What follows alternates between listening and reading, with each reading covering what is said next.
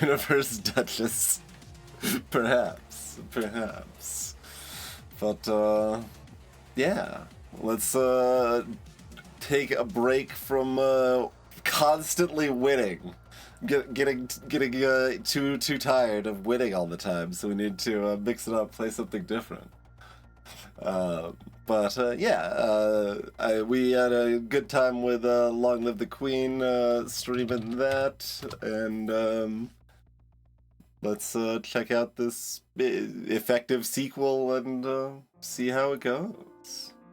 I also feel like a little obligated to actually play it, like get it streamed, because when I asked or sent a key request from the developer for a review key there, they said I was the only non-bot to actually contact them. At least on release there. Don't know about since, but yeah, so visual novel sort of thing with lots of branching path shenanigans and political intrigue and all of that jazz. Prehistoric Princess Isla. Yeah, I can see dinosaurs being a good setting for a Princess Maker game. Pretty reasonable.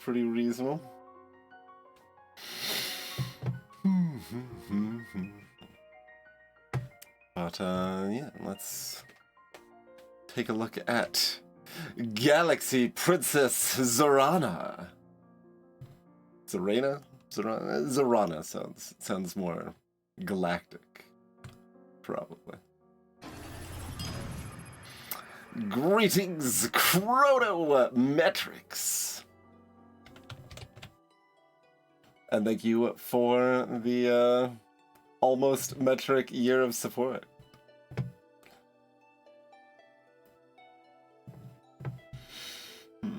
So, as far as I can tell, this quarter of the screen should very rarely cover anything important. Like, I looked through several screenshots of the game and stuff like that, and I don't think we're covering stuff up here, and people have said, like I said, that having cam on screen whenever voicing characters and stuff is better, so we try to do it for these sorts of games.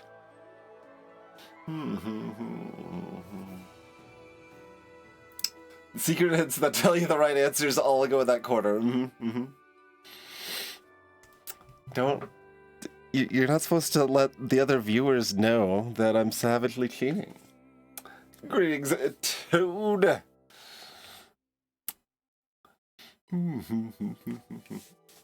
Well, like, I mean, it's not that different. It's pretty similar. Like, there's definitely a different vibe in, like, Princess Maker 2 and Long Live the Queen, but there's a lot of overlap, too. Were there any, like, new options added in updates since I launched the game on release and didn't play it? Looks probably the same. But we got, stuff we can adjust as needed. What's actually in this? Text size. Yeah, I turned that up a little bit already, probably. Some combinations of settings may make the game unplayable, yeah.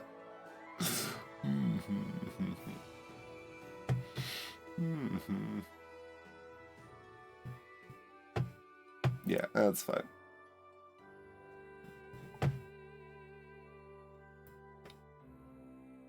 Hey, Adamisk, welcome in.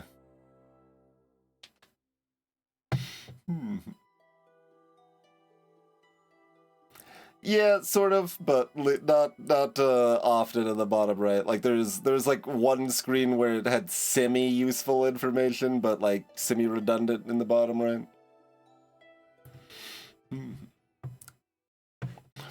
You lie in your curtained bed, trying to relax your mind into sleep.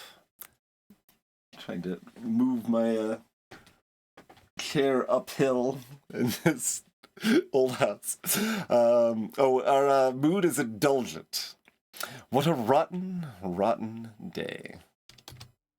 Your mathematical drills made your head hurt, your soup was served far too cold, and the heel of your favorite damson purple shoe snapped completely off on your way back to your room, making you stumble in front of your guards. Even your beloved pet.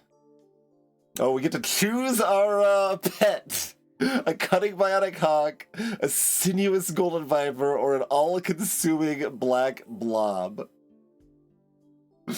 These are some options, but it's hard to not do blob to start. There's even a little blob in the background.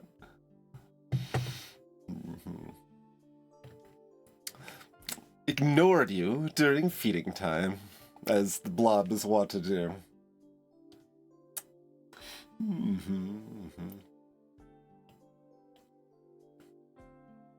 Nice, Katana. I mean, it's not like the other options were even bad, but it's hard to compete with Blob. It's bad enough that you had to leave all your friends and be dragged off to this floating palace just because you're the heir now. What's the point of being an imperial princess if you can't have nice things? Your father, the Emperor, rules over all of civilized space. How dare your shoe betray you? This is not helping you to sleep. Relax. Relax. You can get another shoe in the morning. Suddenly, there's a loud chime at your door. You don't care. You're in bed.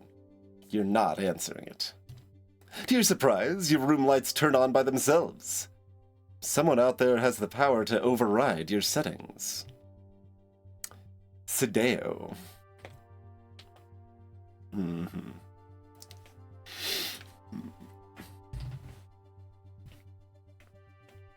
Yeah, they have a wall of shoes. Look, but none of the... Well, there's one purple pair, but there's only one other purple pair. Now I'm like thinking if the shoes depicted in this picture are like more shoes than I've owned in my life. It's pretty close, it feels like. I don't know how fast I went through shoes as a young kid.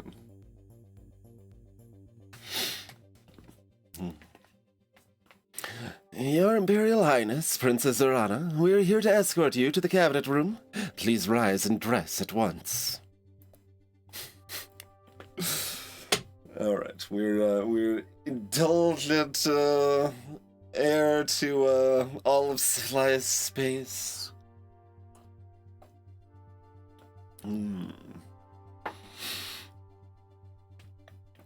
But also, it needs to be like easy to voice because she's probably going to talk a lot. Like that's and I probably don't want to go the Elodie route. That was actually kind of fun to stick with for Elodie, but we don't need that that high pitched nonsense the whole time. Probably.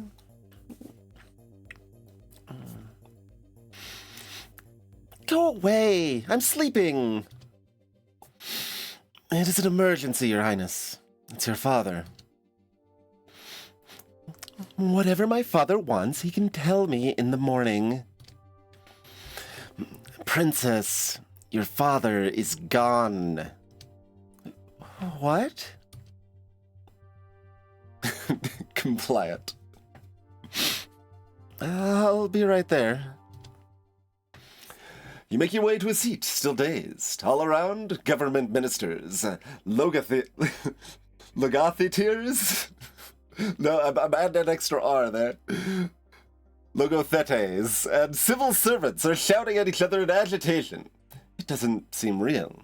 Surely, the real you is still lying safely in bed? Adrift and confused, you stare up at the imperial portraits that overhang the cabinet table. Father, Mother, I never really knew either of you. Codex updated. Your mother died when you were very young. You barely remember her. You have only pictures and her name. Imperial Consort Melania of Crystal Nova. Nova? Is this like just a nod, or is it technically the same world that Long Live the Queen was in? Nova was the what, Empire, like the whole region you were in Long Live the Queen, I believe. But that's only one word, so we'll see. We'll see. Yeah, there are some games where you get to be the Blob. There are a few. A place outside the Empire which you have never visited.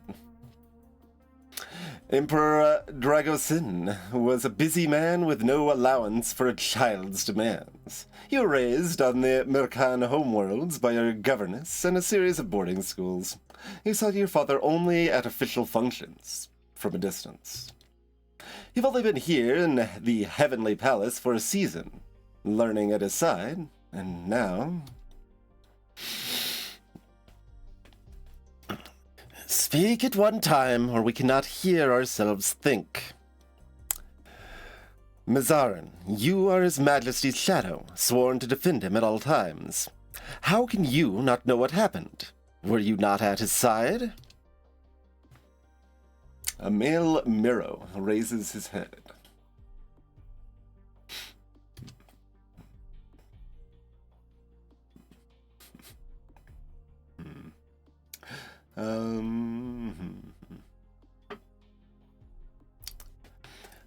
The Emperor received a message from the science labs that one of his top secret projects had made some kind of breakthrough. We went down to see it at once. One of the cabinet ministers, your father's... Oh, I'm gonna get a consistent pronunciation for this word, probably. Logothete? Probably Logothete or Logothete. Yeah, let's go Logo, probably. One of your cabinet's ministers, your father's Logothete of science, immediately questions... Oh, that's not him talking.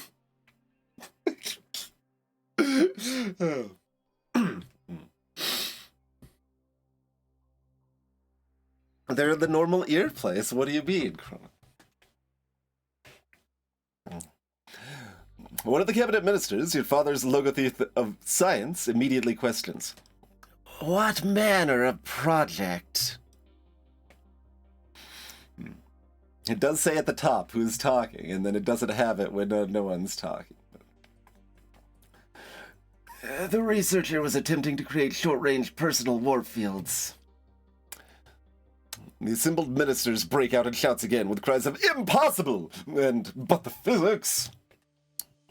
Science impossible fail. Oh, it tells you how hard it is now. So that's just indicating what a skill test looks like. Presumably, there's no way to ever pass that one. But this is like a tutorial you'll skip past. All the checks in Long Live the Queen were passable. That's the only reason I'm like, You don't understand any of this technical babble. Skill test, yep. Oh, no. You definitely want to know when the skill tests fail. That's the best part of the game. Like, and also the worst, but, you know, mostly the best, where it's just like, it's important to know, like, what you can do better next time. And also, sometimes it's just, funny and, horrifying or sad when it's like, check failed. Logothete? Logothete.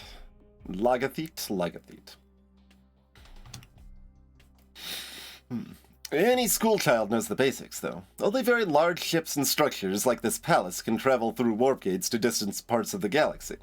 No single person can teleport from a bedroom to a boutique, even if it would be very convenient to avoid crowds.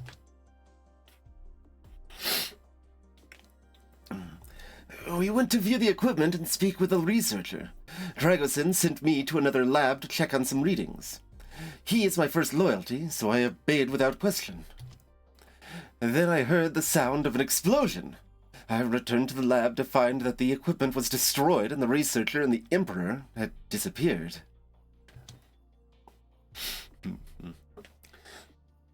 The logothete? Log? Damn it. Lugathete? Lugathete. I don't like that at all. Lugathete? The nerd of law. The Logan of law. Logothete of law. But there were no bodies. No. Logothete of science. Were there any records of what tests were run, what the machine was trying to do, where it might have sent them? No. Everything was destroyed. Now can you know nothing? Says the logothete of culture. I want to go logo. I'm probably just going to do that, because my brain wants to pronounce it that way. It's going to completely interrupt it constantly otherwise. He doesn't answer. No bodies. It's possible that the experiment worked, and your father was transported somewhere in the Heavenly Palace? That he's just injured, maybe, or unconscious, and that's why he's not here? It's more likely that he was thrown out into space, or sucked into another dimension, or ripped into tiny pieces and scattered like confetti. You wrap your arms around yourself and sink down into your chair as the ministers argue around you. All gone. Princess Zorana. What? You are the designated heir. In your father's absence, it falls to you to make decisions for the Empire. You must decide what we do next. But If the Emperor is dead, then the Empire must be informed and the official mourning period begun. However, with no body present, the procedures are less clear. Should we officially announce Dragoson's death or delay the inevitable until investigation can be concluded?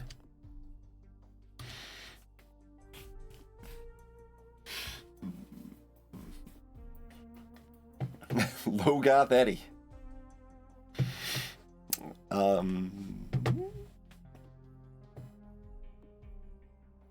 I don't think we're ready to take charge enough to be like, yep, he's dead. All right, I'm in charge. Let's get to work. We're gonna be a little bit more passive than that, probably, at least to start.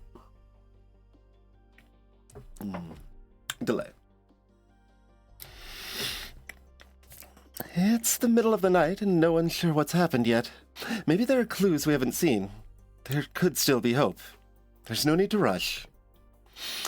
Very well. The Celestial Ministry will organize a full investigation. There's a buzz of agreement and plans to sweep the entire palace for any clues to the Emperor's fate, with a special focus on the Science Division. We must also consider the possibility that this was not an accident. The tall woman leans forward, her earrings swaying. She's the Imperial Thresher. I did read that right. Okay, Thresher, head of intelligence and the secret police. You've never really spoken to her. Her reports to your father were always made in private. Korundi.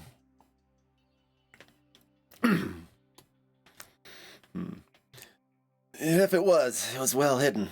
There's been no sign of any plot against the Emperor this Fivem. You will pursue it. Of course, but this must be handled discreetly.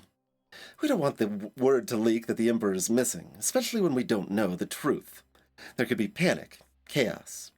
Enemies would take advantage. And in such uncertainty, we must devote extra attention to the safety of the heir. She turns to you. You don't have your own oath-sworn bodyguard at this point, do you?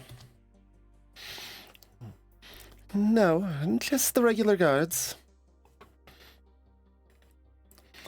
Then I volunteer to stand as your bodyguard until a proper rotation can be established. If you wish it, I will sleep in your quarters and keep you safe from harm. She wants to stay in your bedroom? Your private sanctum? She's a stranger, and a stranger whose entire job is to snoop and spy. But it could be safer to have her present, if you feel that you can trust her. If not, you'd be volunteering for your own execution. That would be it. It's just like I don't think they're gonna throw in like the second decision auto loss, although it still would be kind of fine and funny if so, if they wanted to let you establish someone as untrustworthy but having to work with him the whole time. She's never let your dad get assassinated, so wait. We haven't announced the death of the royal shoe yet. Well, that is important. That's why we need to delay talking about my dad. We need to talk about the shoe first. Can you truly trust anyone in this palace?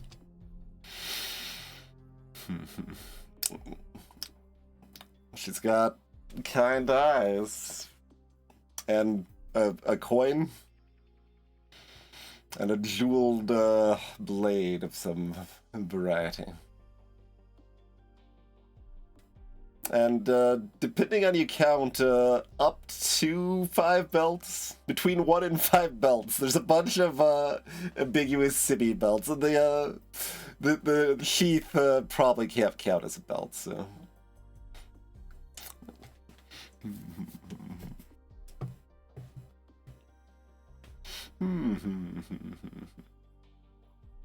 Larger pupils, therefore. Yeah, no, that's fine. We will accept her protection. I accept your offer. She says nothing, only nods. It is probably best for you to sleep while you can. There will be little time for it in the future. With the meeting broken up, you disperse into the hallway. Ms. Zarin. Princess Zorana, I was bound by your father to give you a message in the event of his death. Yes? Focus on your studies, the skills you gained. Look, I know we start with 0 skills and we're gonna get a bunch of important skills just in the context of the game, but...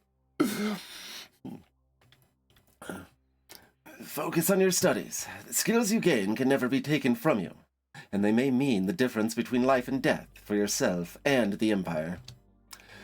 Build a pool of trusted advisors as quickly as possible to strengthen your power base, but always remember that your own knowledge is more valuable than what you hear from others. So we can trust ourselves, but somewhat trust others. We can trust ourselves when we pass skill checks, I should clarify. Otherwise, we maybe can't trust ourselves. Yes. I have an important message from your father. You said to save your game often and never turn off the power while saving. So, pool of trusted advisors.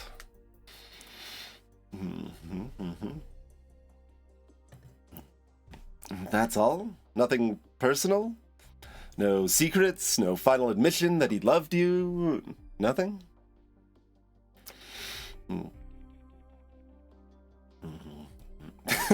Okay, well... You've been a weak and spoiled flower, but you are Dragosin's child, and if you survive, you will be Empress. Spoiled? How dare it? It is what your father told me to say.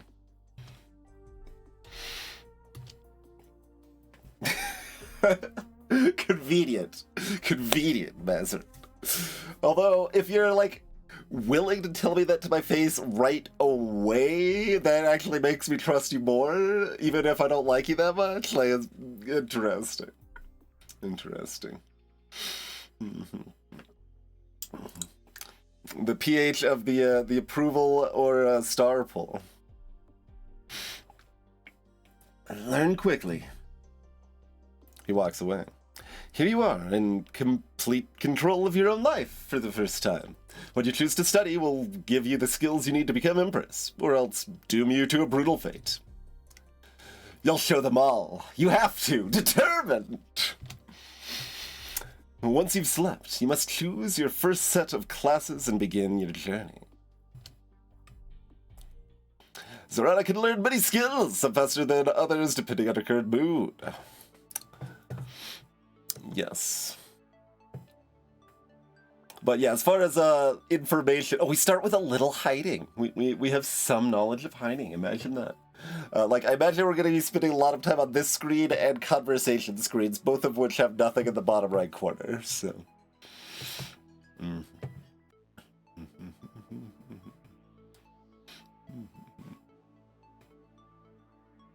We've got... I guess we'll just talk over the categories as a whole real quick. We are in deep space. Our mood is determined. This is turn 1.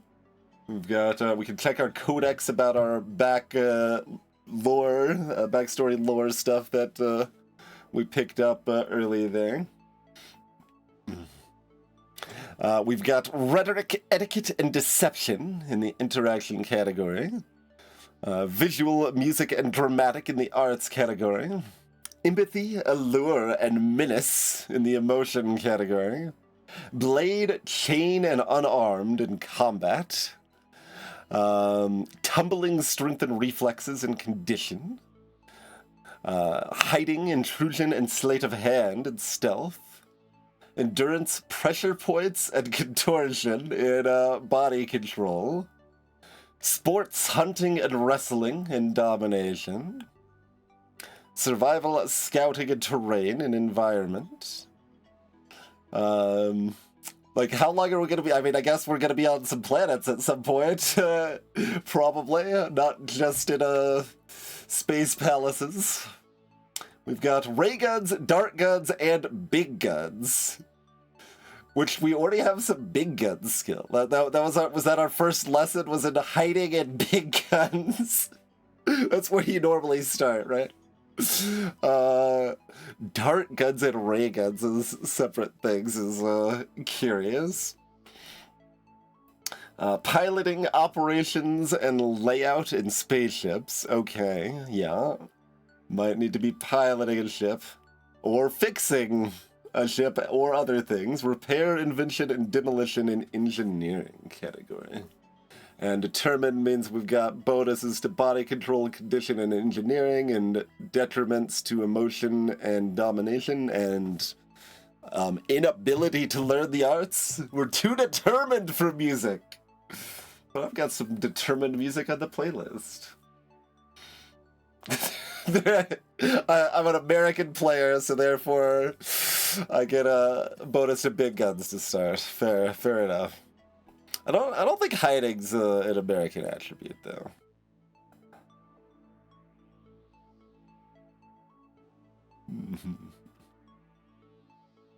I feel like they're like a third of these at least would be on that list before hiding, like sports, for example. Oh yeah, the helping the like we could have Tid hiding from not talking about our dad's death yet, and big guns from mercenary. That's possible. That is certainly plausible. Let's see. So, words mean about what you'd expect them to mean. It does actually very conveniently tell you the moods situation rather than kind of having to remember or jot it down or whatever.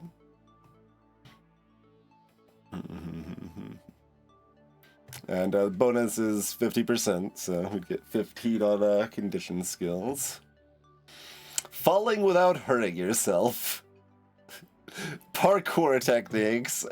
Just all in on parkour techniques to start.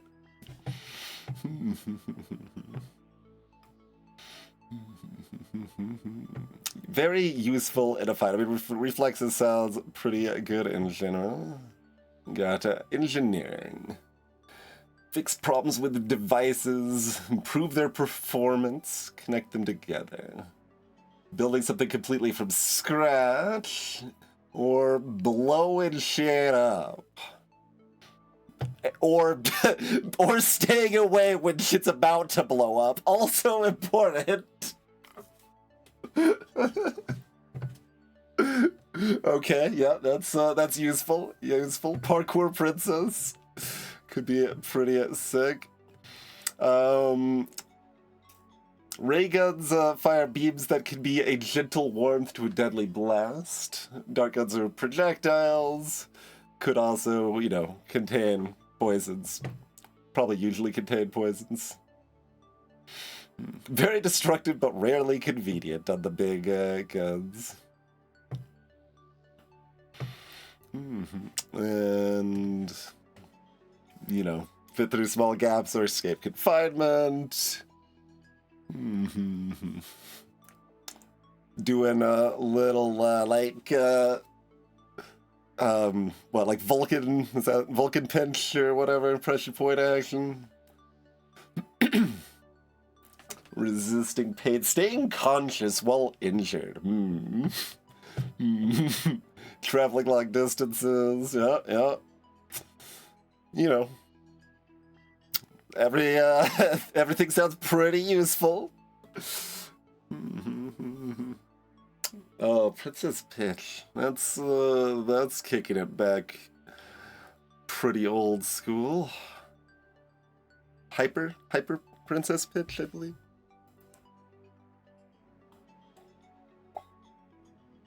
I'm trying to remember if it was super or hyper. I think it's hyper. All right. Oh, I wanted to look at chain. Flexible weapons, whips, and chains. I mean, also grants proficiency with robes, but we've got maybe if you have chain or contortion, you'll be able to escape handcuffs or something like that. I can see something like that. After learning the skill of blades, you will tend to carry a knife, but we won't have one before that. Yeah, that makes sense. We don't have proficiency with whips ad hoc. We can gain it. We can choose to study it, but we don't have it yet. And currently we're not especially predicated towards it even.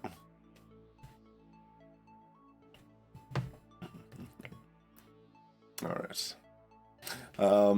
When you still have actions, you can do a couple shit to the screen. That screen will highlight with the little arrow there. And here's our mood wheel. This kind of seems like a better way to do it than it was before. So presumably it's easy to go a little bit, but hard to go a lot bit. So we're near secretive and bold, but we're now very far from indulgent. We started indulgent, went to compliant, and then flew over to determined, though, to start. But that could easily just be for flair and not something we can do casually otherwise. Do we want to look at history? How long is a 5M? Timekeeping can be difficult for a galactic empire containing many planets with different orbits and rotation speeds. Every planet has its own days and years that do not align with any others, and trying to use another culture's day would make no sense because the periods of light and dark cannot be changed by decree. Small amounts of time can be measured in splits and hours, which remain consistent, though days may contain different number of hours from planet to planet. The imperial standard for large periods of time is the 5, which is slightly less than 5 Novan years. Merkin reaches adulthood after they've completed their 4th 5. Okay. I don't even remember Mao popping up. Shadow. Maybe let's find out more about Nova. A galactic power consisting of only a single star system, but disproportionately powerful for their size and able to fend off any other power attempting to conquer them. Both their culture and technology are centered around mineral crystals, which they enjoy displaying. Even their weaponry is commonly made of crystal. Currently neither an enemy nor an official ally of the Celestial Empire, though the two powers are on peaceful terms. Zorana's mother, Imperial Consort Melania, came from a prominent Novan family, and it was hoped that her marriage would bring the two powers closer together. These dreams faded after her death.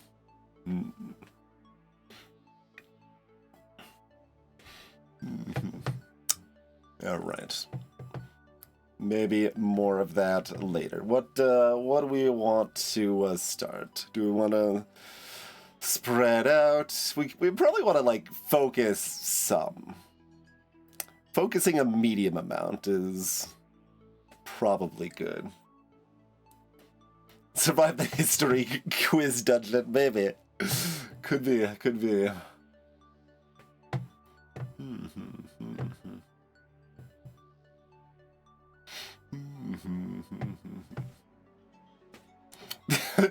Twitchbot basically had a comment in response to your comment, Ad Hoc Almost.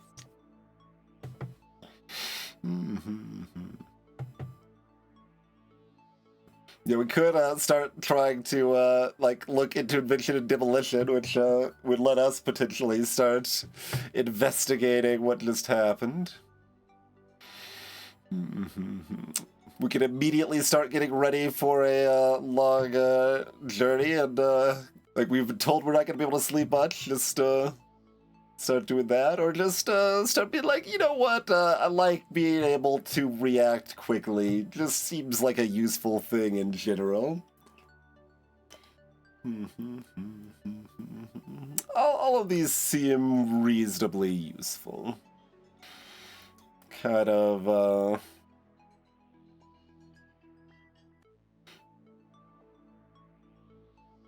And we have no idea if well, okay, there's a little like mark at the halfway point.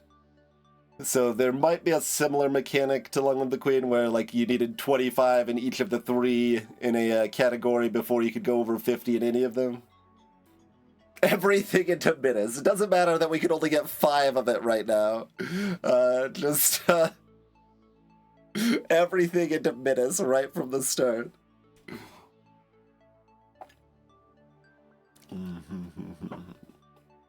Invest into fashion. We don't like, we sort of had those as Elodie, but we don't really have them here. Like etiquette would be our closest, and visual arts. Just combine etiquette and visual arts, and then we can get style unlocked.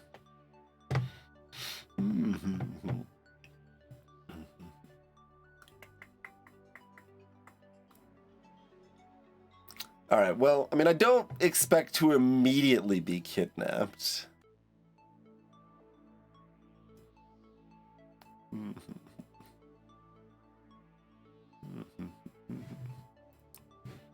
And yeah, these are our arguing things. What makes you good? Compliant and social. So over on this side. Like getting rhetoric and or deception seems pretty appealing. But yeah, let's determine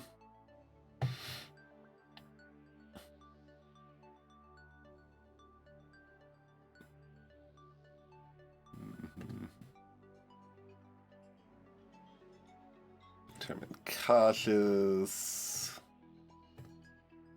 Okay, I've seen if any of them had a bonus mood that overlapped here, because then we could, like, plan. I don't obviously need to plan too much out on the first run, but also it's me, so I'm going to at least a little bit, you know? We want to not die, after all.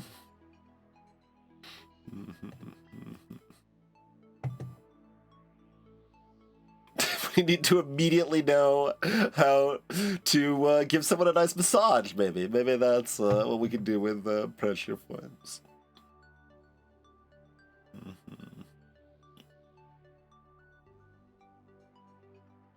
Oh, is there anything that, like, doesn't have a bonus? Because there was, like, the accounting in Long Live the Queen, but I think everything probably has a bonus this time. Yeah. Yep.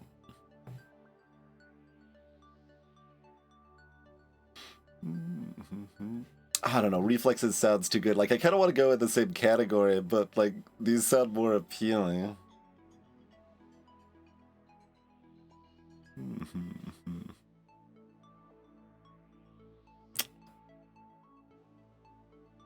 That's fine. That's fine.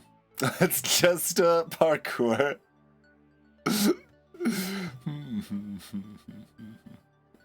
I mean, like, honestly, you've sold me. Let's tumbling and reflexes. Parkour princess. All right. You've completed basic level tumbling and reflexes. And we not have little fancy blurbs about it? It appears not. Once again, you lie in your bed. This time, sleep bubbles up easily. Your mind and body are exhausted from the stress of the days since your father disappeared. Only in sleep can you relax. Was there a noise? Did something just fall over in your room? You're so tired. Something bumps against your bed. You hear a scuffle and a scream?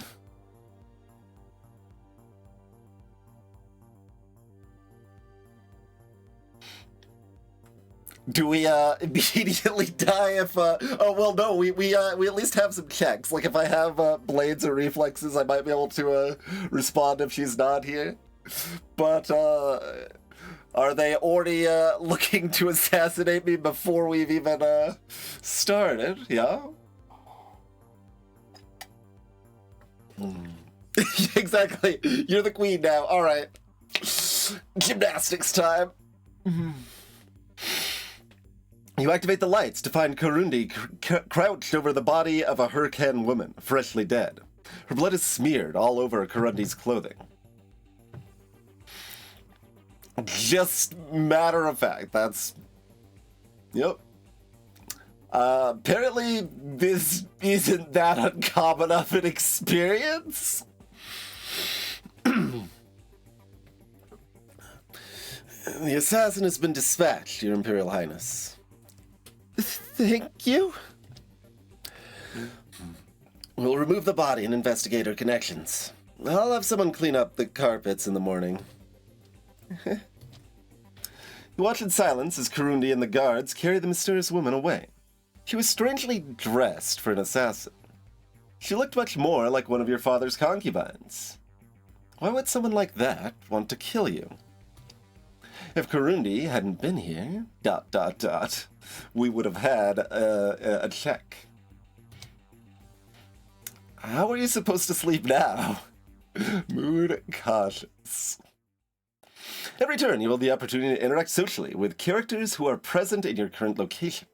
At the moment, that's people in the Heavenly Palace, as well as visiting Kurundi the Thresher. You can also spend time with your pet, which will affect your mood. Your pet is a writhing, indistinct mass of darkness that likes to tear its prey apart before absorbing it. You only wish you could be that destructive, though large weapons do help. Choosing this pet gave you starting skills at hiding and big guns. Okay. What is your Blot's name? Blots?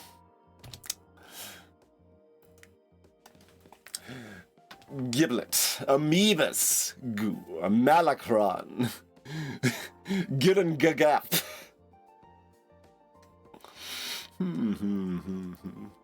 Toby Tina Custom.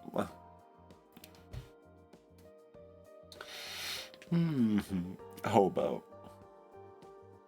Elodie? Elodie.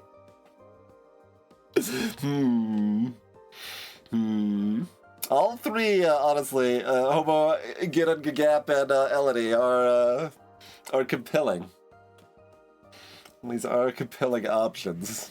Father? Dragonson? It's like... So I mean, they Karudi, yeah, exactly. Like, it won't at all be confusing. The odds of having an Easter egg for naming it Dragosen and Karudi seem very low, but they're not zero. Certainly, I have like reasonable trust in this developer, but that's also pretty niche. Yeah, I think I'm gonna go with Elodie. Your Evan Blot is named. How do you want to open this file? What the hell? I'm just trying to type. We can get other characters. Oh, we could name it Elodie with a special character if we want it. Let's just go Elodie. That's fine. All right, so here's our social. We got Karundi, Elodie, and Mazarin. So we do the social, then we do our skills, and maybe we then adjust moods. So we'll have bonus in stealth, environment, and engineering now. So we can get more hiding. I mean, I'm down. I am definitely down for some additional hiding. And intrusion and sleight of hand. All of those sound fantastic. Parkour, stealthy princess. That sounds great. I mean, scouting kind of goes into that vein too. So like, I don't hate that. But we're probably looking at that direction.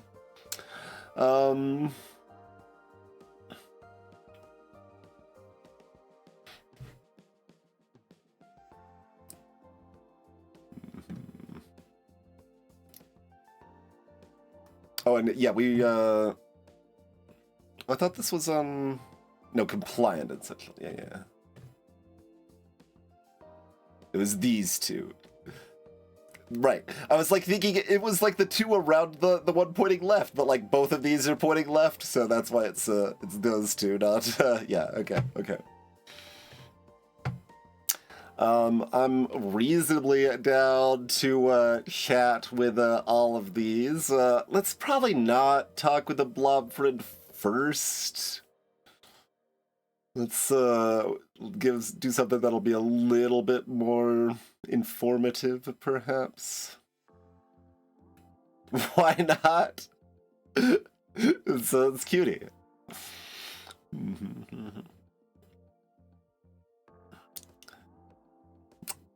Blot Elodie will claim the throne one day by assassinating me with a big gun.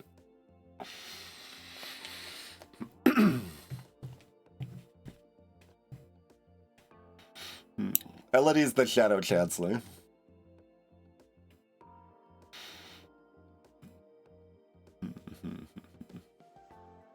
Just, do we like, certainly the most straightforward is like, hey, so about this assassination attempt, does this happen like on a weekly basis, or like what's my expectation here? Should I maybe get some sword skills so I at least have a backup option if you can't help, or we could talk with someone that told me I was sport, and then complain to them about how, hey, I'm not spoiled when, like, clearly. All right, fine. We'll do this straightforward. What's up, Kurudi? Oh, we can see details. We can maybe even talk to all of them. You can close this dossier with the X button on the top right.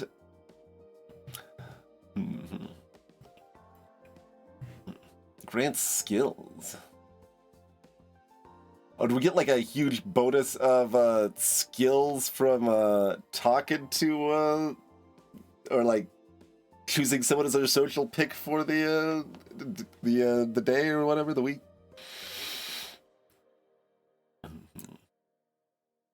Voting system, not an elector. In a opinion of Zorana, head of Imperial Security and devoted to her job, no spouse or any other ongoing relationships, an exemplary record. To learn more, you'll need the skill to investigate on your own. But this grant skills, that's like a very high amount. Alright, what's up?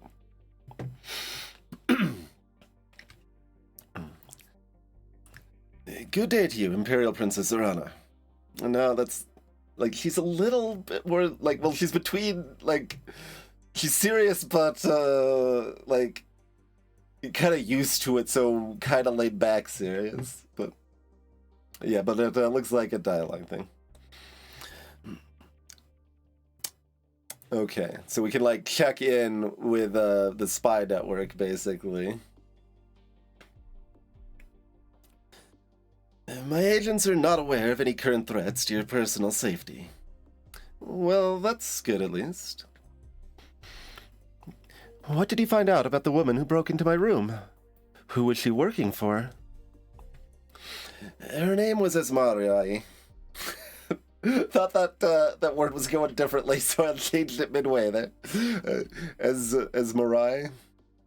Her name was Esmarai, and she was a member of the Emperor's harem. According to my agents, she believed the Emperor was going to marry her and make her a consort. His disappearance meant the end of her hopes. That may be what made her angry enough to kill you. How did she get into my private room? She obtained override codes somehow. We haven't been able to trace the vector. Esmarai was not a skilled hacker and not in contact with any known subversives. Her only notable society connections were to Zolat, elector of Kidro, but he wouldn't have had those codes either. Kidro, one of the twin worlds in Sector Merca 1. That's where you grew up. You've met Zolat socially before, though you don't know him well. We have rekeyed all the systems, of course. However those codes leaked, they will no longer function. Well, whatever happened, it's dealt with now.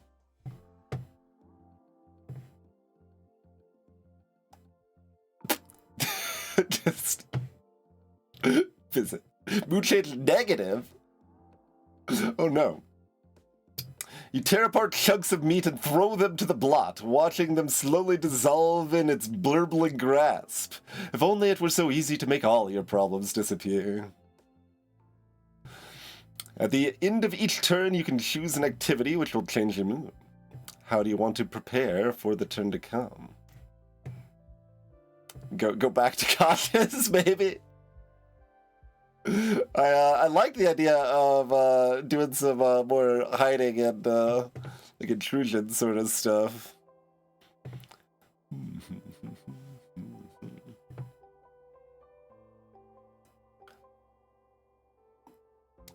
And we also kind of wanted compliant for maybe rhetoric and deception sort of stuff, so go in that direction makes sense.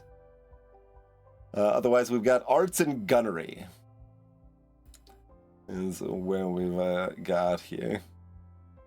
We either want to shoot stuff or paint stuff when we're grumpy. All right. I'm gonna search for traps. You examine your room in detail, hunting for any hidden traps or monitoring devices. One can never be too careful. You're summoned again to the cabinet room, where the ministers are assembled. To our great sorrow, there have been no signs of Emperor Dragoson's survival in the Heavenly Palace or anywhere else. Please report on your investigations. Karundi stands. No subversive organizations have claimed credit. No unusual activity or celebrations. No sign that this incident has leaked outside of the palace itself, although that can't last long. The missing researcher, a hero by the name of Three-Forked Lightning, was known for alternative practices and generally considered a crackpot by other scientists. Three-Forked Lightning was personally recruited by Emperor Dragoson to work on the secret warp project, a posting it could never have received by merit. Unlikely that it would then betray the Emperor. No enemies known that would go to such extremes for sabotage. No sign of suicidal inclination or other mental break. Personal records show only enthusiasm about the research. I'll leave it to you to explain the technical details. The head of the science minister. Or the head... I guess the head of the science minister coughs, too. That would just be a really weird way to phrase it.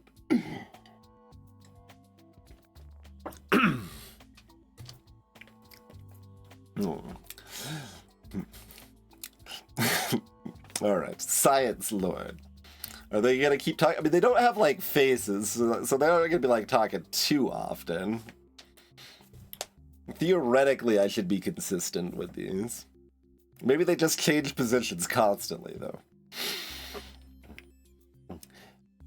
We have tried to recreate Three Forked Lightning's research, but key records are missing, possibly stored in the equipment that was destroyed.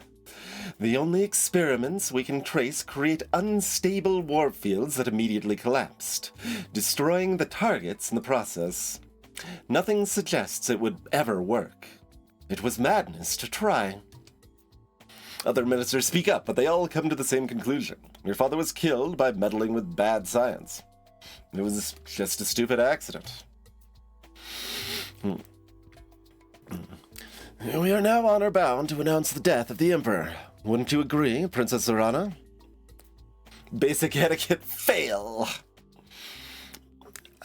Yes. Very well. Then the Celestial Ministry is permanently disbanded. Thank you all for your service. You may depart. The ministers, except for Karundi, rise from their seats. Most nod their heads to you in respect before departing. Others just walk away. Get out the notepad. Write down who. Write down who. We get to form our own cabinet. What happens now? Now the election cycle begins. You are Dragosin's heir, but you cannot claim the imperial throne until you are claimed by the majority of the electoral college of the comitia. The electoral college? Oh no! We've got to deal with the electoral college, and the only friend we have is a cop. Alright. Hopefully things go up from here. Every elector is a noble from one of the imperial worlds, each with their own interests and motivations. You'll need to speak to them individually to win their support and make deals where you can. You're also in need of a new team of advisors, now that your father's ministers have been dismissed. By imperial custom, you may not rehire any minister from the previous cabinet.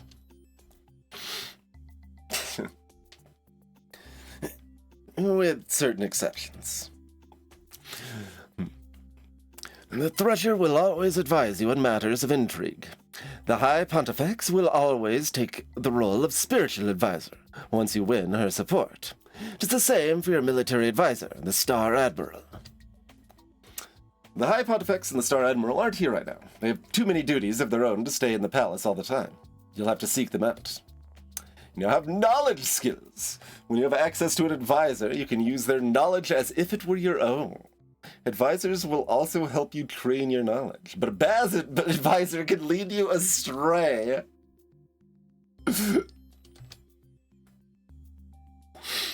That could be spicy. But the skills I get are my own. That was emphasized. You might win an elector's loyalty by offering them a position as your advisor. It is a great honor to join the Celestial Ministry. You might also consider winning someone's loyalty by making an offer of marriage. Marriage? Marriage alliances are traditional. But you haven't even had your adulthood rights yet. You're still an adolescent. Old enough to be betrothed, yes, but would you really want to barter away your future like that? Marriages are for life. Gonna keep punching the microphone here. As your father's heir, you provide direction for the Heavenly Palace. At your command, we will travel the Empire so that you can meet with your electors. It's all so much to take in. You have enough to worry about with your classes. Thank you. I will speak to you again later. What should you study next? Hiding! just go hide. No one can find me to talk to me. What's my definition of picking locks, climbing walls, that's parkoury, entering buildings, otherwise getting into things that want to keep you out. Very, very parkour. Magic tricks, pickpocketing, distracting attention. Anything with nimble fingers. Yeah, okay, so we've got these tags now, and so we've got intrigue from Karundi there. Okay. Access to the Imperial Intelligence Network. Who's allied to who, and what secrets electors are hiding. Intelligence is not infallible. Not affected by mood, but how your personal skills compare to any minister assigned to the position. Skill checks will test either your skill or your Thresher's, whichever is higher. And we can just choose it as a choice. Okay. Interesting. So then this is 15 because we don't have someone assigned to teach us, basically. So we kind of have to go with general knowledge rather than... So, okay.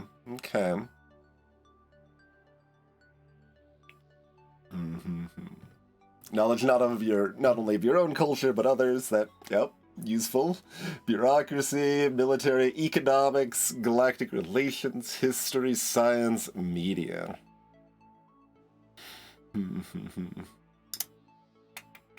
Media? Let's go study some media, everybody. It's like, alright, I'm just gonna go watch some Galactic Networks TV for a while. I need to learn about society. But it's essential in delivering propaganda.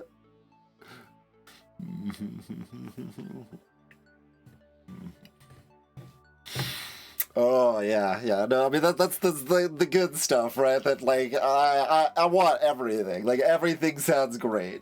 Even the boring stuff, like economics sounds really great. History sounds super useful. Trade, salary structures. Where to obtain rare items. Ooh. You got all this, like, just normal bureaucratic standard stuff, taxes, businesses, and you're like, okay, yeah, that would be useful. Then it's like, you get that little nugget at the end, where to obtain rare items.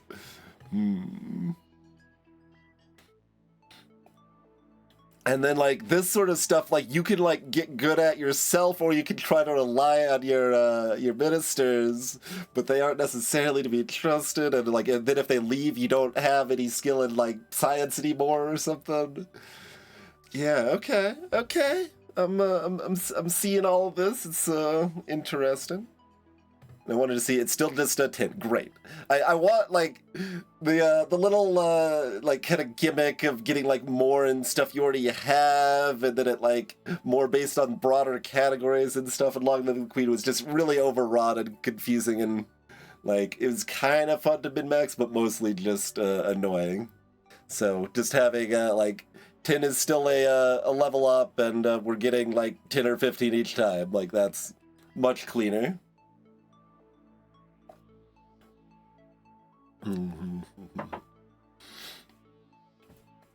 All right. I kind of want to just like go all in on intrusion right now, but there's also some temptation for a little imperial history. Like that's the sort of thing that just like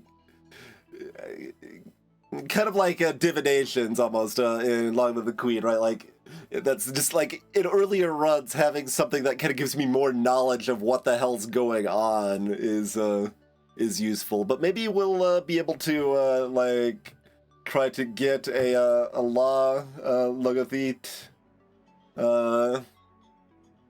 Like maybe we can prioritize that or something rather than just trying to learn it on our own.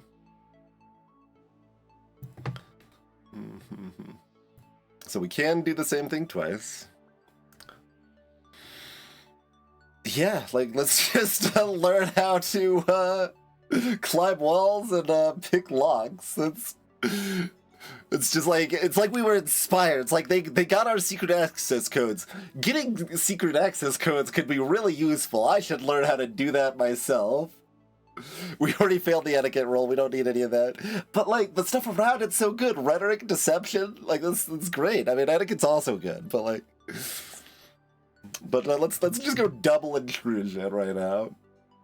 Then that's at, like, 30. Like, that's, like, 3 tiers up if we have any early checks on that. That is likely to be enough to cover us for a little while. If it happens to be available. All right. You've completed the student level intrusion.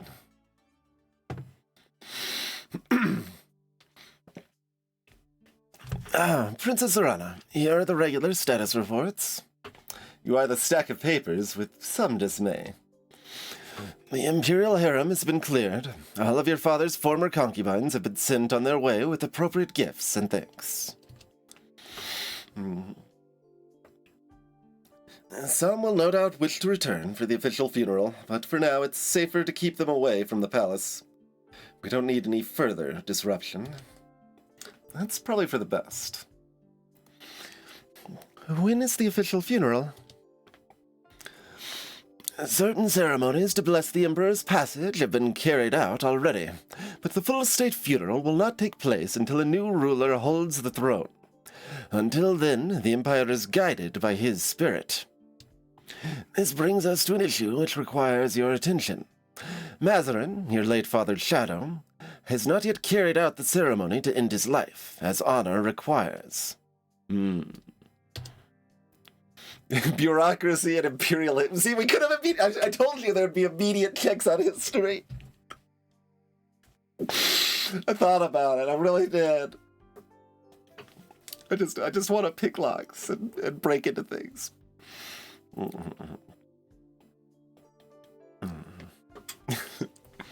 It wasn't his fault. It was an accident. There was nothing he could have done. That does not matter. The Emperor's shadow must follow him unto death. Have you spoken to Mazarin? He has confined himself to his quarters, fasting in vigil. He claims that he's waiting for the Emperor's body to be found before holding the ceremony.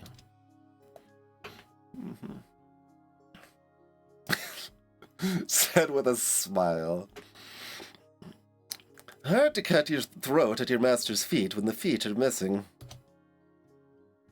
Was that supposed to be a joke? Mazarin's loyalty is not in question, but the Emperor's physical form may be forever beyond our reach. What are your commands, Your Highness?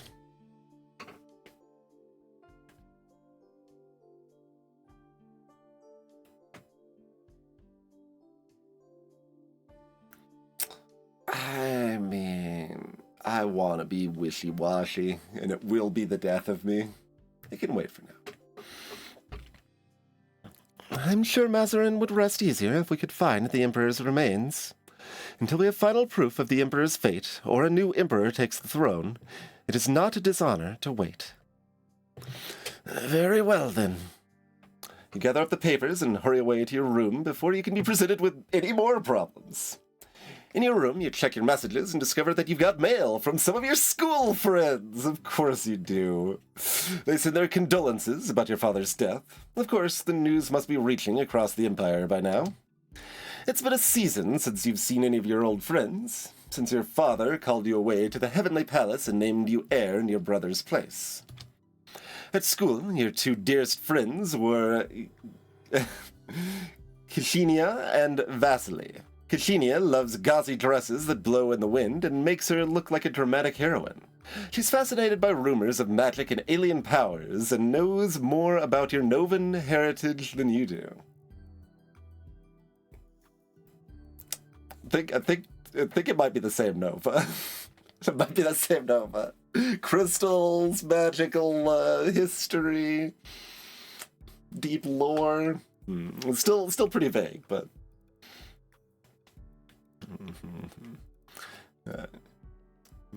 So...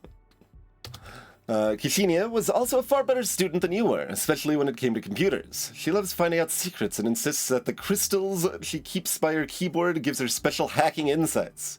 She's enthusiastic, bubbly, and a bundle of energy. Vasily, on the other hand, is much more laid back. He's handsome, artistic, and prefers to charm his way out of situations rather than do any actual work.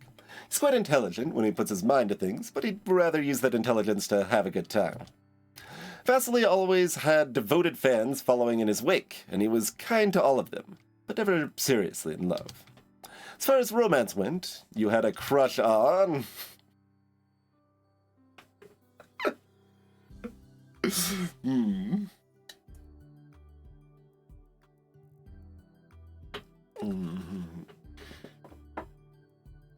Historically built and basically powerful and huge empire. I mean...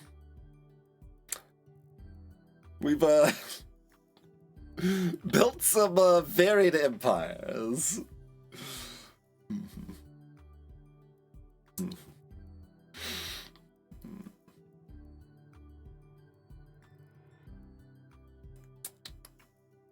We've had, like, 2 successful empires, right?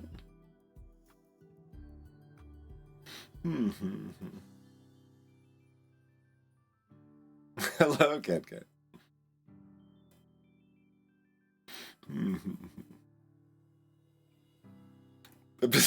Like I'm thinking like of some of the really like Iron Fist tyrannical madness you could do in Line of the Queen. I'm like, did I end up ever doing that? I don't think I did that. We like defeated or evaded, probably evaded the key throng at the old castle. With Brienne, which was a lot of checks. We needed to know how to dance.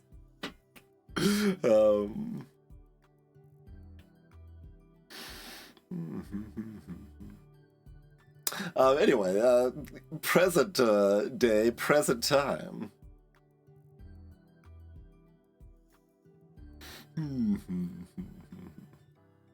How we feeling?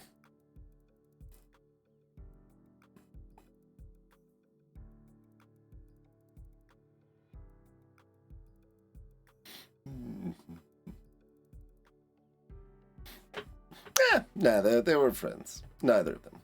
Your bond was about friendship. That's more meaningful than some fleeting crush. You really miss them. For now, though, your social interactions are limited to the palace. We've got a denounce button. So we're playing Civilization. We've got a clause. Oh yeah, so we will have some style later. Oh, if we've got media and bureaucracy skills, okay, we need bureaucracy skills to denounce. Yeah, that makes sense. Or just media to survey people. Yeah, okay.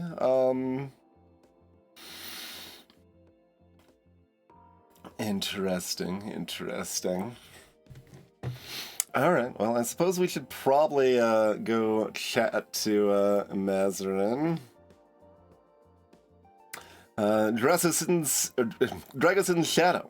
His most trusted personal servant and bodyguard. His deeds, his words, and even his thoughts are meant to be reflections of his master's wishes, not his own. For this reason, you've never known him well.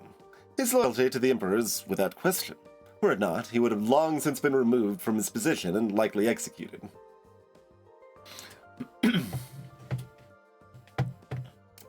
Alright, so...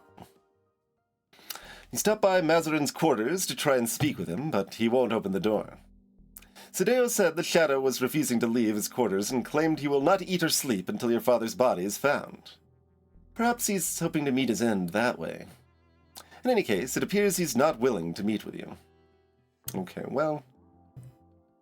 fair enough. So if we go, like, chat with our pet, it's gonna be just bringing this back to negative, which is not what we're looking to do particularly, right? Like, I either probably want more stealth or to start getting some, like, rhetoric and or deception.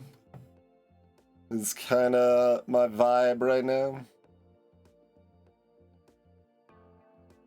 Like, I already missed that history check. I want to look so smart if I'm like, I'm going to just put a little in history and then immediately pass the check. I thought about it. I'm like, that would be perfect. It'd be very fitting.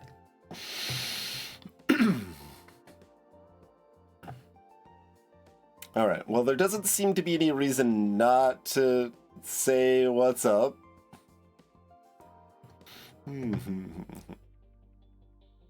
No threats. Yeah. Okay.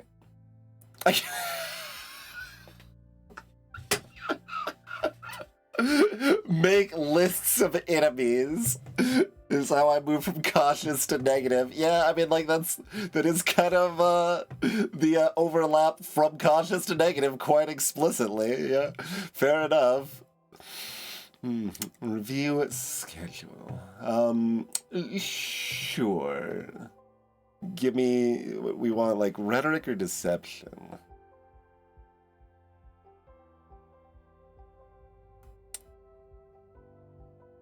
Because we want to double tap one of them, probably.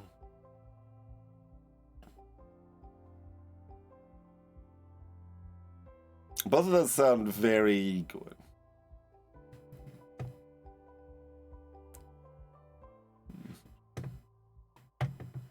And it looks like I cannot stay in the same skill. That makes sense and is probably better. You can go back and forth until like something throws you for a loop, I guess. All right, let's review this. You visit all of the major palace departments, making sure you know what they, and you, need to do tomorrow.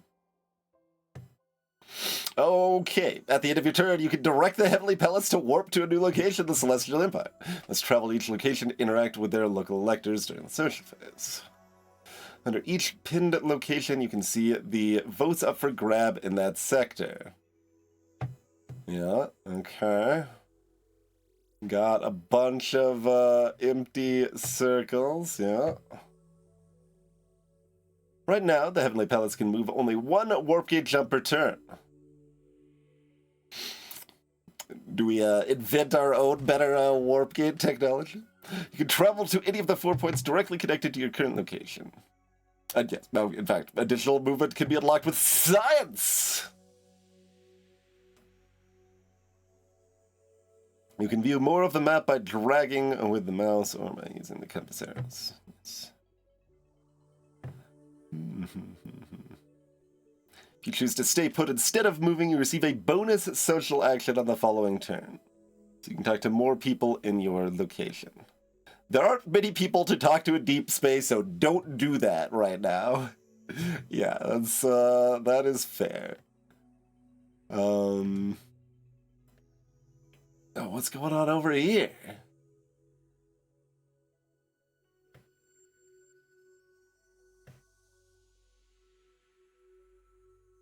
Oh, there's Mao. There was a codex entry on Mao. Yeah.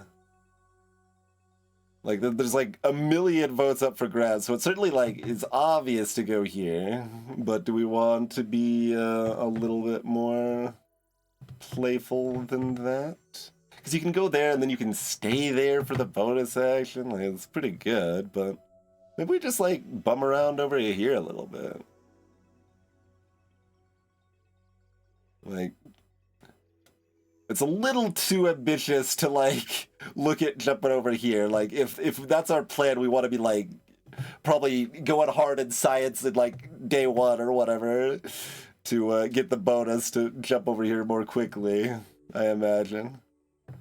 But yeah, like bum around here a little bit, like maybe do a loop and maybe get enough science to jump over here. Like a two hop's pretty good. 2 hop gives a lot of options. And let's see how much we regret not going to the obviously correct place. Crisscrossed with canals. Okay. I'm going to Tharkus.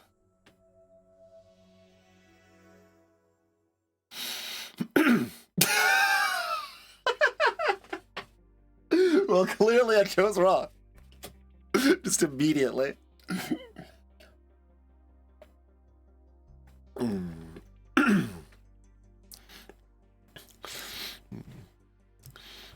We have a problem.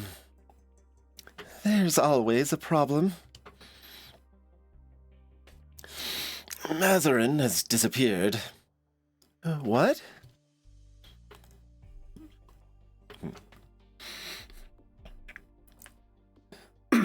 He stopped responding to messages. When we overrode the security lockout in his quarters to see if he'd done his duty, we found them empty.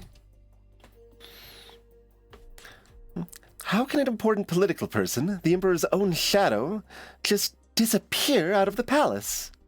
Weren't you watching him? You never ordered surveillance on Mazarin. You said he was completely loyal. Your Highness, my agents have been more concerned with your safety than with the safety of a shadow who is due to enter eternity in the near future anyway.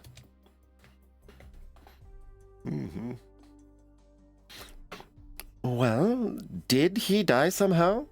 Did he make another warp portal to follow my father? On last reported sighting, he was headed for the hangar decks. It seems likely that he smuggled himself out of the palace on a spaceship. As the Emperor's shadow, Mazarin was trained in a variety of techniques. Stealth, surveillance, infiltration, hacking. He's quite hard to track. Has he gone rogue to save his own life? Or is there more to the story?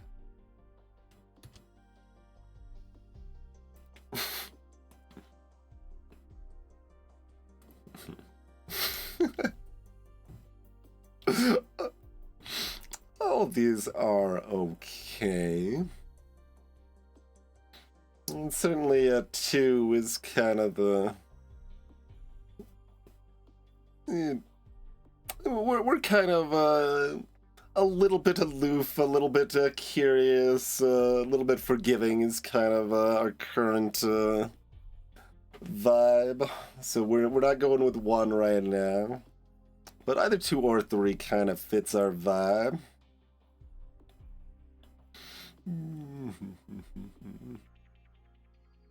Three's a little bit more of the, I don't know, naive princess sort of a situation. Which we're still, like, approximately in, but starting to lead. Maybe got fed up of chat making fun of his ears. I'll click option 4. Okay, yeah.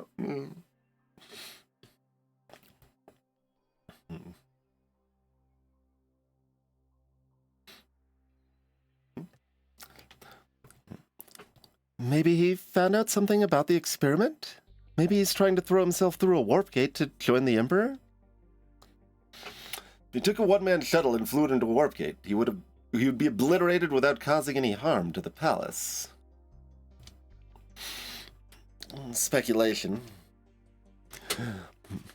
Princess Zorana, it falls to you to make decisions in Dragosin's place. What is your official response to this situation? Do nothing. Yeah, that's the vibe that's gonna, like, we're gonna pay for it, but I'm still choosing it. I don't want to draw attention to what Mazarin's done. It could be a scandal. Don't say anything. Don't do anything. Let everyone forget. Most likely we'll never hear from him again. It's not, after all, it's not like he has a character portrait or anything. Very well. At last, they leave you alone to plan your schedule. All right. Rhetoric or deception? Or guns?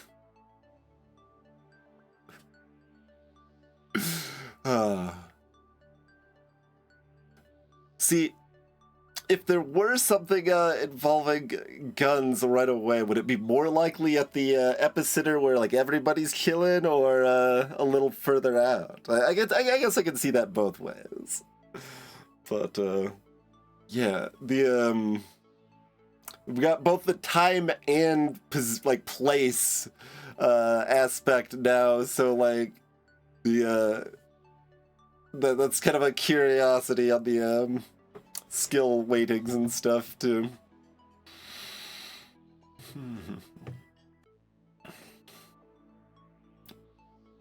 Alright, I mean, we like breaking into things, but we don't like to lie about it? Is that where we're at, or we just stay as savage, like, we're just all in on all of the thief tech. We're deception, reflexes, intrusion.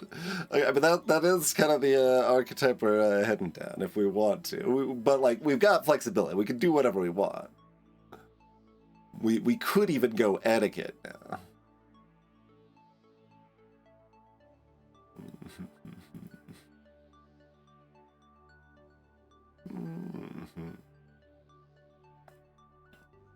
Big guns, also, yes.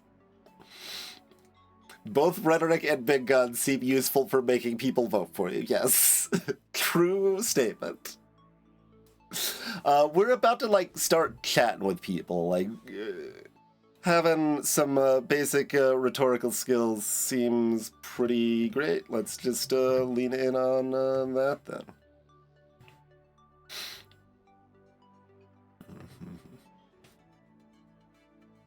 All right. Student level rhetoric. Well, if we get our knowledge above our advisor, we don't learn it as fast anymore, because, like, we were learning from them, but, like, certainly possible. Like, if we know more than our advisor, like, that could come into play.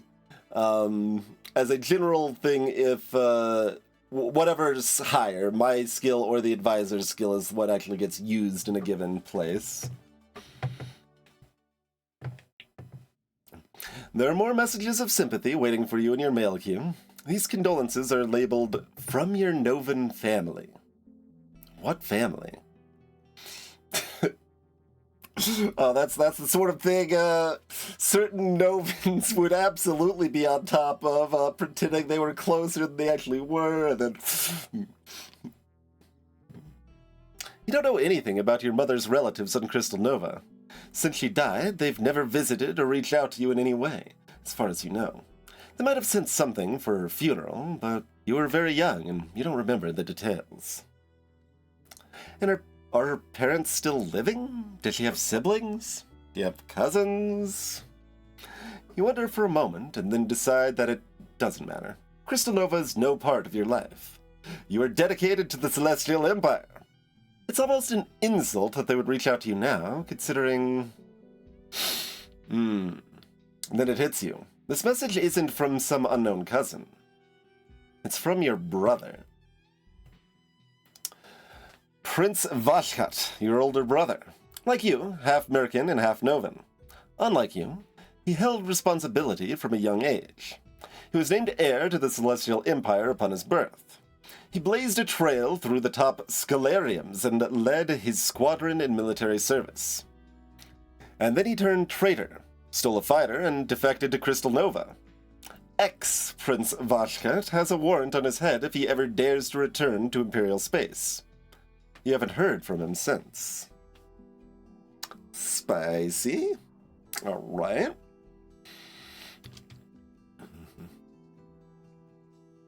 Yeah, we're a softie.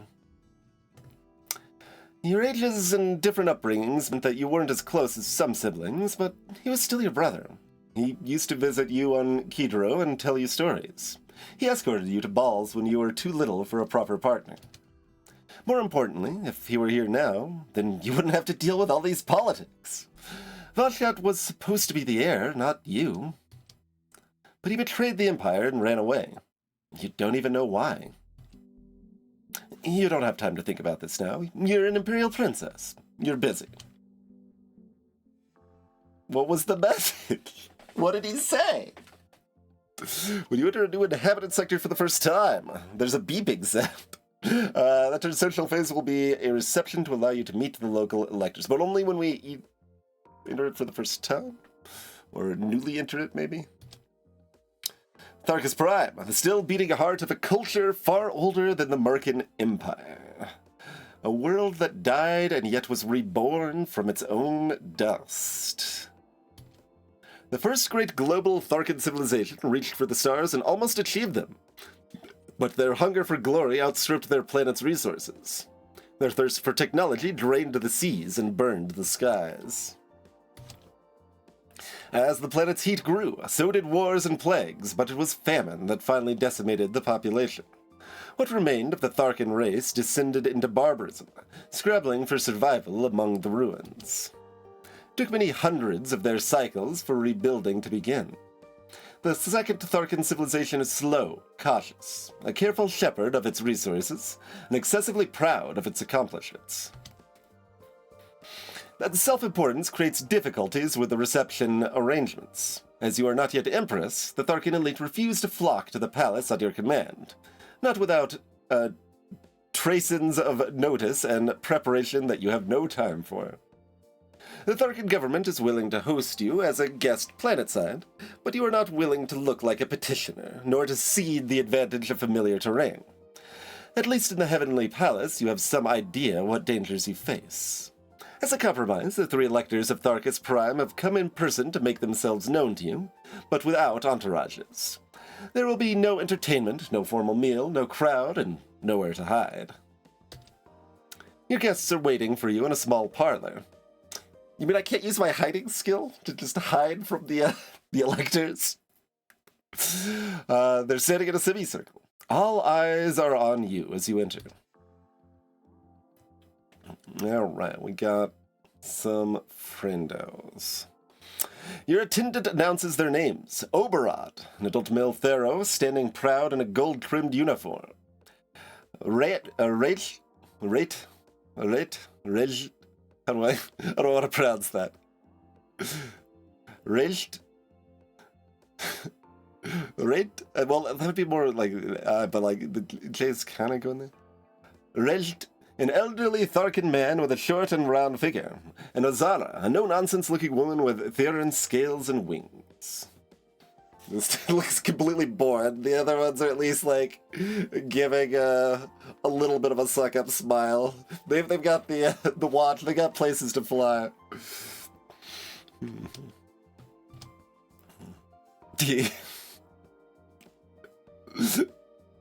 We do not have basic level etiquette once again. Yeah, I mean, like, I know that's gonna come into play, but so is everything else. Hello, and thanks for coming. You smile, hoping to lighten the mood of the room, but your guests look disapproving. You would like to speak to them each individually, but it's awkward. And there's two checks there, too, so if we had at least a little etiquette, they'd be like, alright, she is new, but we've got no etiquette, so they're like, who the hell's this? They haven't been trained at anything.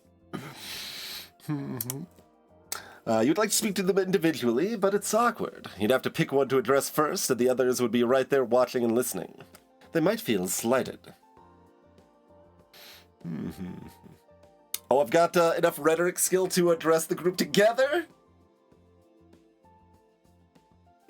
Or it's testing my rhetoric, but either way, we've practiced for this, so it's got the tag. We gotta click that.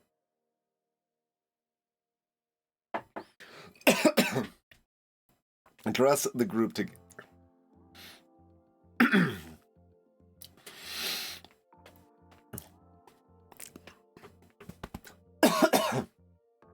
I need to not, like, choke on 2 drops of water.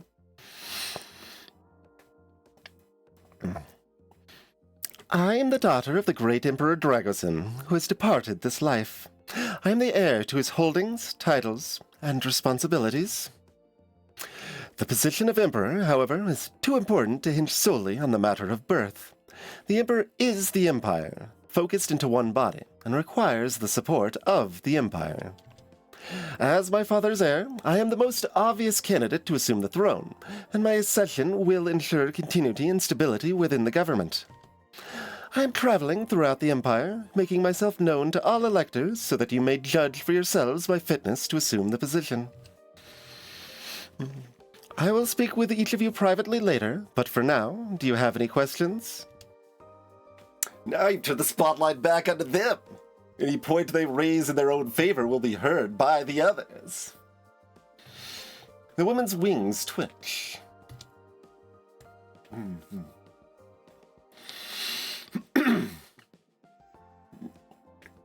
Yep, fair. Look, I've got a pet blob, and it knows how to hide. That's my skills.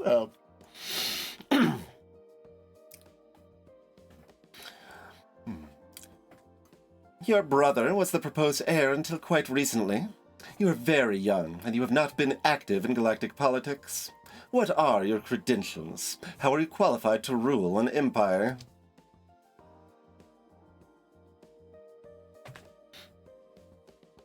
Well, I don't have those skills.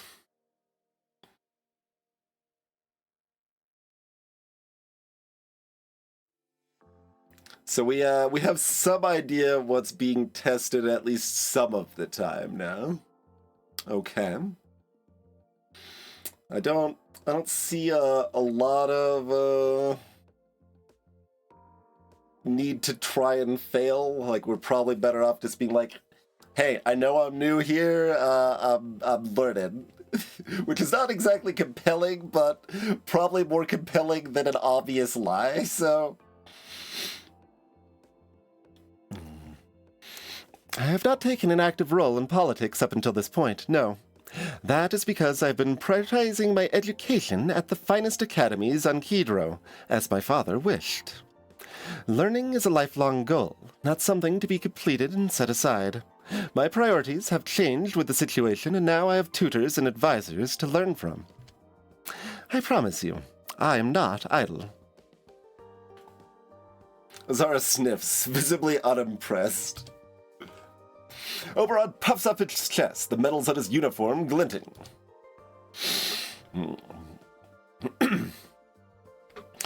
Tell me, what is your experience with the military? Have you served a tour of duty? Surely he knows that you haven't. You're too young for official service. Is this meant to be a trick question or simply an embarrassment? Your brother joined the fleet, and that didn't end well.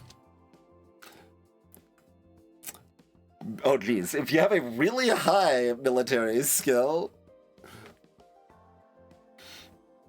I've got a little gunnery skill. Okay, there is a way to care about my gunnery and ship skill this early.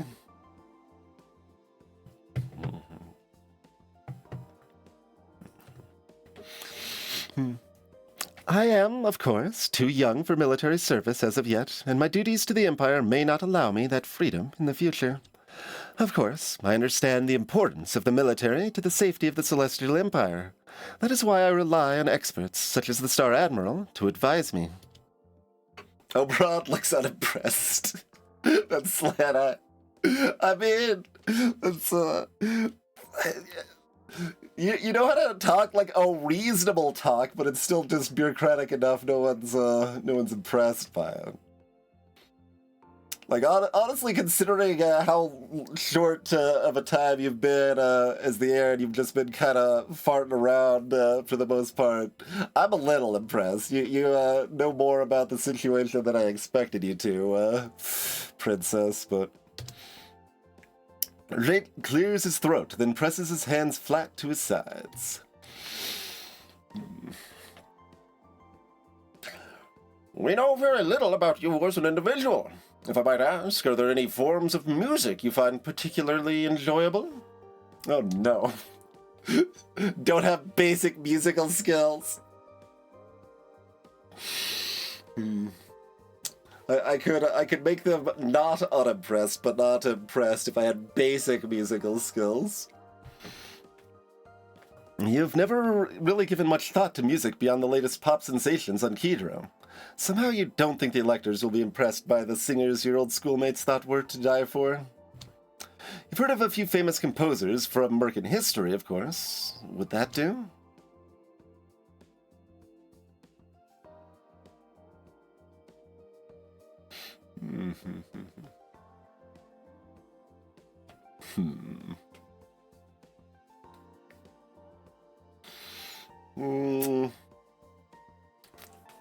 Look, I was I'm already just kind of wishy-washy, and I'm kind of staying the wishy-washy vibe for now. We'll competence is for the future.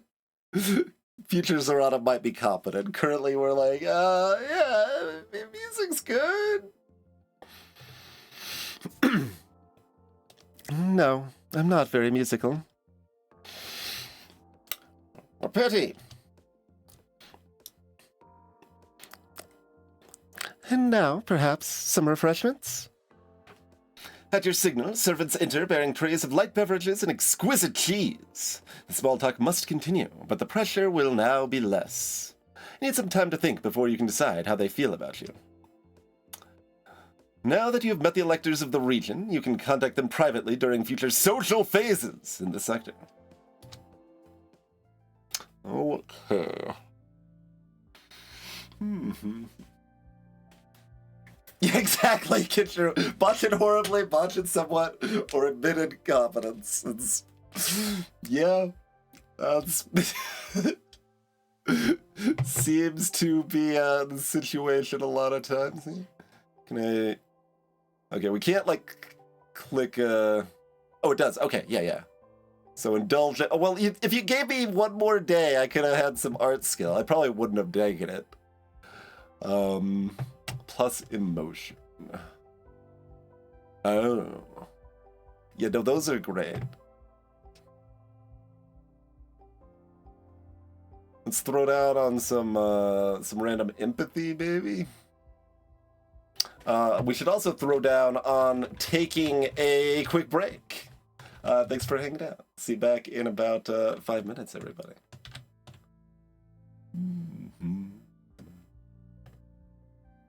Thought the volume mixer was open.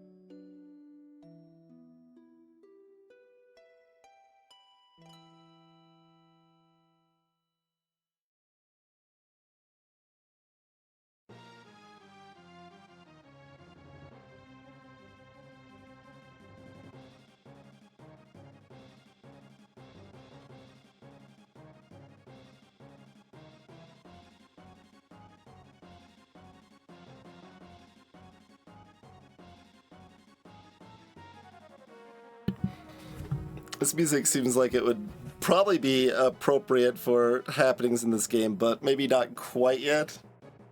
Things are only just like, oh, we suck at stuff right now, rather than like, oh no, everything is going wrong. We are back.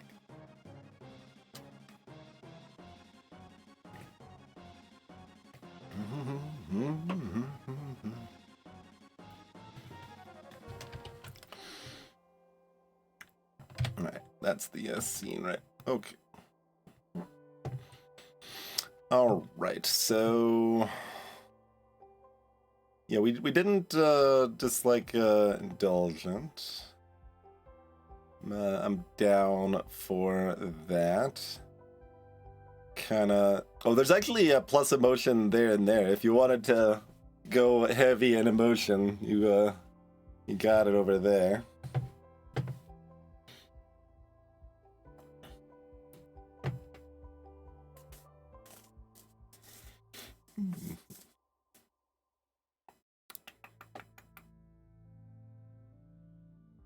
I mean, as we're just like going around chatting up electors and stuff, there's not that many opportunities to break into places, but you know, we'll have our time hopefully, or die first. You know, that's also possible. All right, well, let's relax by the pool. Enjoy yourself lounging beside and then splashing around in your own private pool. Bunch of potions in this pool.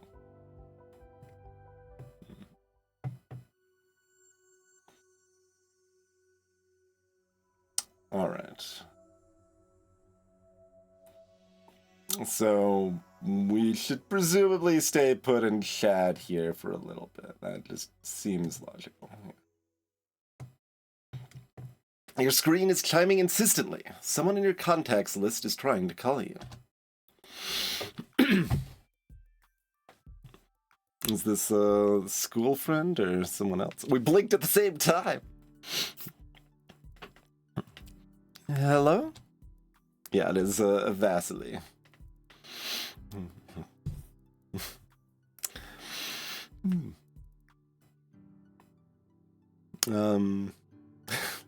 How over the top.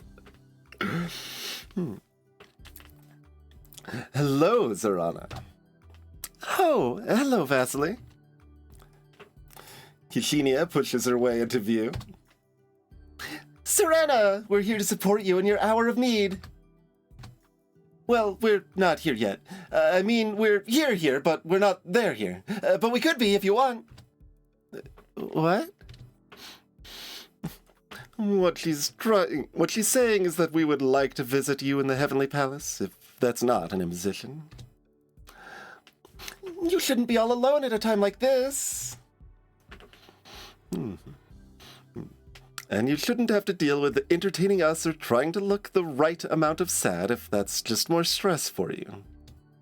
However, if you would enjoy the distraction, and the hugs, and the chance to show off all your new stuff, then we will happily fly out to see you.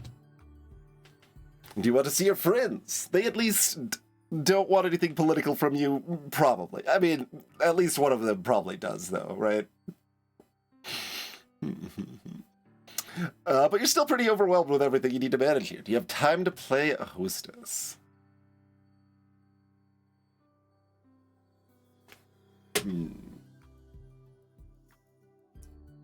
Our mood did just shift to indulgent. That should probably not be terribly related.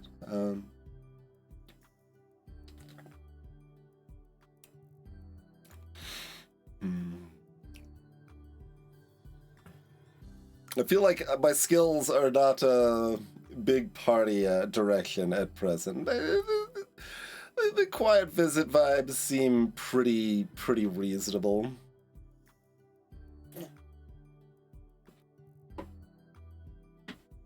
I can't right now. It does fit in our kind of wishy-washy, indecisive situation, but I'm gonna do the soft decision. We'll do a quiet visit.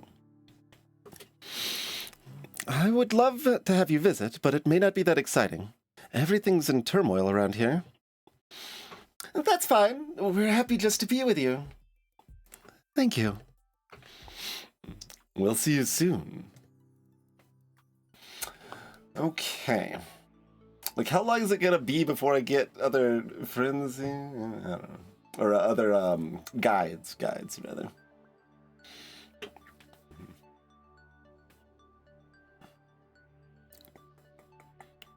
But, what's our, like, may detect lies or hidden motivations with empathy.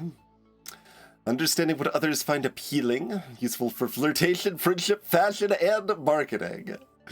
Yeah. Intimidation, presenting a believable threat. Useful to command obedience, but may make enemies.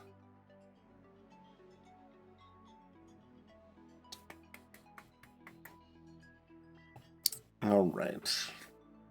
Well, I'm gonna continue the double up plan currently. We have seen a decent number of basic checks to, like, yeah, just having 10 and something could matter, but so there's not no advantage to spreading it out, but especially when we're getting the 15 pips, it feels good to go up to the full 30 in one thing at one time, you know?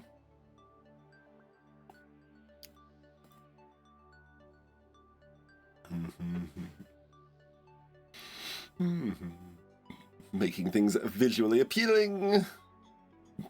Musical history and playing instruments. Acting may sometimes substitute for deception, but only sometimes, yeah.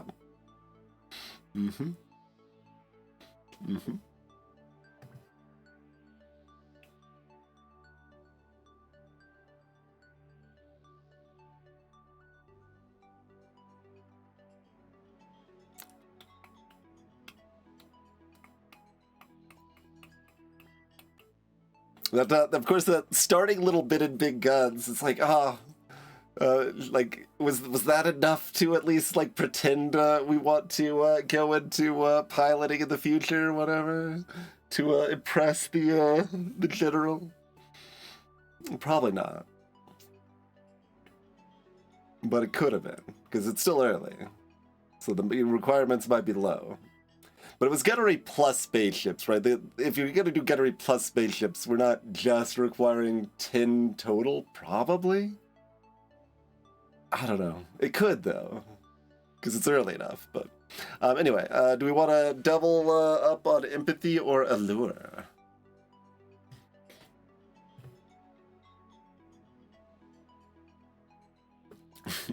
Do we, like, we're about to meet our friends. Do we want allure because it's got the word friendship here?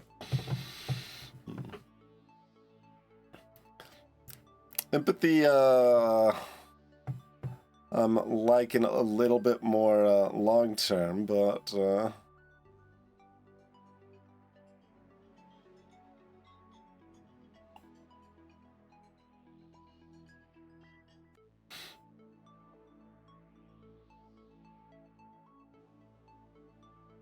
All right, we'll start there. We can do emotion in back-to-back spots if we want. So we could do allure or empathy next too if we wanted to. Quite possible.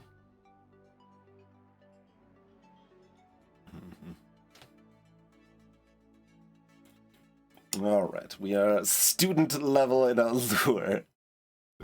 You wait eagerly for your friends to disembark. Zorana! She runs up and throws her arms around you in a hug of greeting. Vasily follows more sedately, not laying a hand on you in this very public environment. How are you? Have you been sleeping okay? You look tired. What have they done to you? She's fussing over your hair while you try to explain about the election and the need to assemble a team of advisors. That must be very difficult, putting your fate in the hands of strangers you cannot trust. So maybe you should elect me instead. Yeah. Hey, that's a marvelous idea. Okay, yep.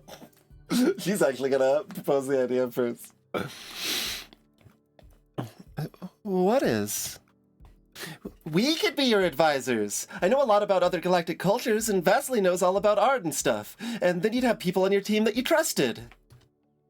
Also, if you point us to your cabinet, then we'd be assigned quarters in the palace and we could stay here longer.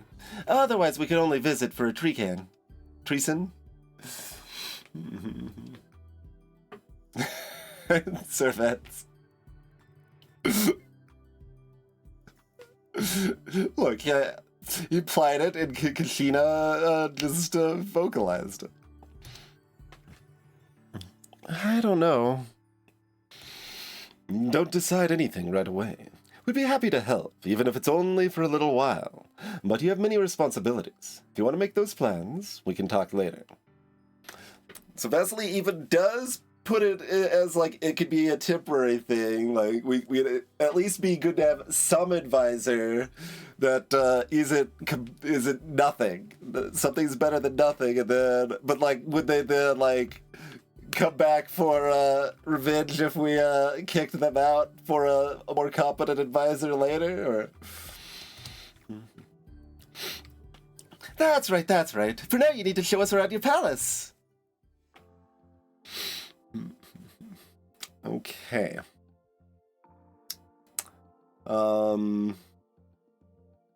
We don't even know what Ozara likes, do we? We got the military elector, the culture elector, and the doesn't trust us because we're inexperienced elector, which is also all three electors, but and we've got a whole series of oh, that's just like showing all of the options. We've got conversing, investigating, networking, briefcasing, and flirting as some options here, perhaps. But we can click on someone without activating it, right? Like, oh yeah. So explore social network, negotiate, offer cabinet position, charm and flatter.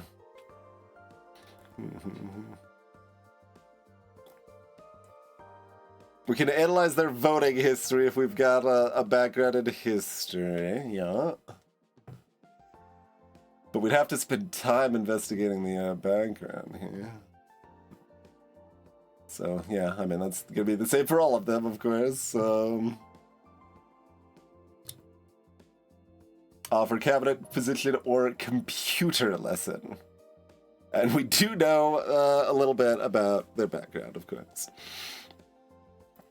One of your best friends from school. She comes from a noble family, but not related to any electors.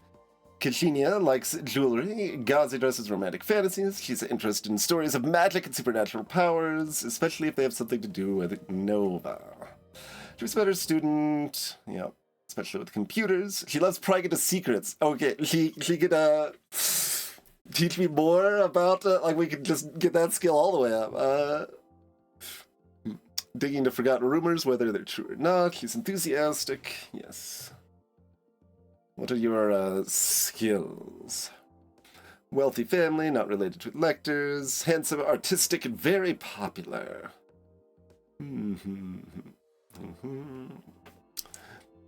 He's intelligent, but doesn't like to put in extra effort. Yeah. But always been there for you when you need him. Art lesson. So...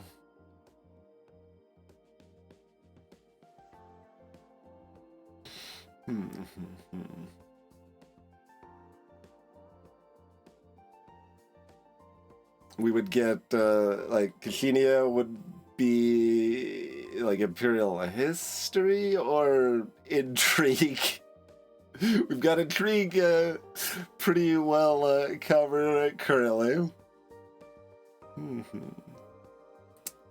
And Vasily would be like media, maybe?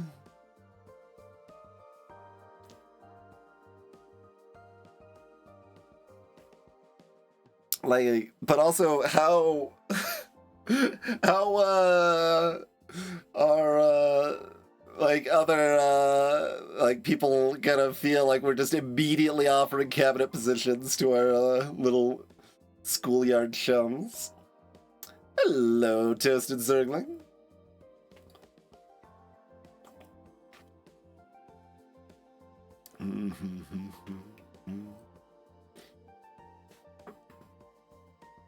Well, on the plus side, pretty reasonable to watch some things fail in some directions and then like make very different choices, and you'll have very different options.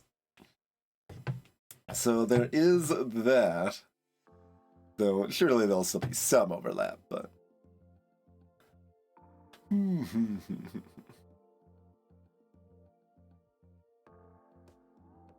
No, what is this? You seem to be implying that Vasily is going to be a trainer at this point, Sir Vance, but also reasonable, certainly. When has giving enormous government power to a teenage boy ever gone wrong?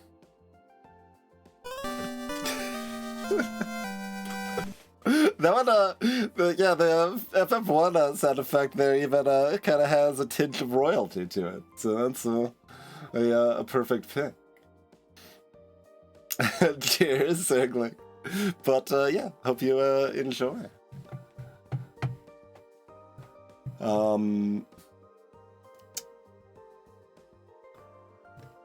So yeah, we've got some rhetorical and alluring skills right now. We do have the intrigue that is probably useful for investigating, so like we can investigate some nerds before we go in on it too much. I could also just get like a hacking lesson, but like, does it eat this penalty because we're indulgent right now? I mean, probably good a time as any to learn, maybe, but.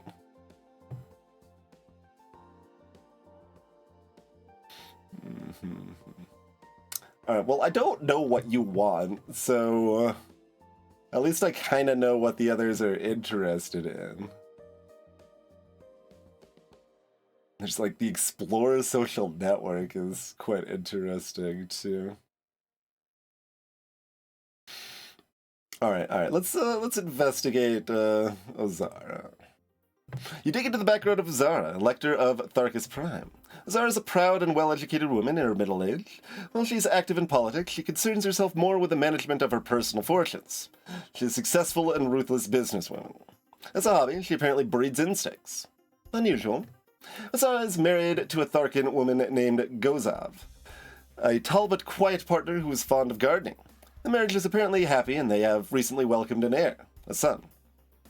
Zara is engaged in a constant battle with one business rival, Sochtaran in particular, forever undercutting and outbidding each other as they squabble for power and control. While many of her business tactics might be unethical or mildly illegal, none are scandalous enough to outrage the public. You could, however, threaten to support a rival over her. Blackmail option unlocked. Okay. I could see that using menace or rhetoric.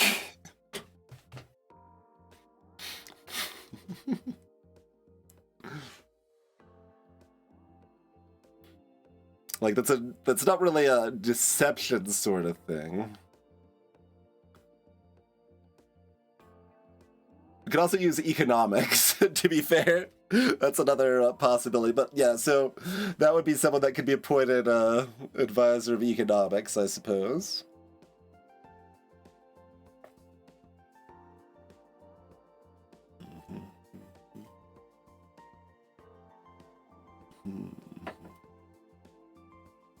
There's too many things to do.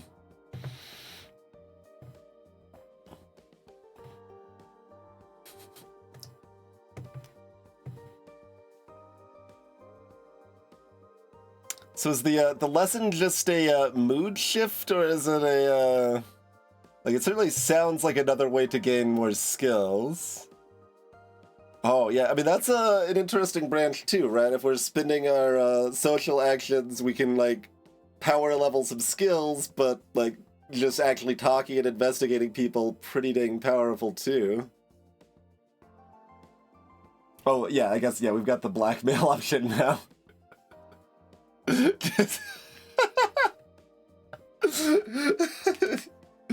mean, like, I feel like she might respect that, though. It's kind of the thing. But only if we're, like, good at it? I don't know. Because, I mean, we go here and she's, like, unimpressed, we're new, we don't know what we're doing. If we just immediately throw down, it's like, hey, I'm ready to support your rival if you don't send some love this way. Just be like, all right. Would it be a resentful situation or a game recognized game situation? I don't know. I can really see that working either way with her there. Interesting. Interesting.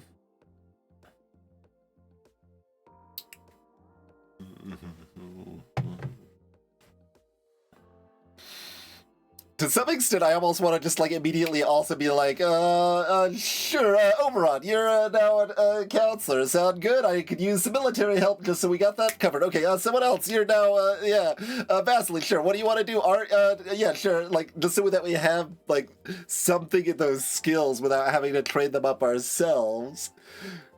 So there's a lot of, appealing options here.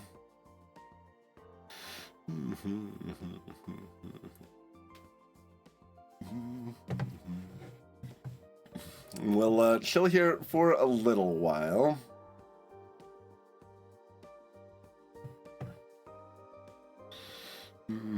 Indeed, Sir Vance, yeah.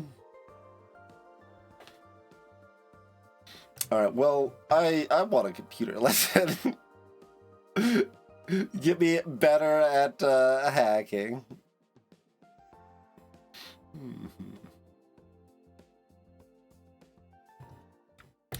Kashinia sits down with you for a crash course on computer handling. Your operations skill increases. Oh, spaceship computer skills. Okay, sure.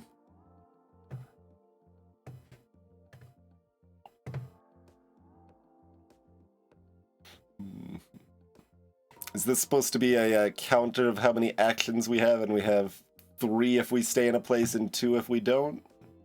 That might be. I mean, clearly I need skills and like advisors for media and bureaucracy so we can just go around denouncing nerds. Alright, so I could get some visual arts skills. But yeah, it looks like it's probably just always going to be a flat 10 when we get these bonuses from other places, which is what I expected, but... like, considering that's got a negative on it, it probably is going to go up either way there.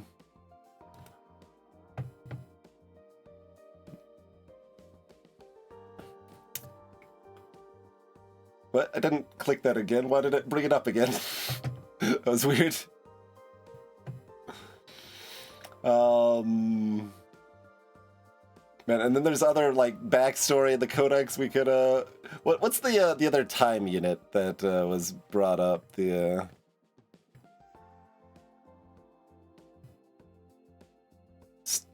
treason is a standard period of time equivalent to 13 days on the original American homeworld. It's the usual amount of time for a basic vacation or for carrying out any new experiment in one's life. We'll try it for a treason, sure. It's a turn. Yes. They can only visit for 1 turn. Sort of deal.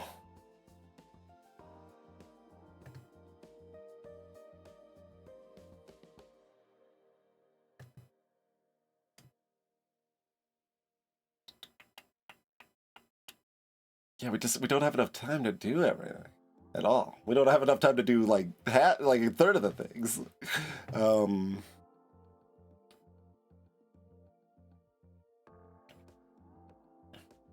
Yeah, I don't know if they're immediately gone next turn or the turn after or whatever, but...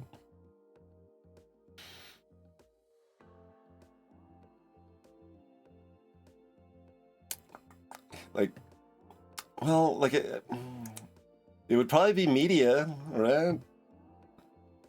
We could hold, like, surveys if we at least have a media friend. Does it, like, say how much we need here or anything? No. Okay.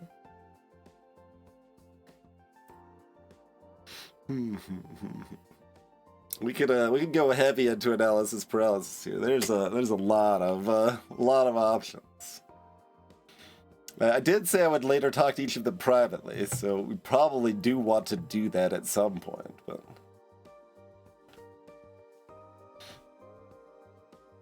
Am I just gonna elect some friends? Alright, fine. Offer cabinet position. Vasily walks around the room, gazing up at the portraits of your parents. They're always watching you. Watching over me, I hope. So, do you really want to join my cabinet? No, not really. Politics is not my style at all. However, you are my friend, and I hate to see you suffering here all alone. I am willing to play the role of an advisor for media and culture, temporarily. That way you know you have someone near you who isn't trying to stab you in the back. But I don't want to be a Logothete. You need to replace me before you become Empress. I appreciate that. Thank you. You've elected Vasily to the position of Culture Lord. 30, yep. And we now can denounce.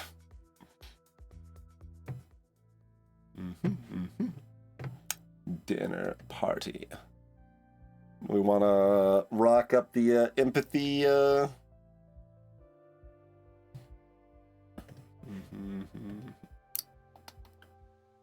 So we got either interact, emotion, or gunnery is the nearby stuff. Like if I want to try to convince military friend, I could try to go research, learn a lot about big guns real quick.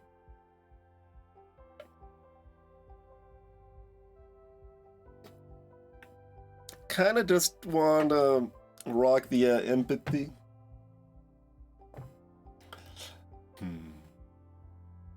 Like, it feels too, like, I don't know, direct or whatever, to just be like, oh, I learned they like music, I'm gonna immediately crash course music and then go talk to them again. Like, that's not exactly a bad idea, but also, I just kind of feel like it's not what I'm looking for right now. I just kind of want my general, like, connected with people skills here, so... Yeah, that's fine. Let's have a little dinner party. Invite some of those residents in the palace to join you for an evening of food and entertainment. Alright, so we're stand put for one more time here at least. Make your way to the cabinet room, yawning. Kishinia left late last night, apparently a tongue twister, left late last. But Sadeo dragged you out of bed first thing in the morning for an important meeting. Yeah, I was afraid like we wouldn't be able to offer her a cabinet position too. We have received a message from the Star Admiral. Ah, right. You need to meet with him to discuss your candidacy for the throne. He doesn't have an official electoral vote, but as the head of the Imperial military, his support, or lack of it, will affect how others see you. He reports that an Iskvatel has been sighted far past the Drog system in unaffiliated space. Yep.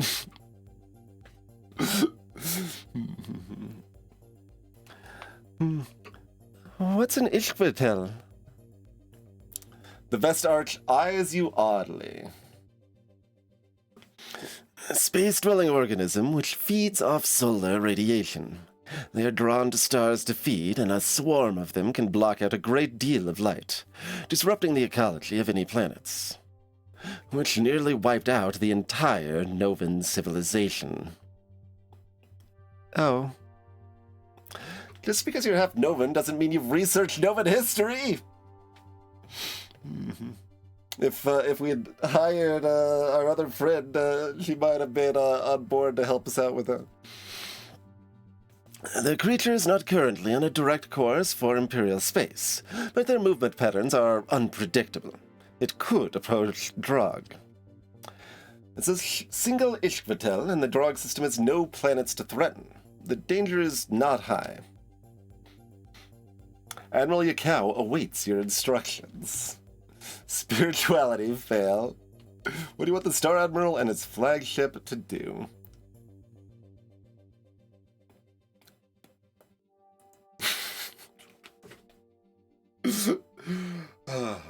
It's just one, and it's not very threatening.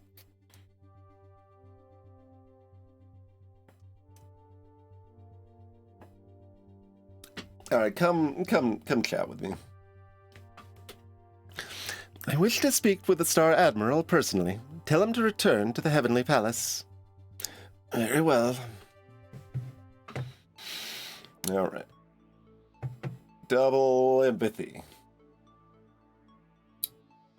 Oh, no, it's Galactic Relations that failed. Can she give Imperial History or Galactic Relations? I was thinking History, but could be either.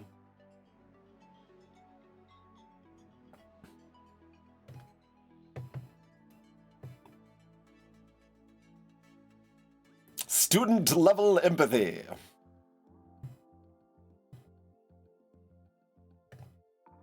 I can immediately remove their cabinet position if I wanted to.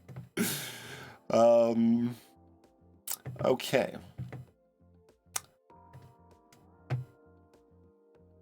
Like, we just gonna go chat? What's negotiate look like?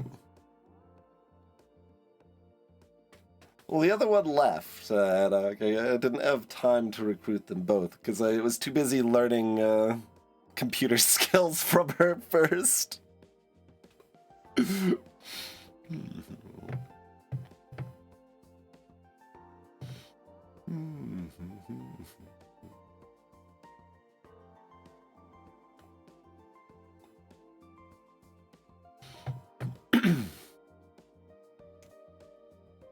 Yeah, I'm really torn between chatting up these folks. I thought I would gain the survey ability before the denounce ability, but I could just start denouncing nerds.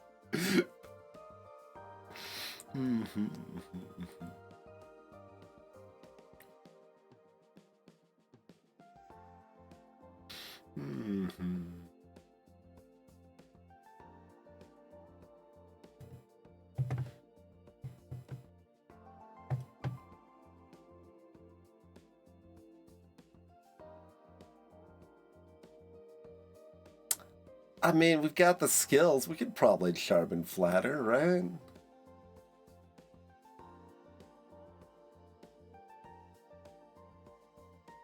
Alright, no investigating the backgrounds. Like, I only have so much time. Charm and flatter. You engage Rach in private conversation and attempt to charm him with your personal appeal. I need huge amounts of allure. And I only have sub-allure. Okay. Well, I don't actually know what graduate level is, but it's at least 60 from contacts so far. Rate coughs uncomfortably. I should not take up so much of your time. I am certain you have young friends that you would prefer to interact with. Not quite the reaction you were hoping for. Okay, we at least, Okay. We can at least sense that, he finds it endearing even if he's not charmed himself. Okay. Sense that he probably has positive feelings about you. Okay.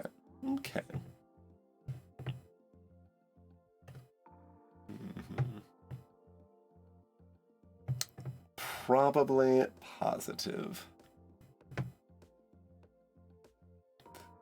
Is that just immediately enough to be like, all right, look, You probably don't hate me. Let's talk. What do you want?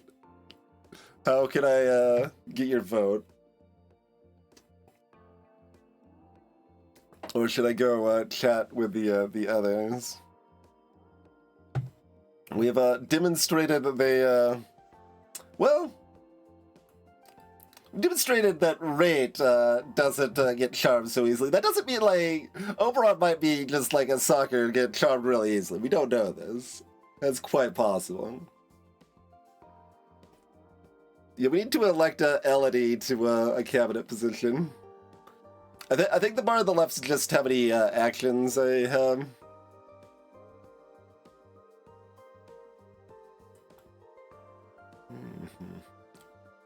For the social section here. But yeah, I guess it's probably covered by my face, but there's a survey button here that's grayed out that says it needs media. And the NetOut said it needed media/bureaucracy, and I thought that would be harder to get, but apparently not.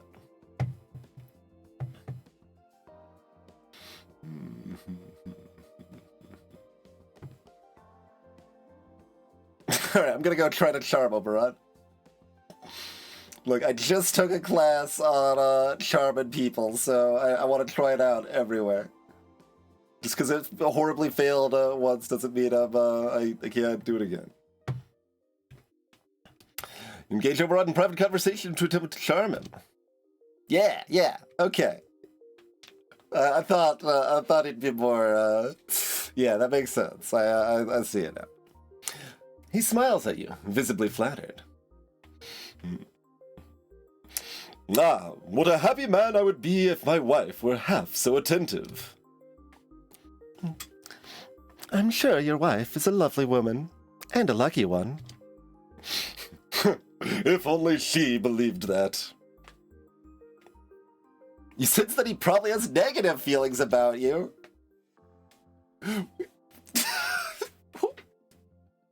But I successfully charmed him.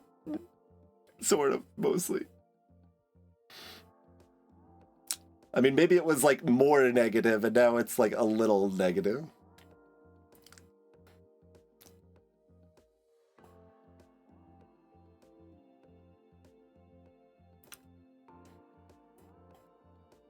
But then there's the question of, like, do I want to try to negotiate more with people who have negative feelings or positive? Probably negative, right? Like, Rate is probably just by default inclined to vote in my direction anyway. They're not impressed with me, but, you know, they find my naivety charming enough, I guess. just have Elodie go talk to some of these goobers.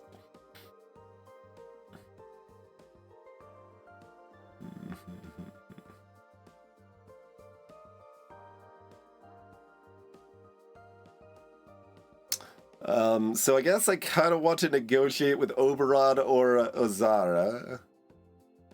Like, just go straight to business with the business lord.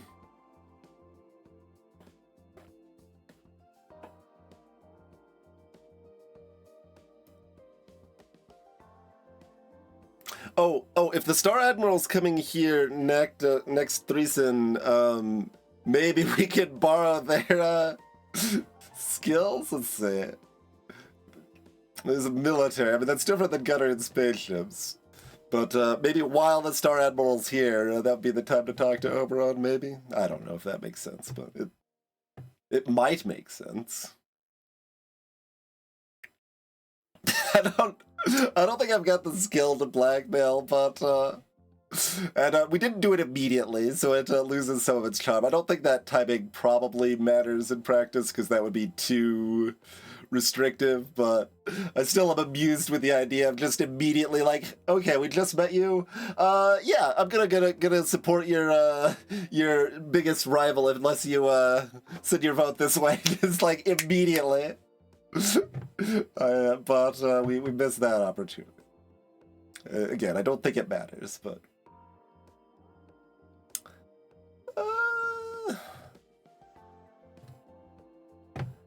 But, like, to negotiate with them, do I already need the economic skills to kind of actually know what the hell they want? Ah, that's interesting.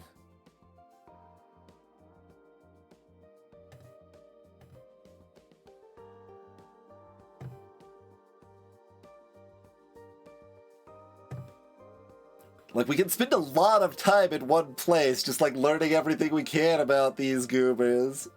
Or, we can just, screw off somewhere else and meet new people. And, we want to, like, appoint somebody to, cabinets, which, could secure votes and gives me, skills, which is great. But also, we don't really want to appoint someone we can't trust, that they're going to start to steer us the wrong way or find a nice opportunity to backstab us. Okay, got lots of options. Too many options, it would seem. All right, let's explore your social network. Maybe we can find an angle to appease you. Investigating the relationships of Oberod. Oberod is allied with Lukamir, Milan, Olekto, and Grodjanya. Yeah. So allied with Tharkos 2-person and couple Merca 1. Oh, there's more. Oh no, those are the enemies. Those are the enemies. 1 bite, 3 rocks nestled, Jade, Rippling Eternity, and Chapadoc are enemies of Oberon. Okay.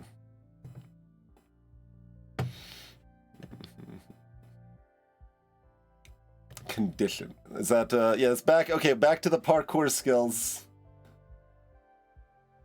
Unless I want to go back and get more empathy or allure or menace. Yeah, we probably need menace if we want to blackmail. I don't know if I want to blackmail, but like I'm thinking we might get an out, like it might have the same outfit mechanic as Long Live the Queen, so I kind of want to get 30 menace just to see on that, but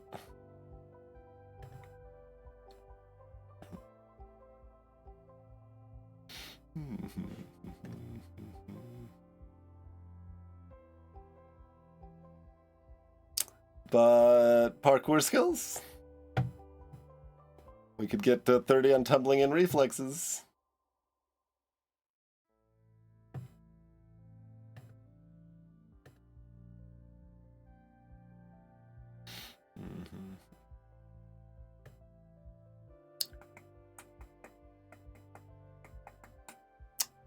Both of those sound pretty good. Like, we used an action to unlock the blackmail action, so there's definitely some amount of, like, well, we gained a special ability that wasn't there to start. We should try to use it.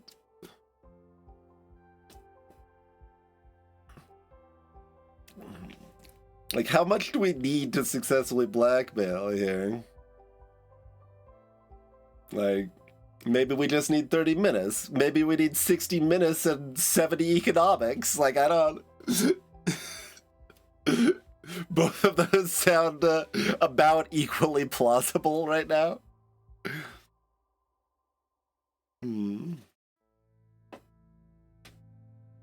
Alright, let's, Parkour. Go dancing. You go out for some wild exertion in one of the palace ballrooms.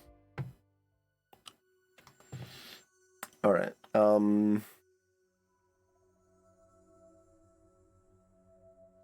Theoretically, we said we were going to talk to each of them, but like I kind of want to just move on. I'm gonna go over to Tharkis.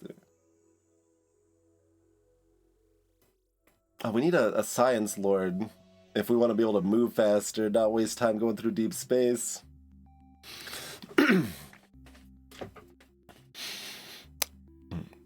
Your Imperial Highness, a request for aid has been sent to the Heavenly Palace by our embassy in Shukuk space. God, I need some galactic relations. It's constantly just have, like, basic knowledge to understand what the hell's going on. The Shukuk are big and blue and have horns. That's about all you know about them. Their space borders the Celestial Empire, but you've never seen one on the homeworlds. They have apprehended a Tharkan merchant, a citizen of Svargus, and are holding him on charges of smuggling recreational drugs through their space without paying the proper fees.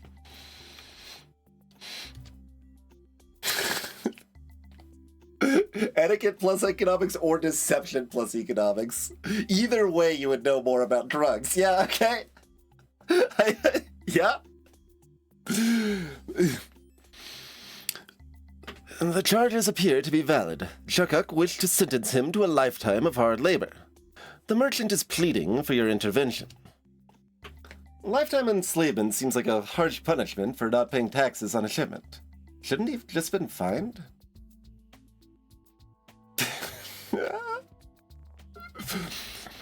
What is your response? Oh, God. You're obviously nowhere near the situation. What can you actually do about it? Oh, we've got some media.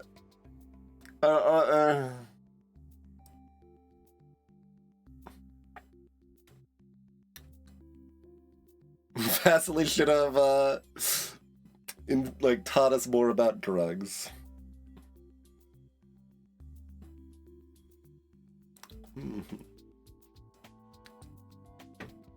I don't know. I feel like our other friend probably knows more about drugs than Vasily does.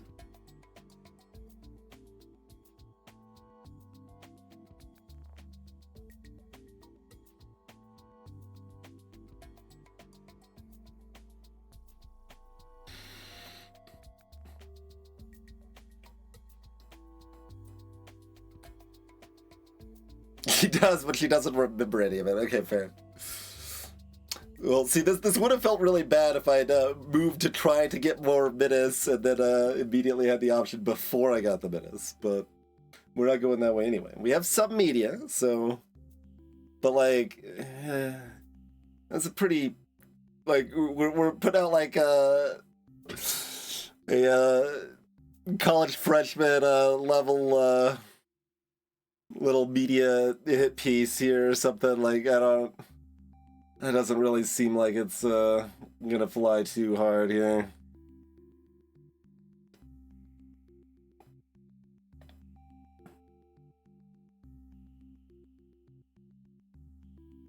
I mean,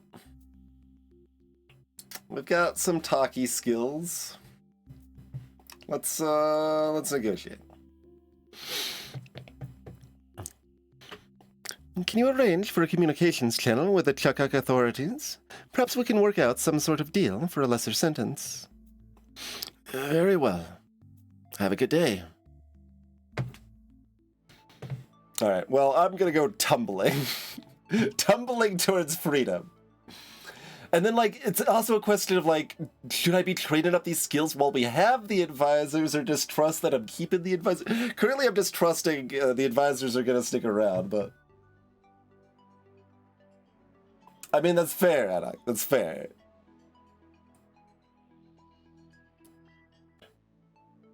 But, Parkour Princess, proceed.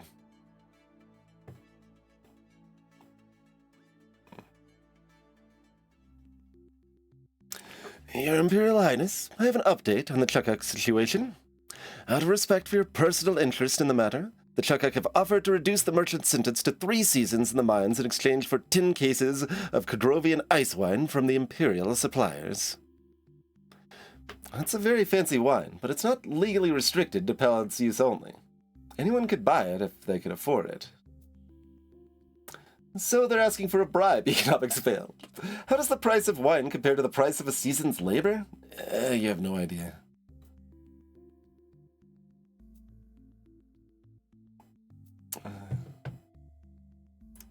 I'm still leaning towards we're 60% Dorbit. Like, we were like, hey, be better. And they're like, here's a little less bad. I'm like, yeah, okay, cool. That's kind of my general vibe. 6 turns in first run, so... Alright, fair enough. We accept the offer. Give them the wine. Very well. During the decline and fall of the first global Tharkan civilization, Svargus would have represented a paradise. A world containing all the water that had once filled their parched canals. The entire surviving population might have fled there, had it been possible. Even now, legends persist that some early cosmonauts might have managed the journey and escaped to a happier life. However, no relics from that time period have ever been discovered in the watery depths. I mean, I can see why they do put the option to turn off the pop-up stuff if you want to, but it's so important, so much information, and it's also funny and a big part of the game, but it's just fail.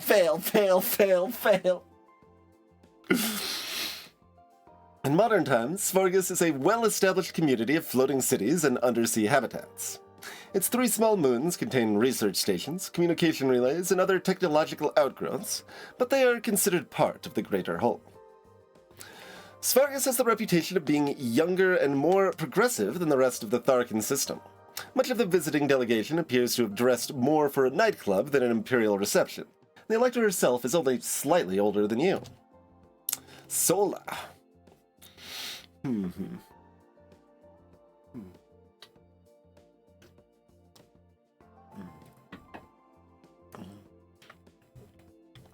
Zorana, hello. So lovely to see you, and lovely to be seen.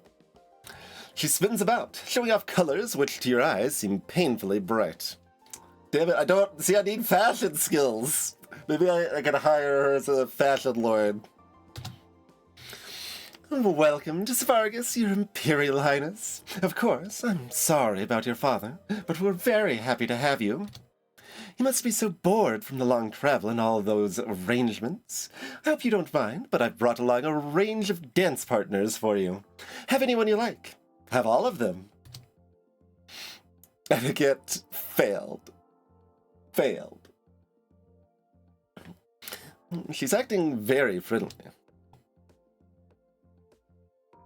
Put her in her place. Both 1 or 2 fits our general vibe right now.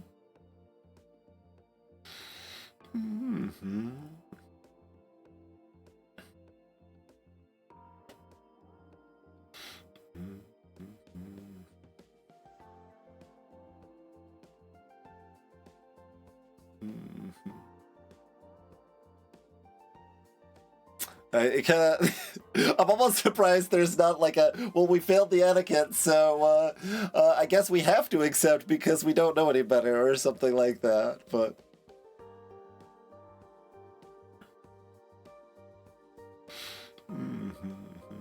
Alright, let's dance. I mean, we're a parkour princess. What are we gonna do, not dance?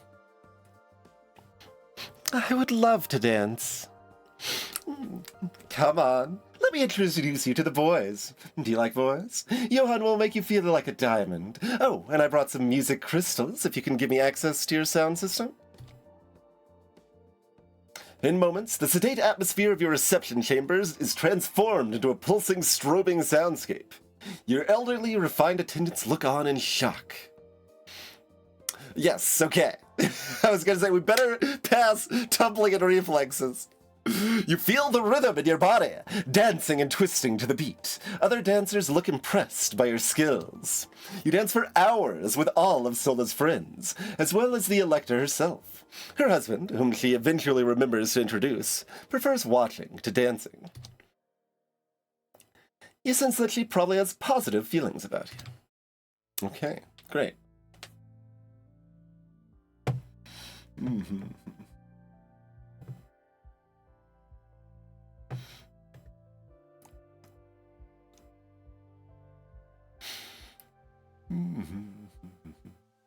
Okay, so we can go to zero heat trampolines or mingle and chat. So combat and environment or interaction and emotion.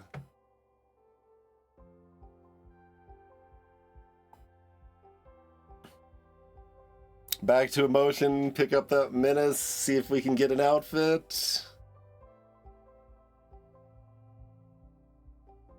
Yeah, we didn't like, if we'd taken the endurance to start, I'd be more keen to like build up some terrain and survival or something. But currently we're hoping to like dodge or hide or like break into stuff to avoid being stranded on some terrible planet or whatever, right? Like, so, or talk our way out of it.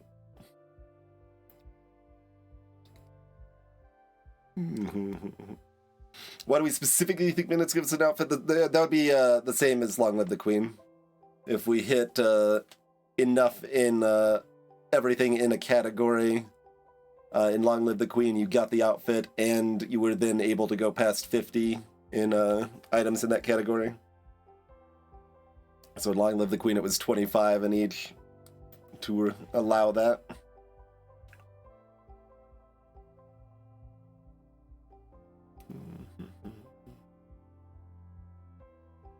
So, and given we've got like the little dividing line in the middle, that seems plausible. But also it hasn't been like explained or even implied tutorial-wise or anything yet, so. Yeah, you can double tap on combat over on this side.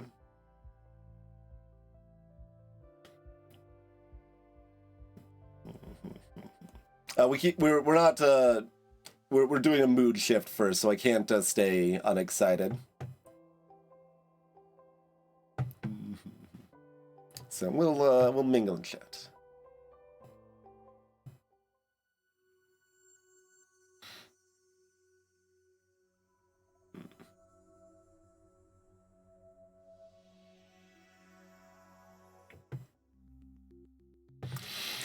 Good morning, Your Imperial Highness. We must now discuss the matter of the Jubilee holiday. The celebration of my father's birth star rising. As we officially have no emperor at the moment, it would not be unreasonable to postpone the Jubilee until after a successful election. Bureaucracy and economics, man. We could maintain the current schedule and celebrate in honor of Emperor Dragosin on turn 28.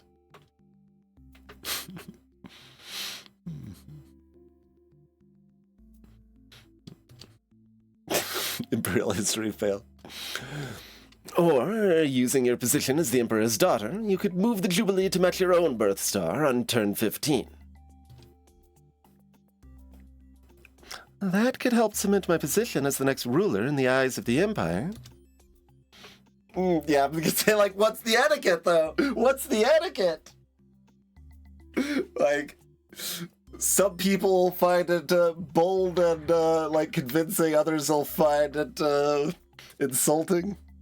But what's like, the default position between those, right?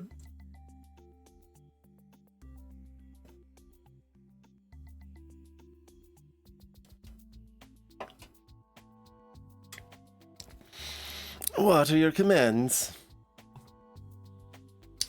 Party's over, no Jubilee. Greetings, Debbie Garrison. I mean, it's, they could have said in, 35, 2Cs or whatever. But they have to find a unit of time that is approximately equal to a turn in the lore, but, making it explicit seems reasonable too. Hello, Sedimium. Still pretty early on, but seems to be doing a lot of the same stuff well with some reasonable improvements, at least, as far as like branching, like the way your options branch and the like way leveling up works is streamlined and stuff like that.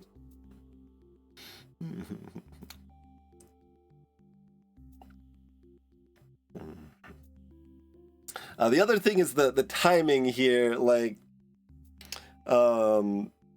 we need to be like somewhat prepared for the Jubilee. Are we gonna be prepared in 11 turns or not? You know, how old are you? Turn 40. Yeah, exactly.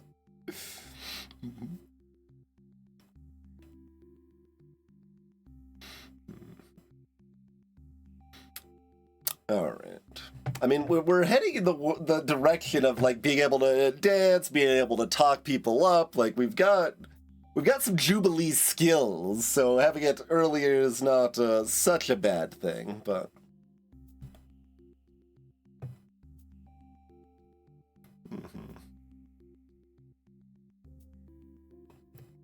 sure, quick save, might as well. We'll keep Father's Jubilee. That fits our vibe. Like I don't need that to like I'm not specifically role playing an exact character or whatever, but that's a good backup kind of when I don't have a strong preference otherwise, which a lot of times I don't, because most of the time multiple options are appealing. Let's keep things stable. The Jubilee should celebrate my father's birth star. I will make a note of it. All right. Minas.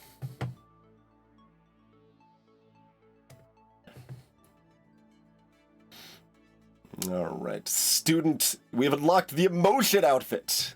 You've unlocked the Golden Empress outfit, which provides a bonus to emotion. Yes, put it on. All right. There's our emotion outfit, sure.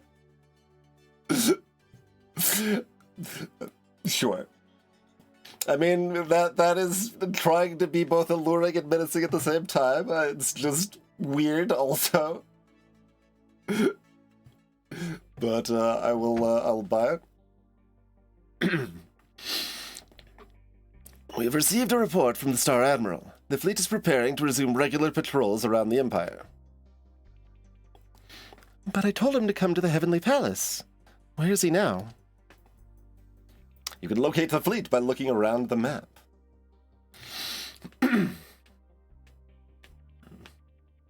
Is our emotion embarrassment? I just don't understand the culture. I mean, it's true. We have not invested in understanding the culture. Your Highness, I need your input on a matter of security. A largely unimportant matter, but one that you might wish to exercise discretion while handling. A visitor to the palace, a Hyrcan laborer, became publicly intoxicated and made a nuisance of himself. Among other things, he was loudly shouting that Emperor Dragosin had been murdered by your hand.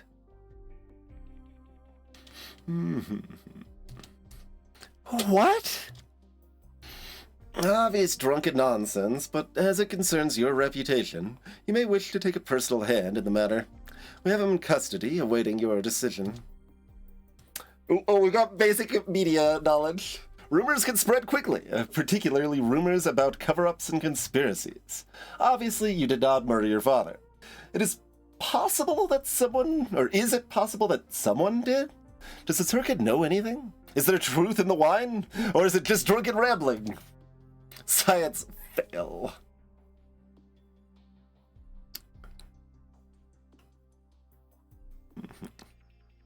Huh. You can't place why? I mean, it's got the little like metallic skirt. Like that's Roman vibes. Pretty direct.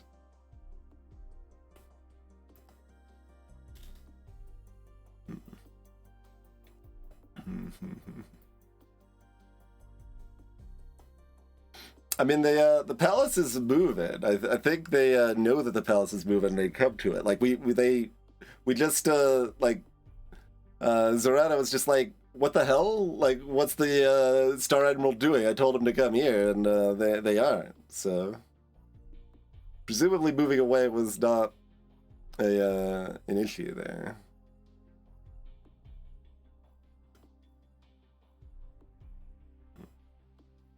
But maybe it was. I don't know. Anytime, like, if there's a skill thing required, I have the skill. Like, but maybe I should use the skill. I don't know. That feels like you either need to be like really damn good at juggling that media apology, or it just makes it look worse, right?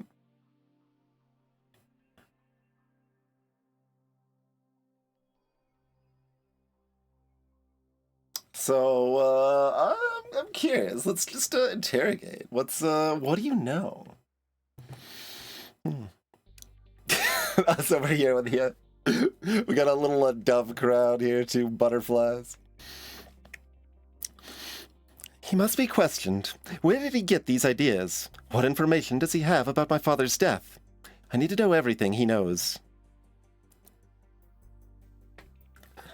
Yeah, I was gonna say they're gonna think this is kind of a waste of time, but I'm curious. Your Highness, he's accusing you. He's a fantasist. Your father's death was an accident. This man knows nothing. He's obviously wrong about me, but he might have seen something or heard something that could give us a clue about what happened. Or if it's just about attacking me, why? Is there a rebel group behind him? Does he have connections? Who has he talked to about this? This is a waste of time, but if you command, I will turn him inside out for any pebble of information.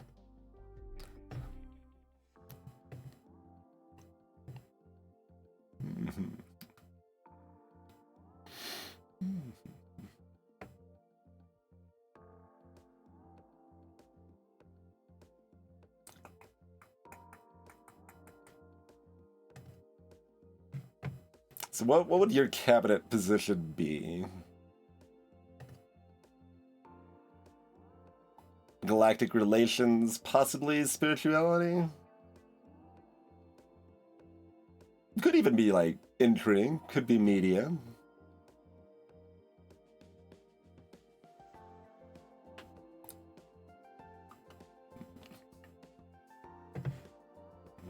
Dance commander, exactly. I mean, we need a dance commander.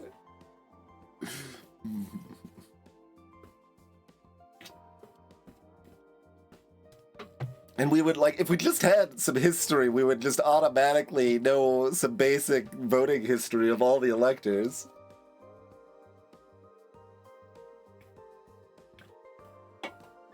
Now, this is also interesting, is someone like her going to be more easily or less easily charmed? Like, because it kind of makes sense both ways. But, like, they know what's up, so they aren't like deceived, but they can still be flattered and appreciate the effort, right? Yeah, the voting history might be none for her. That's possible.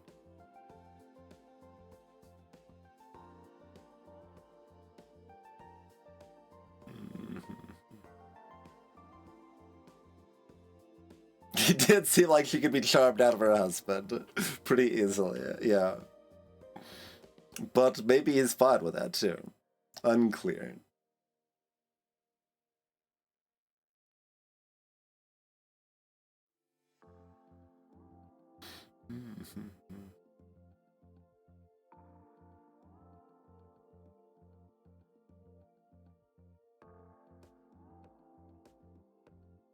Like, we already have an opinion of probably positive, and that was all we really netted from the other charm and flatter. Even when we charmed the military friend, it was still probably negative.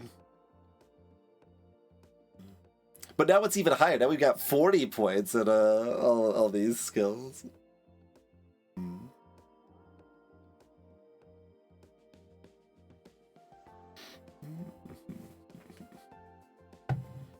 Alright, we just jumping straight to negotiating. Okay, we got 3 actions and not that much to do here. Like, this is just the general security alerts. I think we probably find out, like, talk to the drunkard information next turn anyway. So, like, I don't think I need to go to Kurundi specifically to make that happen. And if we get other advisors here, we might be able to have them teach us random skills too.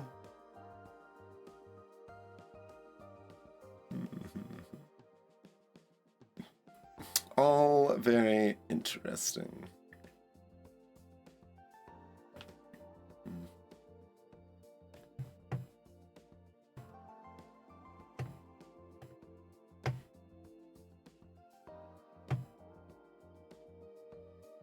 I mean, this just seems so appropriate for Sola, and we've got skills in that direction, so we're gonna press the button. Attempt to charm her with your personal appeal. Expert, yeah. Okay, just completely shut down. Like I said, I could see that be expert or student. Those were basically the options there.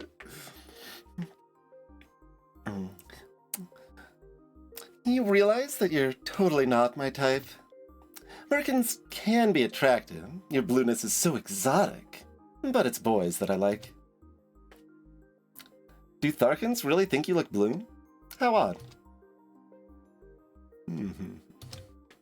Alright, well that was a waste of time. It seems like that's only kind of in a romantic direction more than anything. Like it's... and getting the empathy check.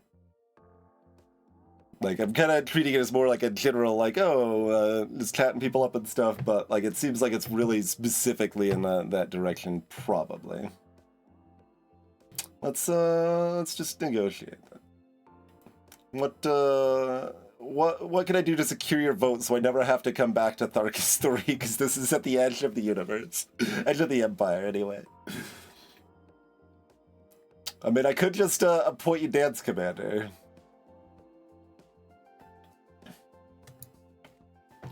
It does feel a little weird that you don't know what position on your cabinet they would have before offering them the job.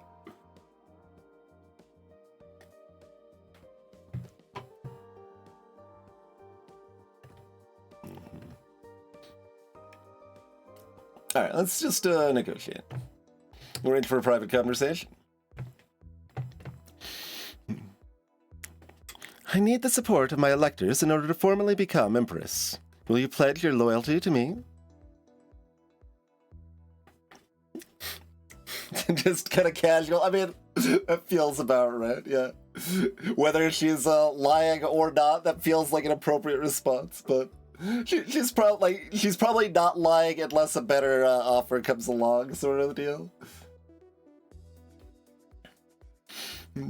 Yeah, I'm guessing the history notes and stuff are probably kept between runs. I would be surprised if they're not. Sure, I'll vote for you. Thank you. Let me know if you need help with the coronation festivities. It should be such an amazing party. To die for. Literally. What is this literally? What do you throw this literally? Are you threatening me? Or my guests? Right. Just who is she expecting to die? Okay, the game does acknowledge that this is weird. Well, it doesn't matter. You have other issues to attend to. Oh, is what is... Oh, voting. They think they're voting for me. Okay, cool. I've still got a social turn, so we could just I could either learn more about her, or learn art, or talk to our pet. Like, we don't know, what talking with Elidy's actually gonna do. We were fairly fine with,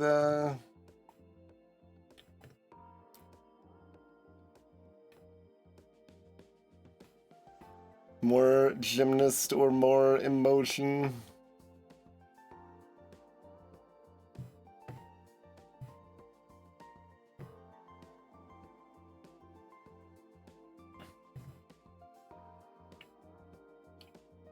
So I don't, like, need to move off of that by talking to the pets, so... But yeah, this codex stuff, I would be surprised. There's so much.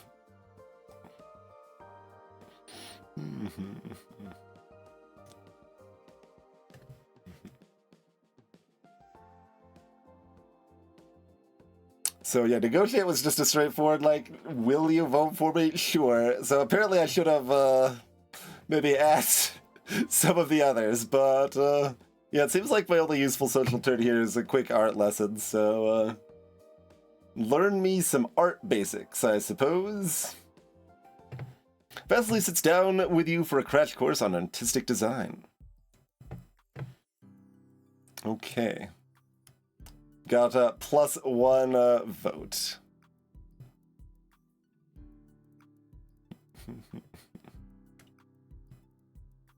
Okay. Progress. Get better at strength. And thus then get better at flexibility and reflexes and stuff. Or do I just like pop these up high? I mean, whoa. Oh, I think the freaking glitchy ass scroll wheel on this mouse. Okay, that's what's doing that probably. That's the second time that happened. Okay, anyway. But it does let you rewind if you didn't like it.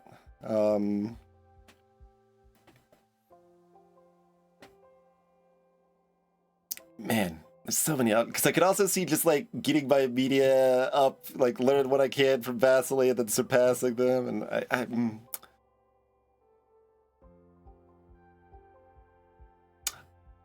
our other friend could have been spirituality too. Could have been relation spirituality or imperial history. See any of those?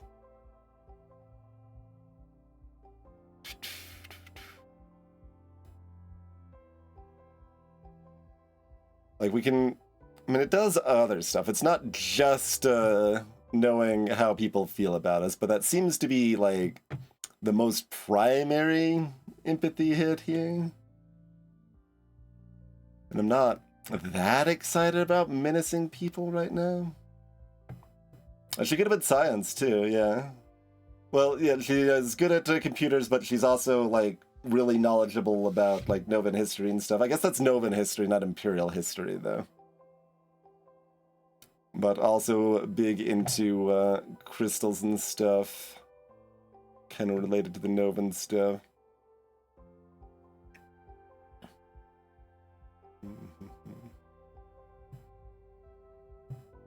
She's got many talents. Alright, let's get more condition, stealth, things in that category. We'll dance. Dance! Alright. Over to Tharkus 2.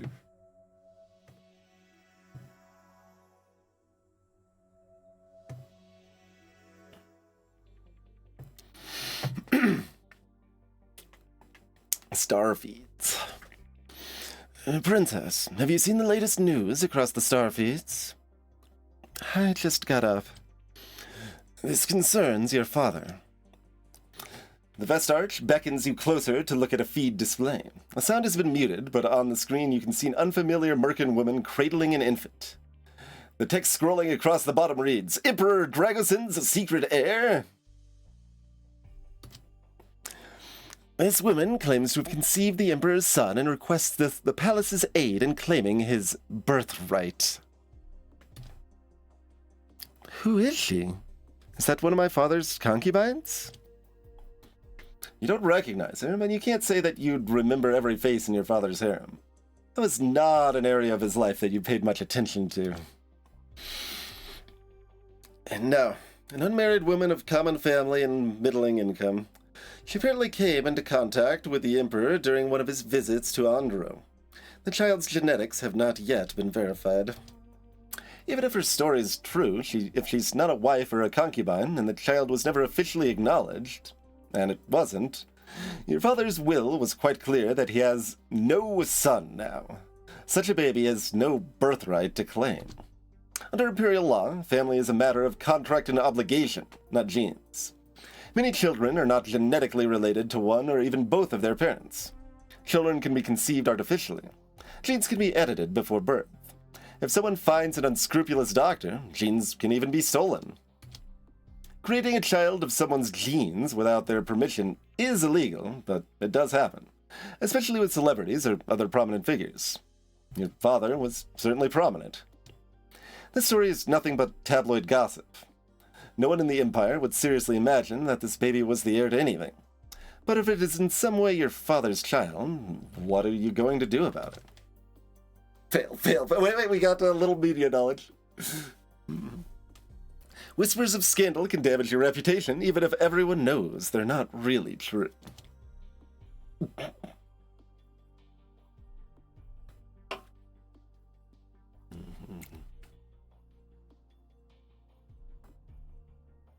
Donate to an orphanage? Sure, do a little random PR spin for like something tangentially related. Sure, I'm down. The baby is not my responsibility, no matter whose genes it has. It'd be wrong to even acknowledge the story. It's nothing to do with me. But I don't want to look heartless. Let's make some big public donations in my name to imperial orphanages and children's services. That will help support the baby, whoever's it might be. And of course, it should boost your reputation for generosity. I haven't seen an economics failed check yet to know if this is a bad idea for the budget, but... Very well. If that's resolved, then I have an update on the drunk Herkin who slandered your name. After an extensive interrogation, it was conclusively proven that the Herkin knew nothing at all about your father's death, not even how and where it took place. He had no contacts in the science department or anywhere else within the palace that could have provided inside information. He is not a member of any subversive organizations. He is simply a young man prone to speculation and jokes. Jokes? How is this a joke? This individual and his friends were engaged in the theoretical discussion of who might have killed the Emperor, if there had been a murder. The top candidates were the Emperor's shadow, as the person with the closest access, yourself as the person with the most to gain, and myself as the person most likely to get away with it. Sounds logical? What if Karudi is? He was on the side arguing against you, and when drunk, got carried away. He knew absolutely nothing, and he has now lodged a complaint regarding his rough treatment. Well, if you hadn't investigated, you wouldn't know that he knew nothing. Oh no, what have we already become? I mean, we're the Empire? Like, what do you expect, I guess? He didn't know anything. He was just a random visitor. If there is a mystery about your father's death, then any clues must be hidden somewhere in the Heavenly Palace. The science department is the obvious place to start looking. But your father's ministers investigated the labs in detail and found nothing suspicious. With so much else going on, do you really want to devote your time to chasing phantoms? Oh, can we chase phantoms? I don't have the science skill to do it, though, but...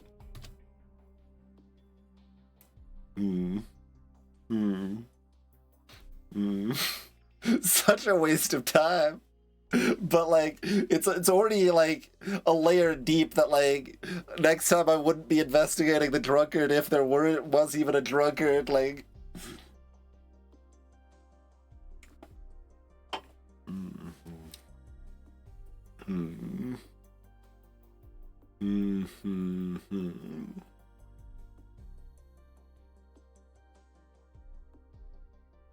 We're certainly not gonna make friends with the people standing before us if we're gonna waste their time with yet more frivolities here. But like, we could learn more. There's something we could learn. But I maybe if we have major science skills that we could like, wait, I'm actually a genius and I noticed something all these other buffoons miss, but I don't have any of those skills, so I think we're just letting it rest. You'll never find anything if you keep digging in the same hole. That's dealt with. You have studying to do. Okay. Bloop, bloop.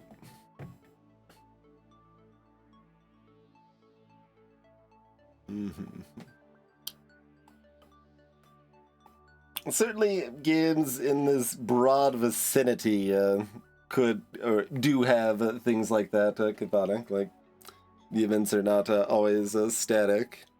Long Live the Queen had none, but there was enough variance in like specific areas that it basically could feel like it at times. Like, not meant as an insult, just like there was enough different paths and like subtle variations that could then fork in interesting ways that like it could be very different with just some small changes anyway.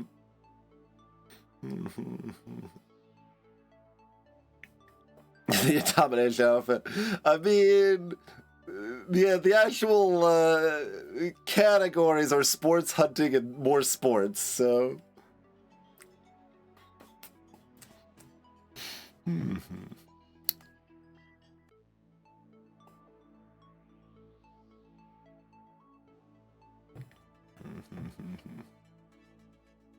All right.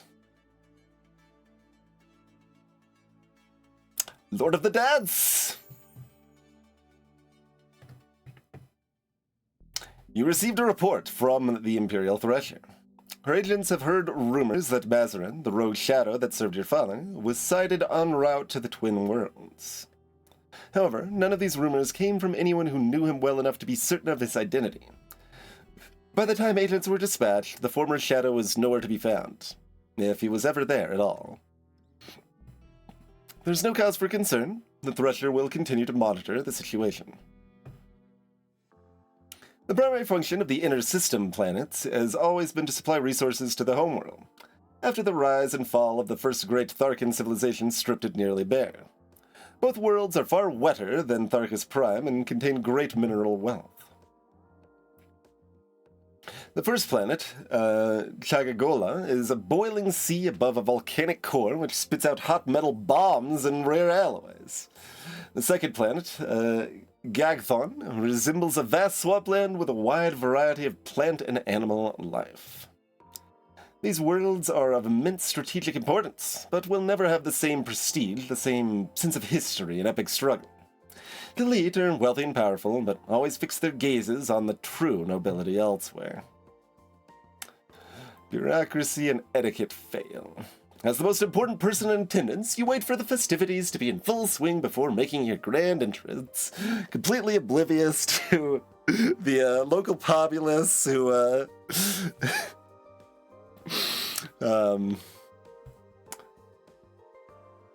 resents, that's the word. I was like, it begins with R, what's the word I'm looking for? That resents your very existence.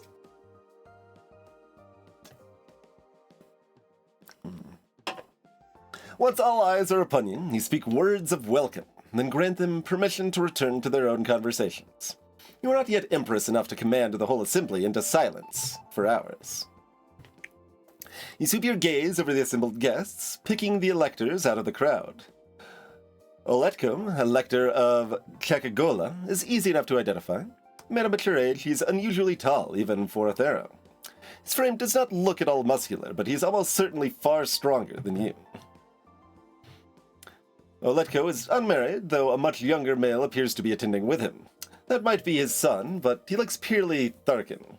More likely he is a new companion, or even a recent addition to the elector's harem. The other elector, Lorcas, is a well-dressed, middle-aged Tharkan woman with a glass of blue wine in her hand. She is married, but her husband is not with her. He appears to be on the far side of the room, enjoying himself in the company of other women. Noticing your attention, she immediately makes her way over to you. Lorcas. Greetings and welcome, Your Imperial Highness. It has been a long time. Have you met her before? You don't remember her at all. Of course, everyone in the Empire knows who you are, and Until recently, you were more interested in remembering your friends' schedules than in remembering the face of every politician in the Empire.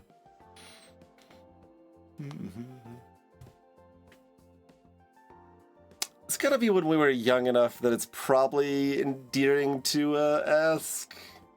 Hopefully. Hopefully. You know, it was 3 weeks ago. And you forgot. Ask about the details. I'm sorry, but when did we meet before? It was at the ceremony of remembrance for the Empress. Yeah. Oh, of course. It was a difficult time for you. I'm sure you don't remember me. You haven't wanted to remember much of anything about that time. You're a child, confused by the loss of a mostly absent parent and angry at the way strangers wanted to fawn over you. And now here you are, living it all over again. Older, but even more alone. Mood shift. My condolences on your father's passing. He was truly a great man. Affected by mood negative, which we just got pushed into, like, but that does still make you think, like, is there a way that doesn't happen that way? Oh, if we didn't inquire further, we might not have been pushed negative, and this would only happen if we were negative. So if we did the other option, it would only happen if we were already negative anyway, probably. It hurts to hear your father praised, considering what he's done to your life.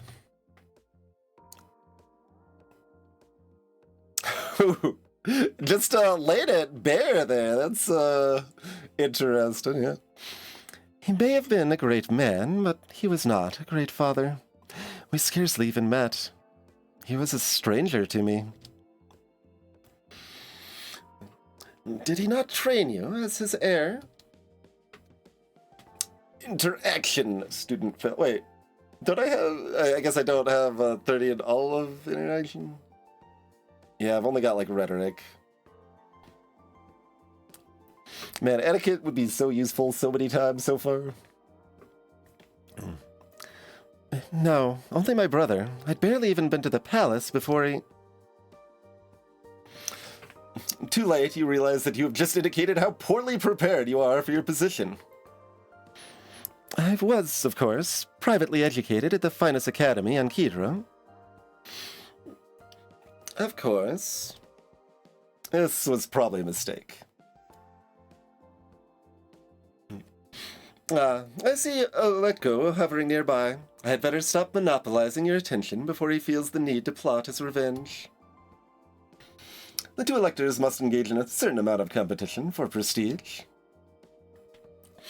I look forward to speaking with you again in the future. She bows to you and retreats, politely stepping away to avoid turning her back on you. Okay, it's still positive, though. She probably still has positive feelings, probably. Okay. Like...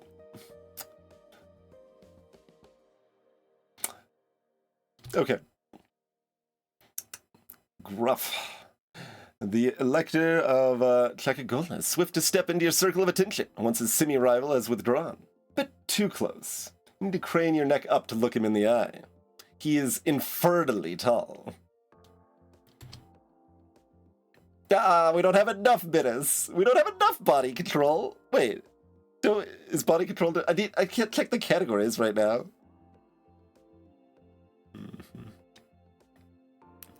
Uncomfortable, you take a small step backwards. His shaggy green face looks pinched in, as if he's bitten into something unpleasant. Perhaps it's a sign of age, for his low, rumbling voice sounds polite as enough.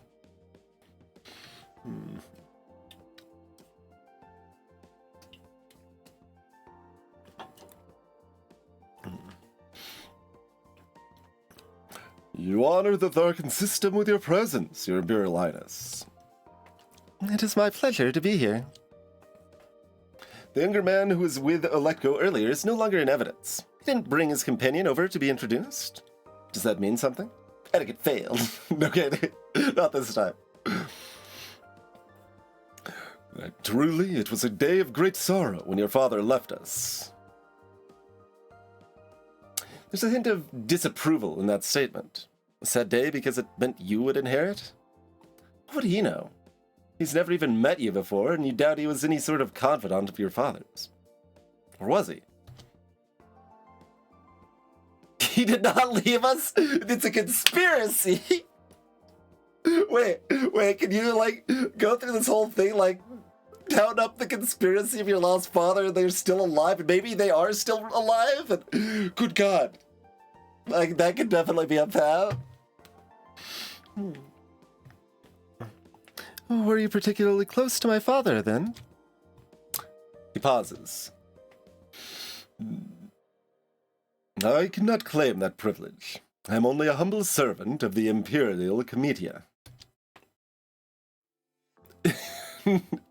Now that we're all upset about remembering our mother's death and everything, everything's worse. Indeed. I can't check the codex from this screen either. Or can I? What's the stuff over to the left? It's the log. Oh, I can look at my stats here. Oh, no, body control is this one. Okay. Yeah, fair enough. I was like, how is my condition not high enough? No, it was that one. Fair enough.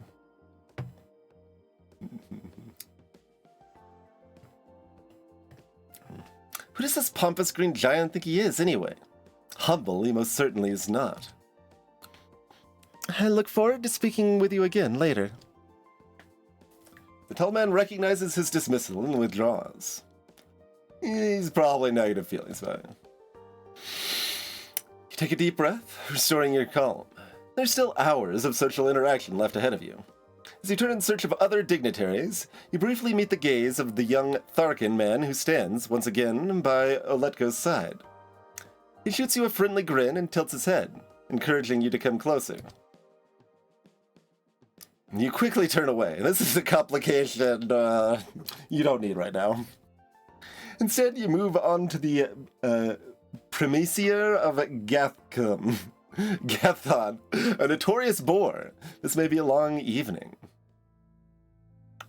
Alright, break time? Break time. Yeah, thanks for tuning in. See ya soon, everybody. So, I mean, like, it's still very early, so it's not surprising that things have not gone terribly wrong. Although we have already had an attempted assassination, so, like, it's not like nothing terrible's happening, but we'll see. We'll see.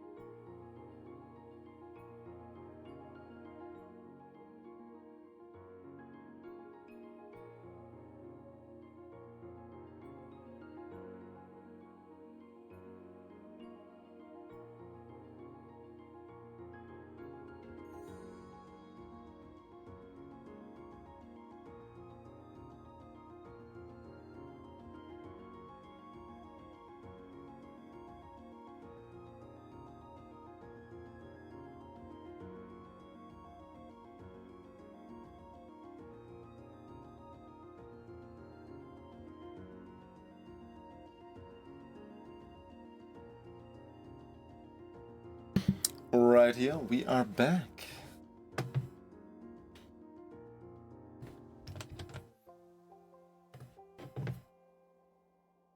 Yeah, search for traps. That's just the they're all just kind of the generic thing, or the generic. Apparently, we need to short generic to generic now, and that doesn't sound very good. The generic thing for each little category when you're moving into that category of mood.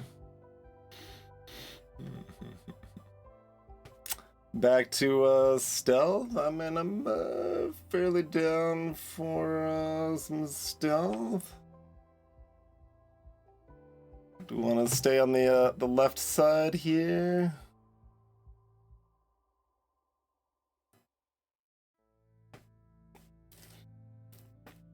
But yeah, what would actually strike me as more likely than that Attic is like that's possible, but not like an assumed thing, right? Like, if you, I don't know, treat her especially poorly or keep like doing spurious garbage like interrogating the drunkard and stuff like that, she loses enough confidence in you that then she's against you, but not like it wasn't specifically a ploy at the beginning.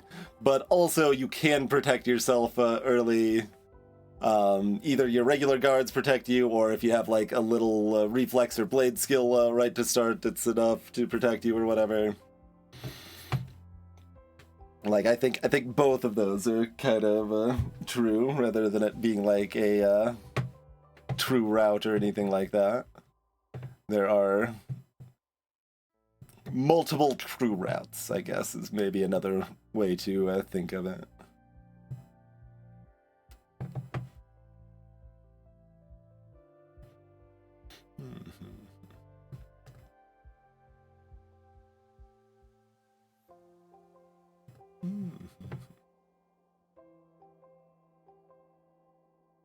Yeah, if we had 30 in all of the interaction stuff,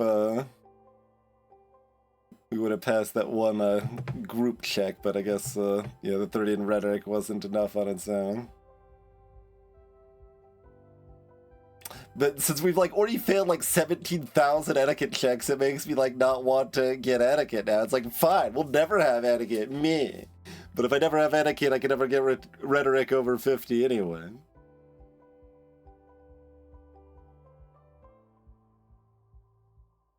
Right, Adam, yeah.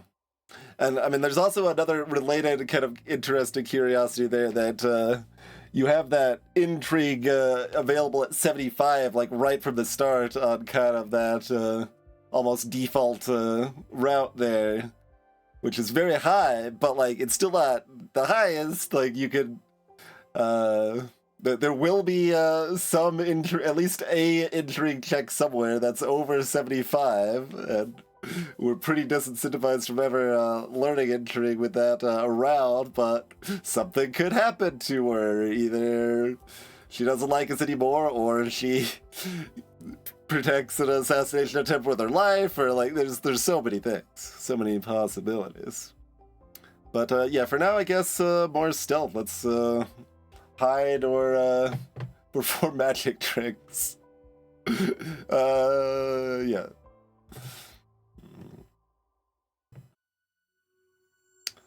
Okay. Let's chat up the place a little bit, I guess.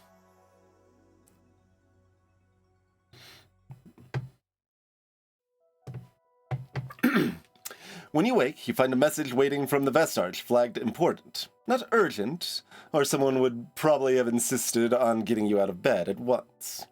You read through the message and immediately feel your pulse rate increase. A major Starfeed producer has requested access to do an interview with you for a biographical special. You can't afford to say no to this. It's a chance to make a positive impression across the entire Empire. This could shape the course of the election. Unfortunately, you don't have long to prepare. The reporter will arrive after this turn's classes. F.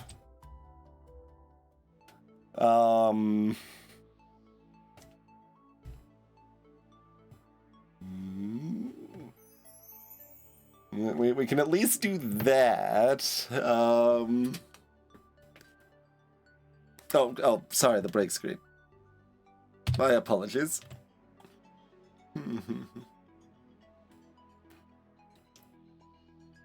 Yeah, I don't think there was anything visual loss. I just immediately changed my outfit back to a motion outfit. Is what we did there. I mean, there's a small chance sleight of hand helps us here, but like, oh god, we need at least 10 in etiquette, don't we? Like, how bad are we ruining ourselves if we have no etiquette here?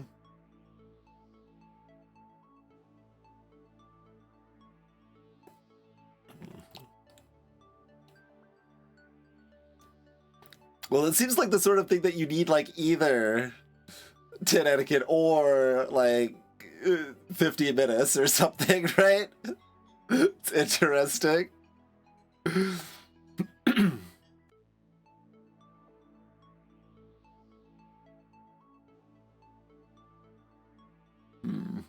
I don't have any time to prepare.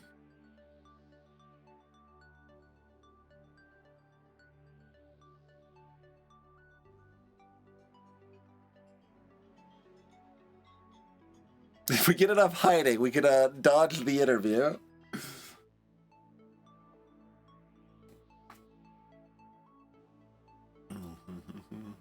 We at least have like a little basic bit in media, which is good.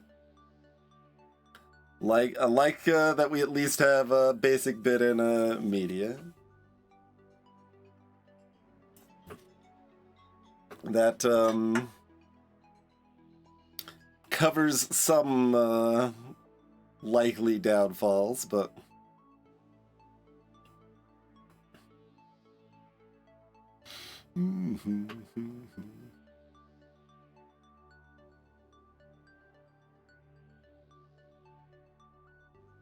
yeah, we probably get 10 in etiquette and then still get the other 15 in a stealth things still. Or do we want to do like 10 in etiquette, 10 in menace or something?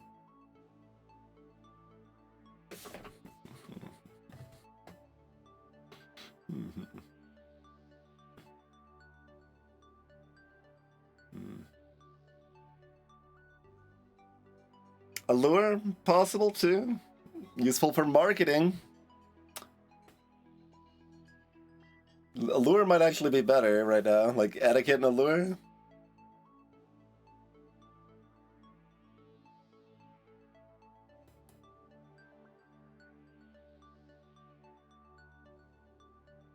Or just double allure.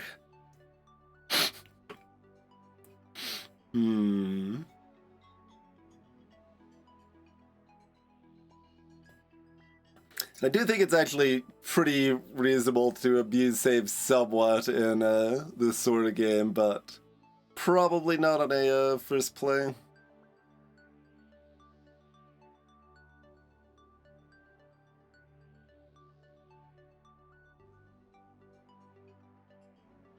It's not like I'm taking notes. Like if I wanted to like really gung ho never reload or whatever, to be taking so many notes on so many failed checks, but it's like that's a lot. That's more than I want to do in that realm, I think.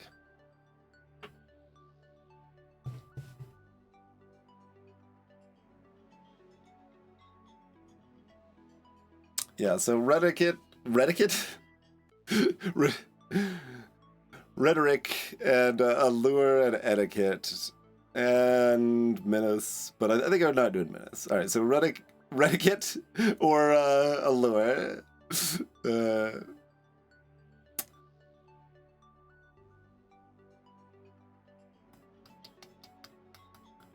Like, I'm still just kind of ignoring the advisor positions, but, like, if I'm gonna do that, we need to hire some damn advisors instead of just being like, I'm gonna hire no advisors, but then never get any skills in any of these things.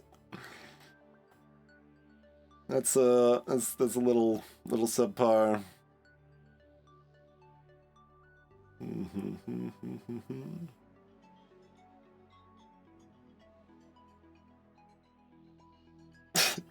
I can still see something like sleight of hand being relevant for it, but it's like, and do you have any special talents? Here's my trick. Hmm.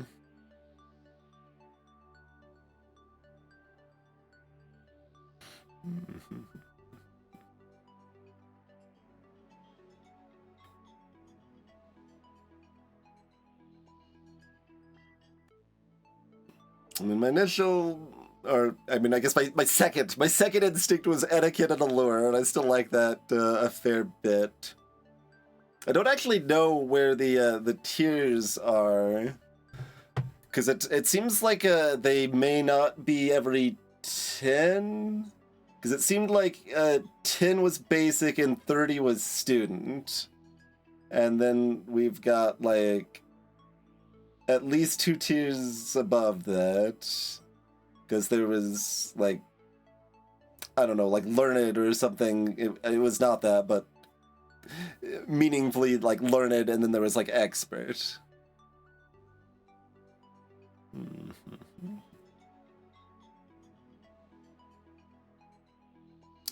It does say allure is good for marketing. I mean, I can, well, no, I can't put more. I can like put 2 into media, but then we just tie our current media score, so that doesn't matter.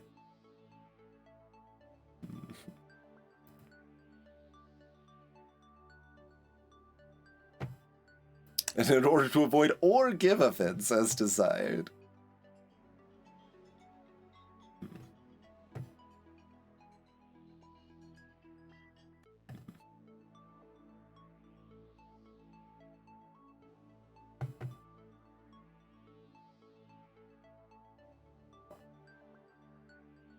Alright. Lure. But basically, like, I mean, there's probably a point at 50, right? It's probably like 10, 30, 50, 70, 100? Like, there's, I don't know exactly, but like, given that, like, you can cap at 50 without getting others in the thing, that would just make more gameplay sense to have something at 50. So I think 50 matters and 60 maybe doesn't. That's my inclination right now. So we will do allure and just get that little bit of etiquette, I guess. Be a little bit sad about it, but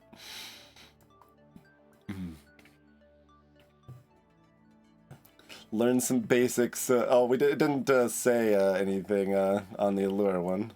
Although the fact that the outfit complicates that. Oh, wait, we see big pips. Yeah. So it is 10, 30, 50, 70, 90. But, like, sometimes it's a combined thing, like add together everything in the set or whatever. But for standard checks, it looks like it's all the odd pips. Okay, there is an indication. It's still something that should probably be tutorialized, but... It's time for your big interview. What impression do you want to give to the Empire? How do you want people to think of you? Alright. Beautiful princess, I suppose. We don't have any arts, but, yeah, there you go. History would have, in fact, been an option, too, but we would have had them choose between rhetoric and, allure there, but... Oh, and we even have a little bit of art. Not much, but it might help, who knows? Alright. Well, we are a beautiful princess. Does anyone really want to listen to a candidate's speeches? Your appearance will make a stronger impression than any words you can say. Okay, we at least past the wait, can I no, that's the save. Can I do this with the foot pedals? I can't. That was visual arts plus dramatic. Allure graduate. Yeah, that was the word, graduate. But that was a fail, so that's not 50 isn't graduate?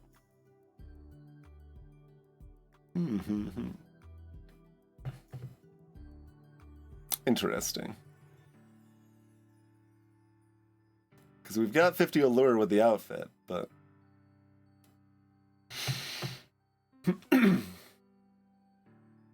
I mean, they shouldn't have the pips like that if it's not, if it's triangular.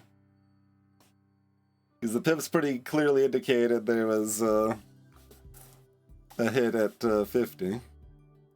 But I don't know. We have only seen, 4 actual tiers listed.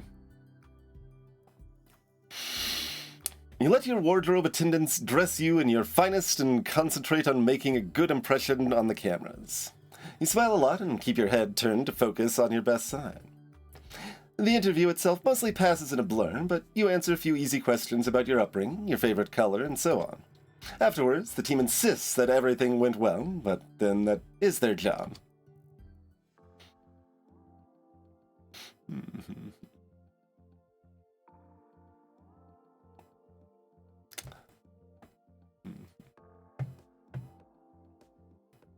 Okay. So...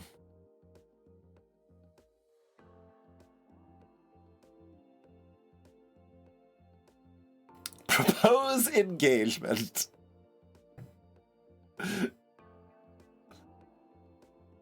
That hasn't been an option on anyone else, right? Like, you could, we did the, you've got the charm and flatter, but like, I kind of assumed you would need to do the charm and flatter first before immediately jumping to that.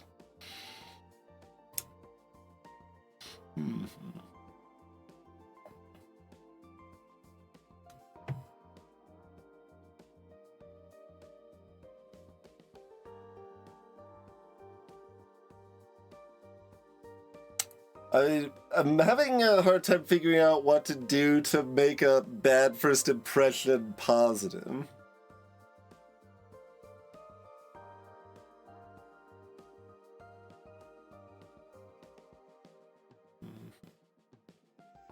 I mean, we can try negotiating with someone that has a negative opinion of us and see if they're just like, yeah, I'm not voting for you.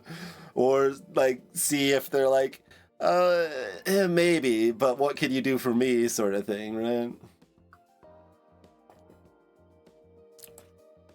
But the what can you do for me thing would be good to investigate their background first so that you can actually propose something. Otherwise, we could just be like, look, people that think decently of us just ask for their vote and hope that works. Like...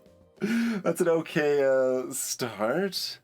Here, let me investigate your background. Let's at least know what your deal is. I'm digging the background of Oletko.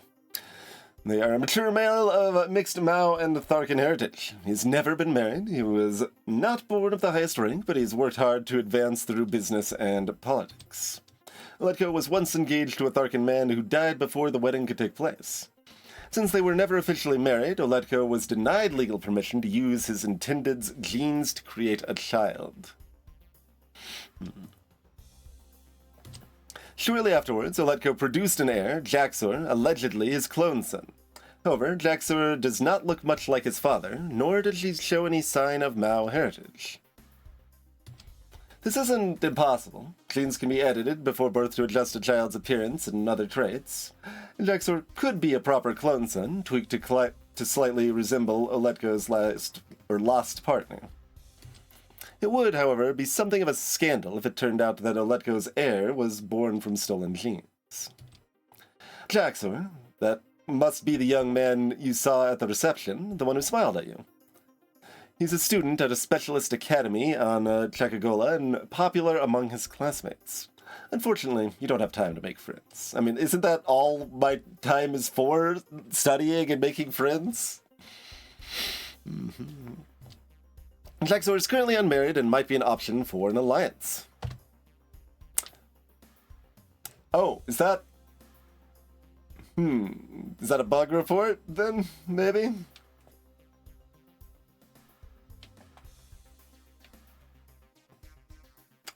Like, that makes way more sense, right? Like, now we have an angle to have a proposal instead of it just being available from the start for no reason. Yeah. I think that makes a lot more sense.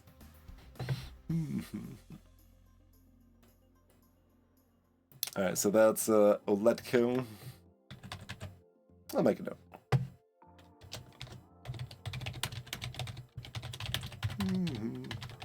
Yeah, it was available immediately.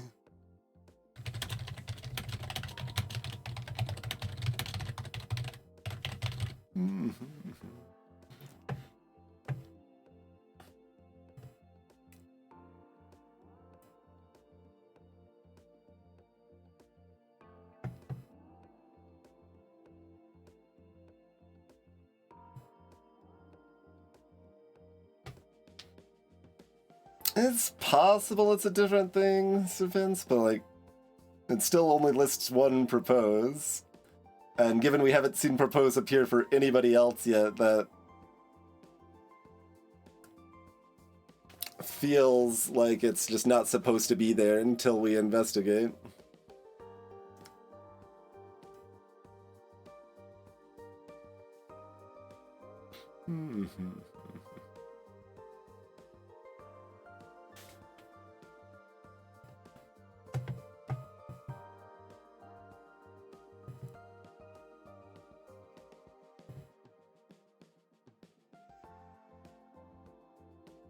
Alright, well, vote for me.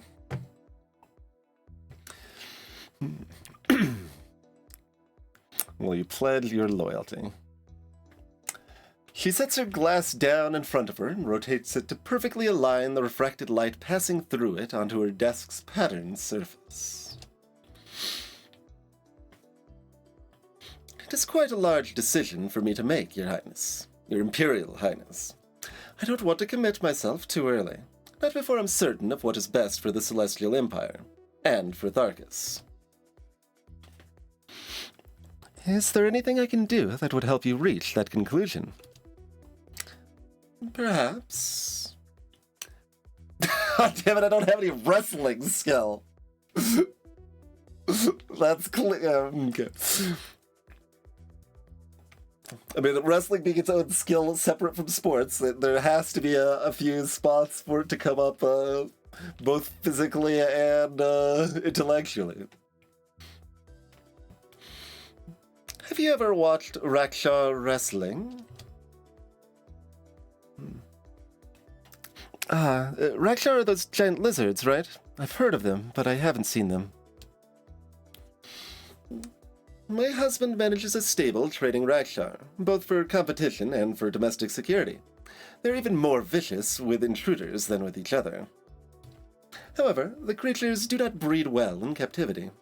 Some vital spark appears to be lost in the process. For the best results, new Raksha must be occasionally captured from the wild. She pauses there, watching your reaction.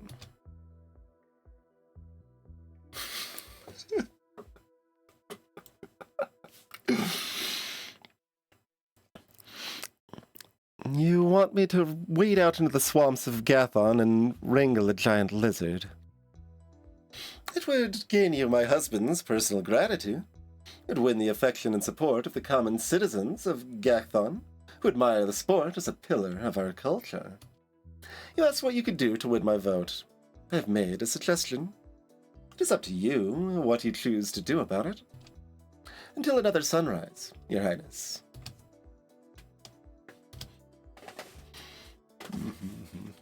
Still pausing. Assign you a quest. Hunting the Raksha.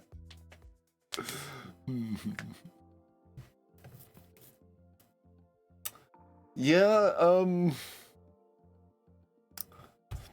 so, terrain and scouting and survival and wrestling and endurance, maybe pressure points, maybe dart guns.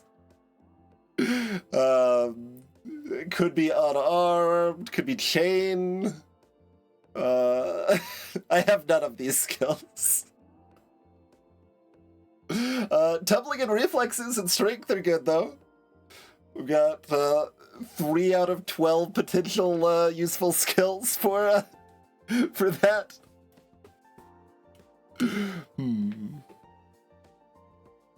That,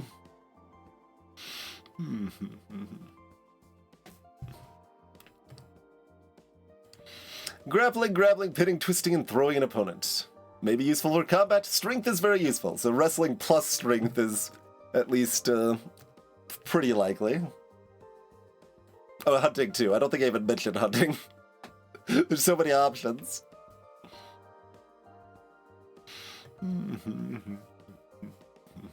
Yeah, hunting, almost definitely.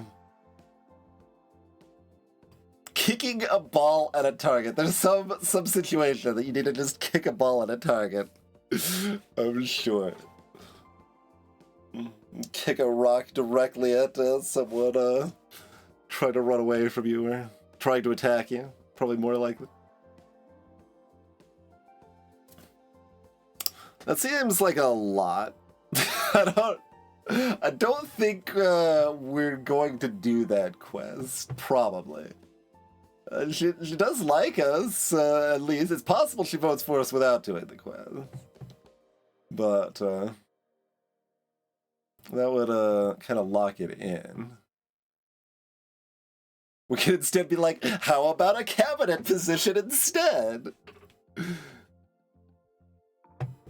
And if I offered any of these people a cabinet position and then, like, replaced them, then like, they're definitely voted against me. So if I give someone a cabinet position and they suck at their job, but, like, how do we know? There's no way to know. We don't know anyone's skills. That's what the investigation should tell me. I mean, it does sometimes at least imply. We know that, like, for example, Letco, like, actually had to work for their position. They weren't just, born into it. They're not a neo baby, a nepo rather, baby, and therefore whatever skill they have is probably, you know, pretty decent. Like they're at least 50 in like economics or whatever the hell they're doing. Probably economics. The trouble with job interviews, I mean, fair, but. We're the Empire. We've got better background checking options than this, don't we?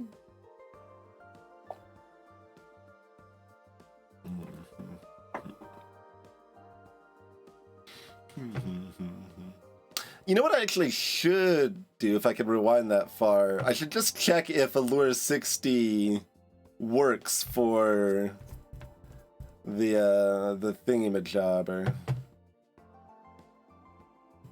that we did, the interview we just did.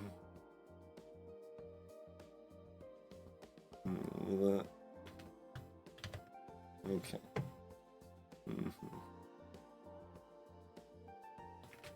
Like, can I don't. It's probably too far gone. We probably can't rewind that right now. Like, we can't go back past talking with them. Yeah, it seems like that's within a thing, so we'd have to go back to our quick save, which was like 2 or 3 turns before that. All right, so I thought of that too late, and we're not doing it? Okay, fair enough.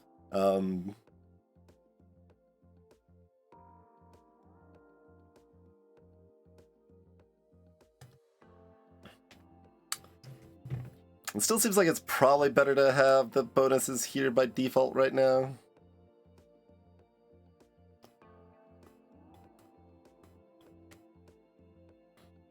Rather than in condition.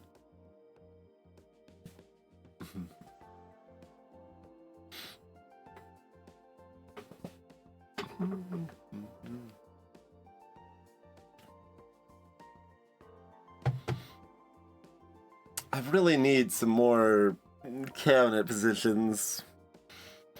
Oh,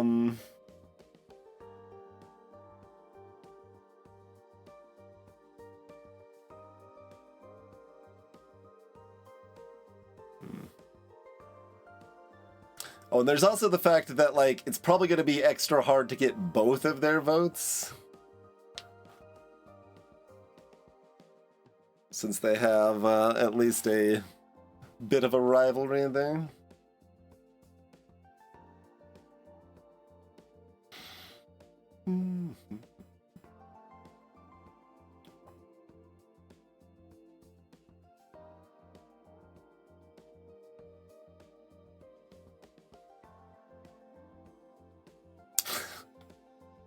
It feels like so haphazard to just throw out random cabinet position offerings. But, like, it seems really advantageous to do so, potentially.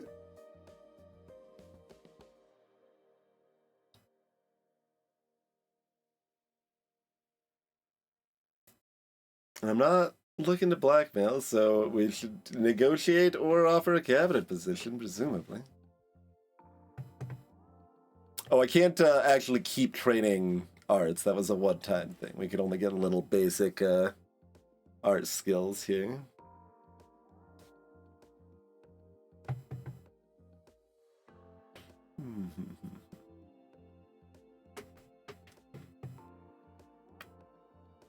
Alright, I need some cabinets. This is someone that should be competent, and they kind of don't like me, so that might be enough to make them like me. So it might secure us a vote, and it probably gives us a competent economics cabinet.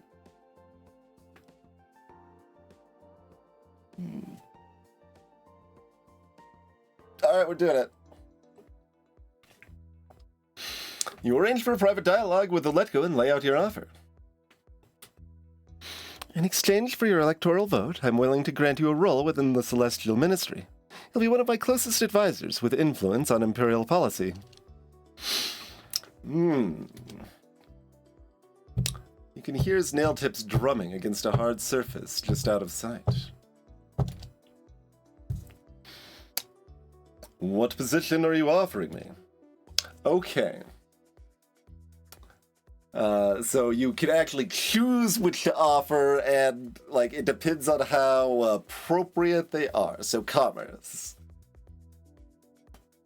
And like each person has some skill in each of these, maybe, like depending if they would accept it, but so okay, doing the background in like lookup was relevant. It's not just a fixed. Okay, that makes way more sense. Logo feet of logo.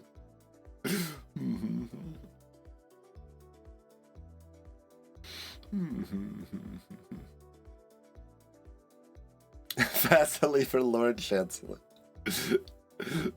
Vasily, I mean, like, Vasily was the introduction to the idea, and we didn't get to choose for Vasily, so that was part of my confusion there, I guess. But yeah, it's just you choose commerce, yeah?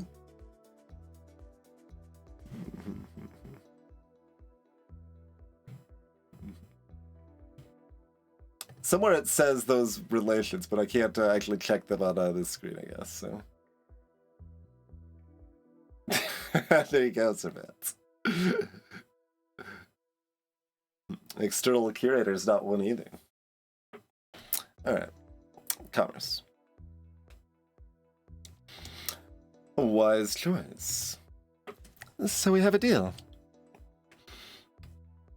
I will support your bid in the election, and you will promote me to the Celestial Ministry. Good. You have elevated Letgo, Elector of Chekagola, to the position of Commerce Lord. 40? He's only got 40? Man, I was so confident they'd be at least 50. I mean, 40's okay. It's something. It's good to at least have some skills here. We got a vote and we got 40. And they might be able to chat with us at some point. Yeah.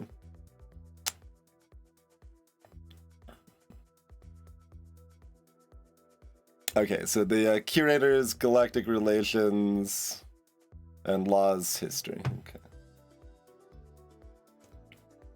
Like that's definitely the one you're best at. I don't know if you would even take the other positions.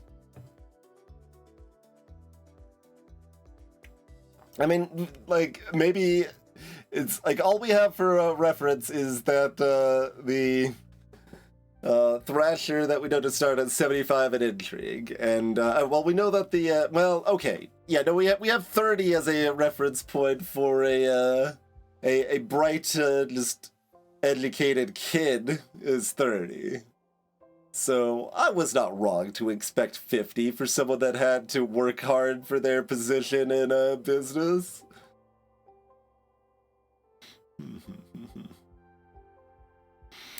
So, I still feel justified that should be 50 or 60. But we've got what we've got. Time to make a list of enemies. No, probably not. I guess we're going back to interaction.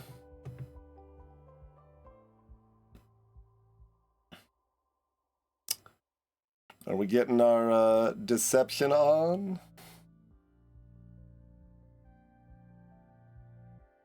Maybe more target stuff that actually makes you good at business rather than economics.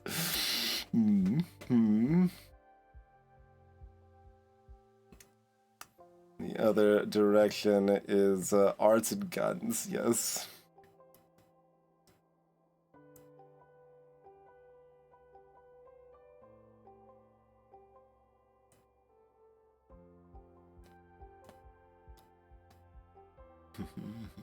And then, of course, like, my brain's already, like, just branching out. It's like, well, what if we did this different, like, 5 turns ago?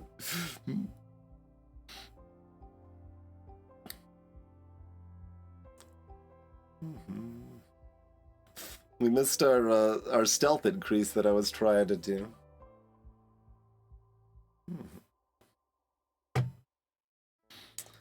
But, yeah, fair enough. Schedule.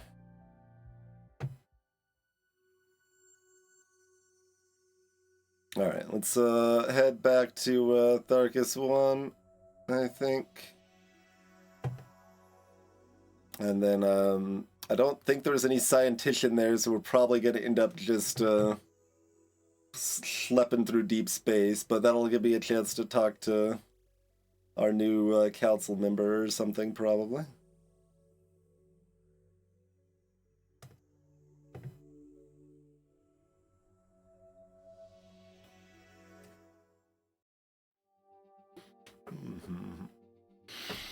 You're awakened when your lights turn on by themselves. That can't mean anything good.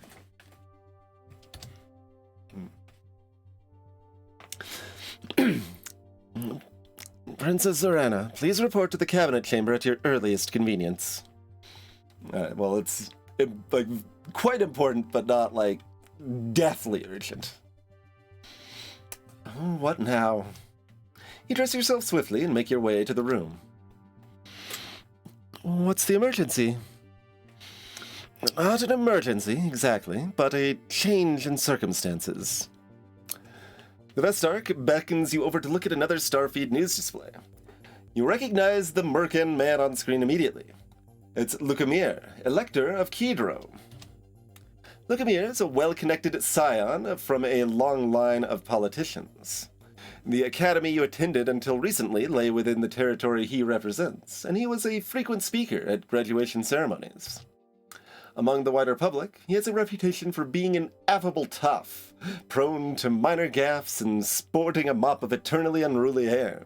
Commoners think he's a bit of an idiot, but they think of him fondly. The Vestarch brings up the sound so you can hear him speaking. So, look at me. Oh, Jesus. Okay. Descendant of the Empress Platina the Great, I formally announce my candidacy for the Celestial Throne. He's entering the election? It's more of a confirmation than a question. Of course, that's what he's doing.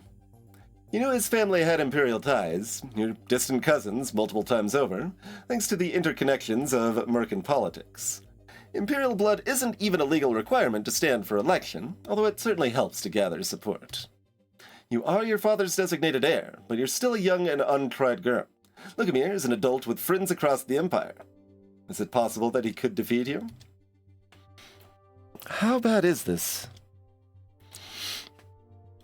Bad? It is neither bad nor good. It simply is. What I meant was, how much support do you think he has? That is what the election will determine. Thanks, Hideo. Thanks.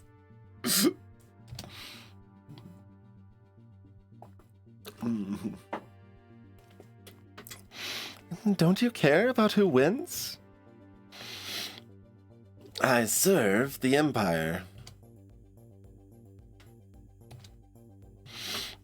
As a civil servant, it is my duty to remind you that only a sitting emperor or empress can appoint or dismiss an elector.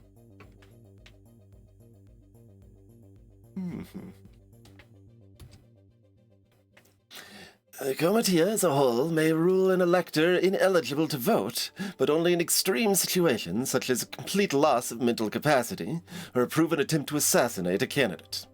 You cannot remove him. Wait, does that mean he gets to vote for himself? Yes. Well, that's one vote we won't be winning. Maybe you can. Maybe you can get that vote. Great anxiety first.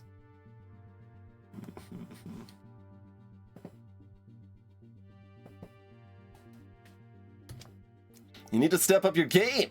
If you can secure binding pledges from electors to vote for you, then they won't be able to support any other candidate. At least we've got a little head start on it, except that they've got skills and connections and we don't necessarily, but so it goes.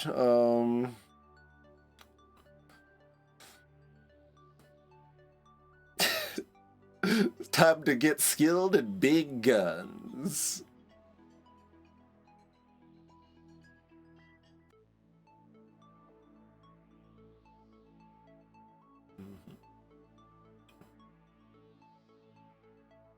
I mean, we've already made a bad first impression in a lot of etiquette situations, but, like, we'll be heading to the big place where all the hoity-toities are, so we kind of need more etiquette.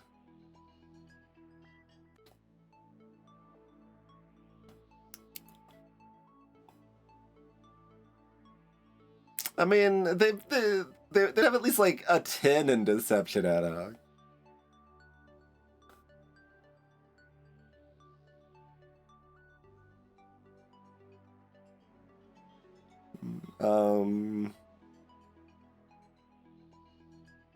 Yeah, not so much in most of these other skills.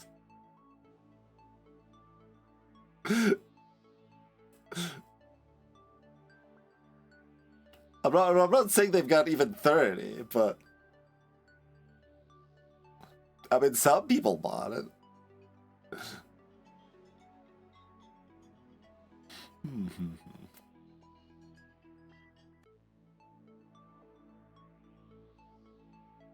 Zero the skill takes the option every time.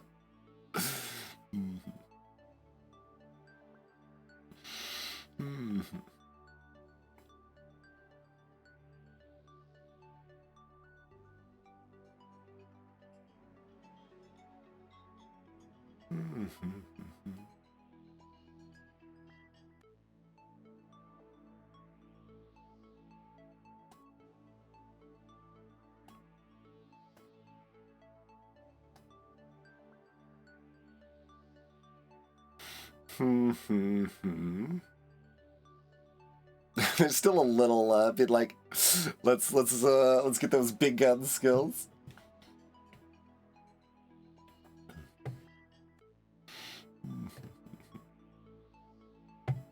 And then even if you do learn some things, you can do things differently, because there's going to be a lot of branching paths.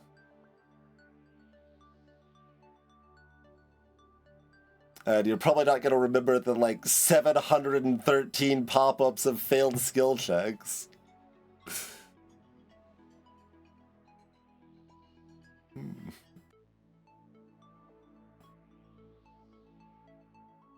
I guess we'll just go ahead and pop that up to 30.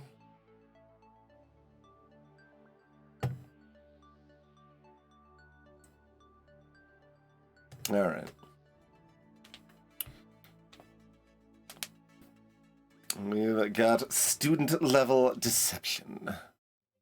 You return to your room to find an important message light flashing.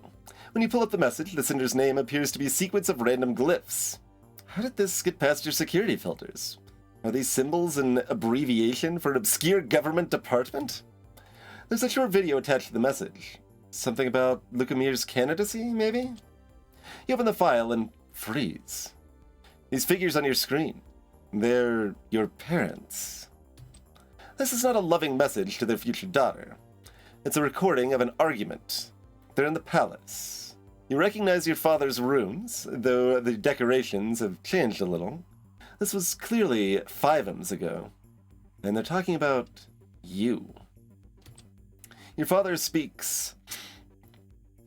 Now that your daughter has been born, your mother cuts him off angrily in a way you've never seen her in any photograph before. That thing is not my daughter. It is your creature, and I refuse to have any part in... And there the file cuts off. Who would send you something like this? Maybe it's a misunderstanding. It's only a few moments out of context. Maybe they weren't talking about you at all. Or maybe your mother hated you. What an awful thing to say about a baby. Her child, which you obviously are. Legally, you are a child of the marriage. Biologically, your Merkin Novan heritage is written all over your skin. You are Melania's daughter, and she called you a thing. Maybe she wasn't well at the time. Or maybe it never happened. The video could be a fake. Where did it even come from? You try to compose a reply, but it won't send. The system believes the address is malformed. Then how was it received in the first place? If we were off, we need more hacking skills.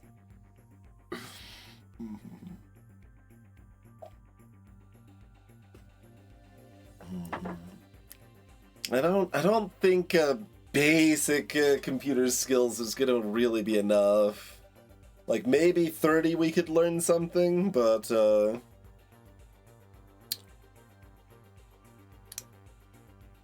that seems like a 60 plus sort of situation, which would be fairly difficult to have at this point, but that would be an interesting route, certainly. Just yell at hands really loudly.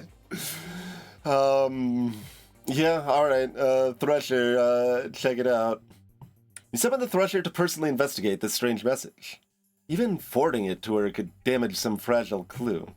She needs to see it exactly as you saw it. There's no sign of the video being generated or edited. This appears to be an authentic conversation, or part of one. What this isn't is security footage. This was not recorded by any automated system in the palace. This recording was taken by someone else who was present in the room at the time, standing at the Emperor's side. His shadow. The most obvious suspect, yes. But it could have been anyone with intimate access. A concubine or a maidservant might have been that close. The screen fills with letters and symbols that you can't easily make sense of, but the Thresher frowns. This message was sent from somewhere within the palace, but on a time delay. It could have been set up treekins in advance. I'll have to check the server to see if there are any access traces, but someone talented enough to bypass these systems would probably know enough to cover their tracks. Who would keep a fragment of a 5 old recording, then hack a palace system to send it to you anonymously? It sounds like the sort of thing one of the Thresher's secret agents would get up to. But as far as you can tell, Karundi doesn't know who sent the message. Trace the sender. Find out anything you can. Of course. Have you received any other suspicious correspondence? We never, like, learned, or, like, did we never just even read what our brother messaged us? Like, that was weird. Like, you get this message from Nova. That's weird. Wait, it's from your brother. But like, then you don't. We don't know anymore. But I mean, there's already like half a dozen people that want us dead, at least. That number appears to be growing about one per threesome. There was that strange encounter you had with Mazarin before he disappeared. The one where he wanted to give you a message from your father. You'd rather not tell the Thresher that the Emperor, your father, called you weak and spoiled. No. Still, we must be cautious. Call on me at any time if you have concerns. Right. Cautious. Okay, we're back here. Yeah, okay, you can't teach me things because you're not, like, a friend or whatever. That's fair.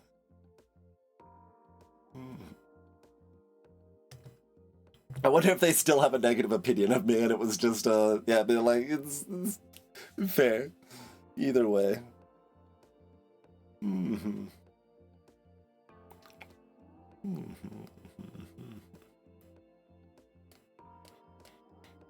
Alright, we have a little better idea how these mechanics work. We're back here. Let's negotiate. What was your... Oh, we already have the economics, so you were the other, like... You're probably more skilled in economics, but, like, more likely to betray me, I think.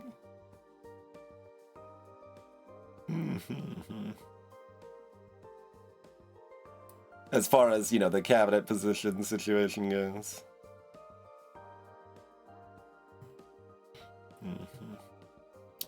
But is there a insect breeding cabinet position? I mean, we've got Novan heritage, but at least in theory, although that's maybe in question now. But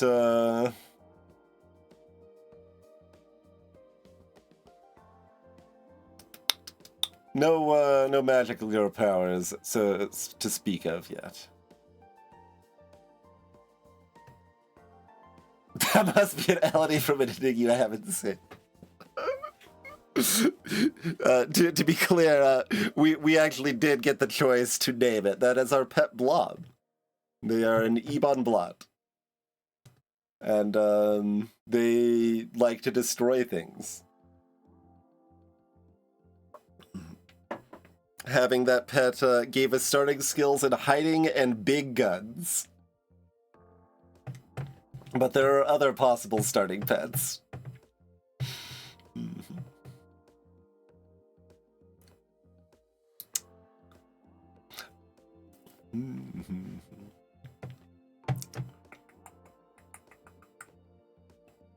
All right, I'm back. What do you want for a vote? We still don't know anything about music.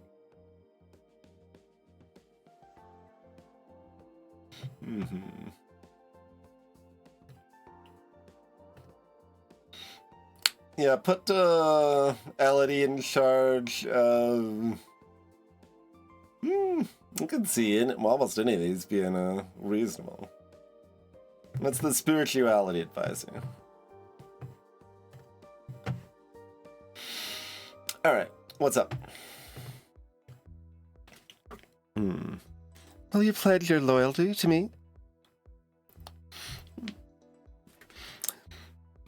The time for the election has not yet arrived.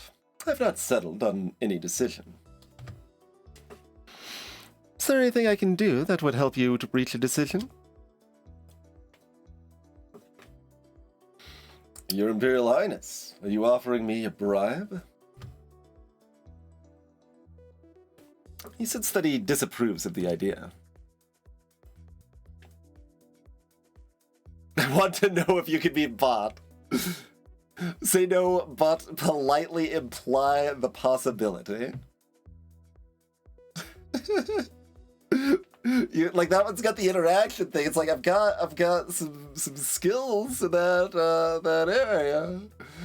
But I think like we passed the empathy check to know that they are at least mostly above board. So probably just gonna stick with absolutely not. But like presumably like that can maybe work too. Mm-hmm.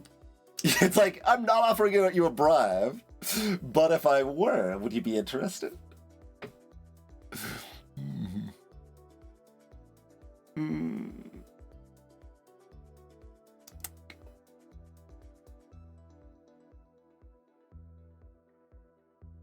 Like if we had 30 in all of those, like maybe, but no, just no. That was not my intention. I was asking about your politics, the goals you support. I support the stability and prosperity. I wanted to say like prosperity. I support the stability and prosperity of the Celestial Empire. A very safe statement, which tells you nothing. Of course. I hope that we'll speak again later. Nods to you.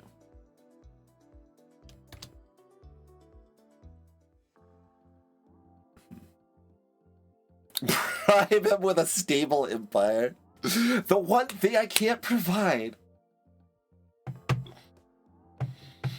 Now, Ozara, they would take a bribe, probably.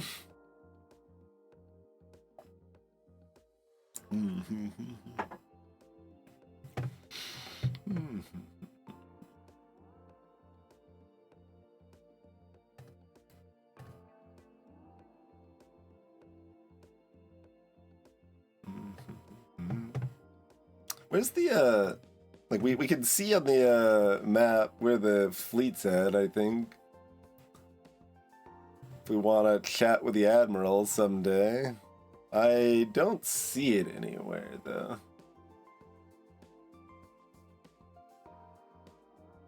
Oh, there it is, there it is. It's way over there, okay, well. Oh, there's already an expo. Okay, I mean, I guess that's yes. Yes.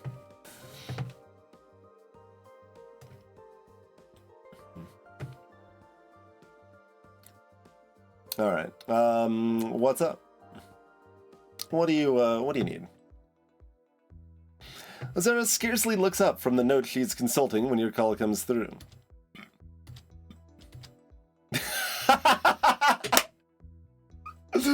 Very to the point. That's fair. Will you pledge your vote to me? No. When the time for the election comes, I will judge the fitness of every candidate as I see fit.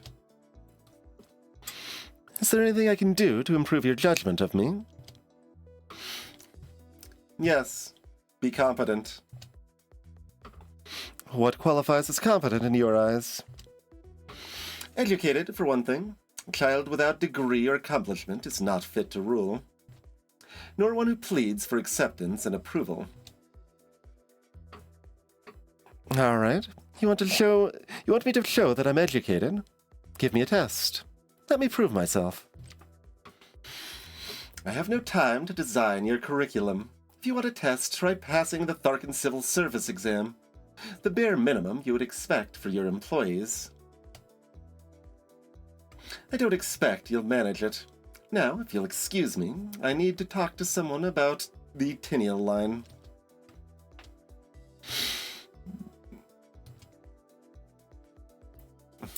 Okay. Zolat, Elector of Kidro, has pledged his vote to Lukamir. Mm-hmm. Mm-hmm.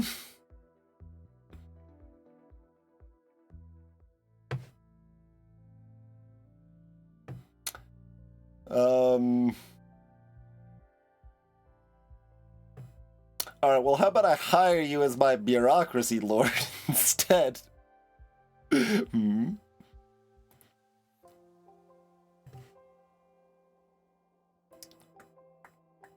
Alright, well, let's get interaction up, I guess.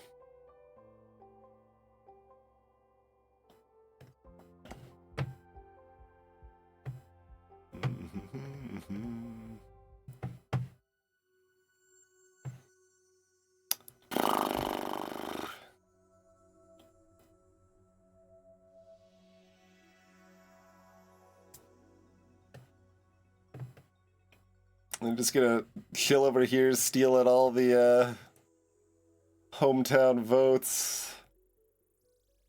Do I want to like head over to Hiru and try to pick up this stuff and just? Okay, why is the scroll wheel? I need a new mouse here. That's annoying. Usually it's not quite that finicky, but.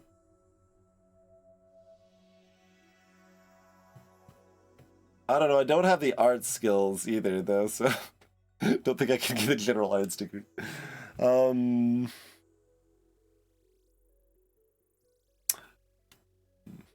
That's also interesting, like, do I just need someone good at bureaucracy on staff, or do I need personal skill in bureaucracy to pass this exam?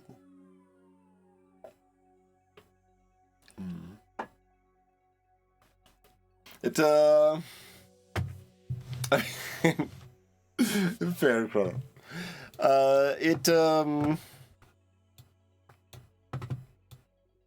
Feels like such a waste of time to just dawdle through deep space to go over here, but it's also kind of more interesting, because the obvious default choice is to go to Merca 1 to start, right?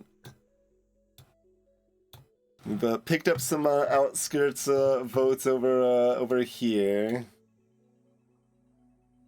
So we can go over to Haru and meet some new friends over here. I mean, if we get the other votes, it's okay, maybe.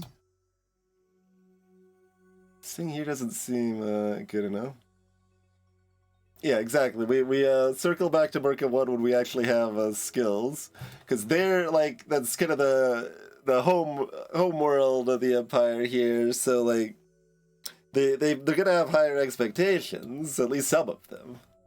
There's at least one person there that does not have high expectations and is just like pretty happy to vibe with me. But as long as we just say hi to them at some point, it's probably fine. Like.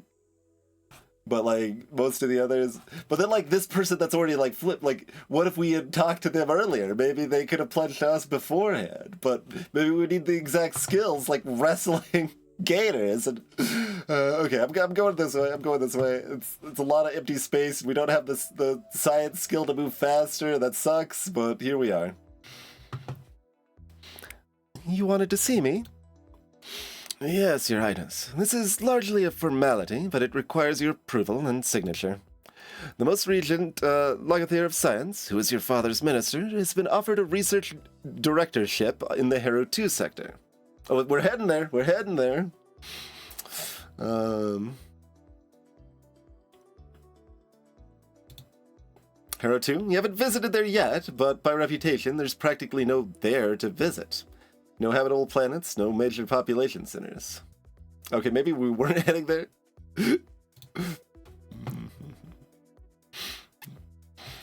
Having been so recently a member of the Celestial Ministry with privileged information means that this individual must seek Imperial approval before accepting any such position.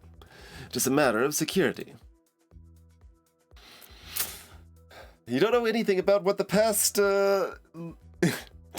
Logotheta of Science did. Apparently not much, considering the lack of information about your father's foolish experiments. You have no idea what top-secret plans might have been brought before the Ministry, or how this appointment could affect your future. You'll have to take a guess. Yeah, that seems fine. Fine, I'll sign it. Very well. Is there any news about Lucamir's campaign? A new interview for the feeds. You appear at the screen where you see video footage of Lucamir answering questions from reporters while making a visit to a historic castle in the Twin Worlds. Of course, he's got nothing else to do but make appearances. You can't waste your time worrying about what he's doing. You need to focus on your own schedule. And get better at talking to people and parkouring.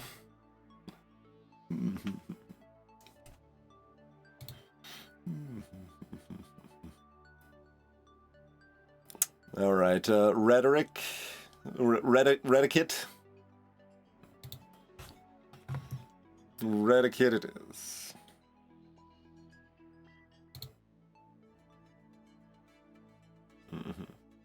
Okay, and we do only need 25 to get the outfit here. Yeah, probably. That's our interaction outfit.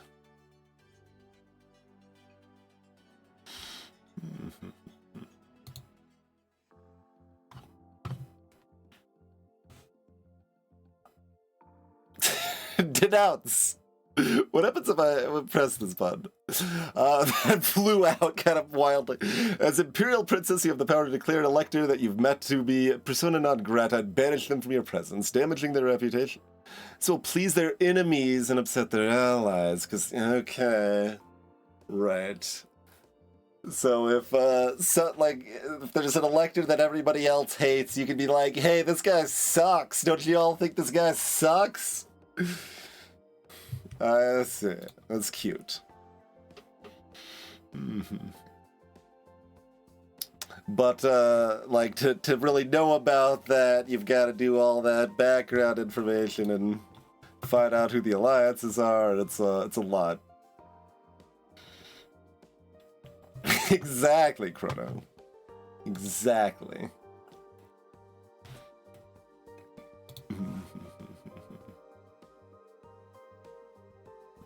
Well...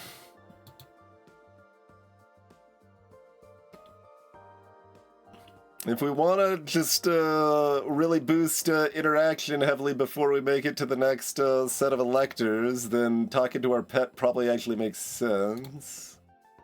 So that we can stay compliant. Otherwise, we're looking at getting some more empathy and allure or something.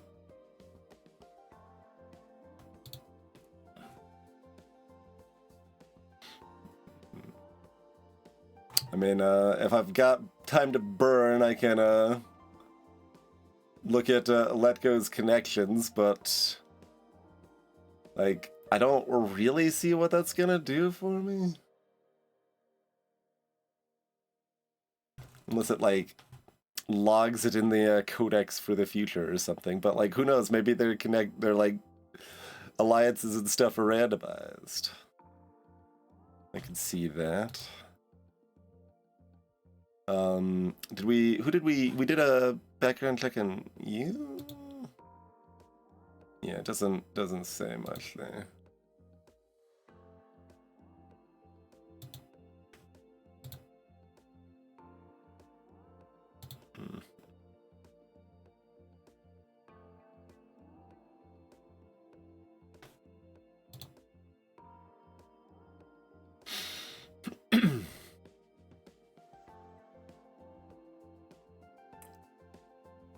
Feels like I need about 700 turns to do the things that need doing.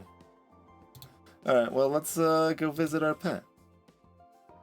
Oh, it goes directly to negative. I kind of thought it would just go a step in that direction, but... is that still fine? Hopefully. Cautious. Well, we could get more stealth, I guess, instead. That's fine. I guess. We could, wait, what if you visited it when you're already negative? Does it do anything else?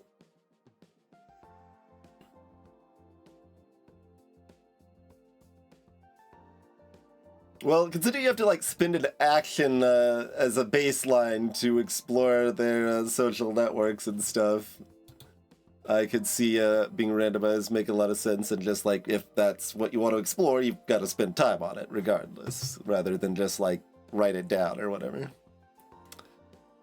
But there's also a bunch of skill checks which you could, you know, write it down. learn to be better on next time too, so...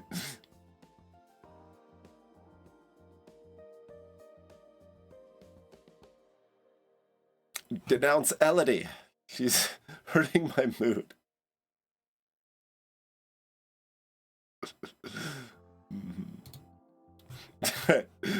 What if I do this again? Okay. Does not do anything to do it again. Milan has pledged to vote for Lukemir. Ixil has pledged to vote for Lukemir. That's upsetting. They are working quick.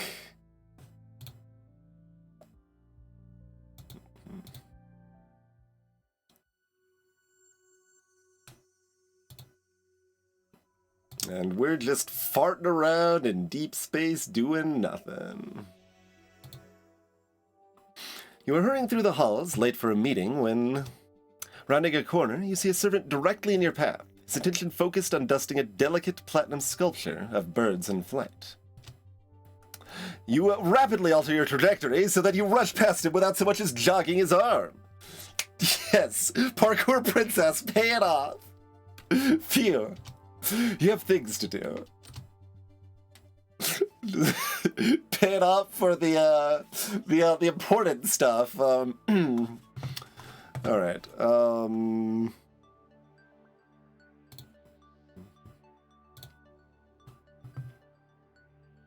Work some more of the stealth, I guess.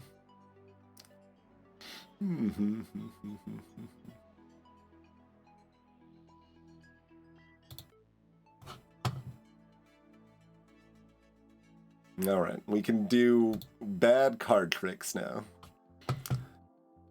Star Admiral Yakow's flagship is present in the sector, if you wish to speak with him.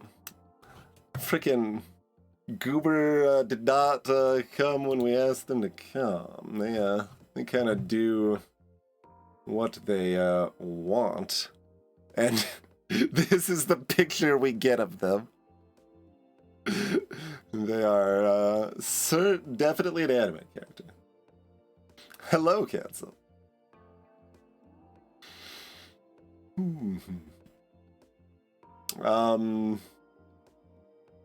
Just chat them up.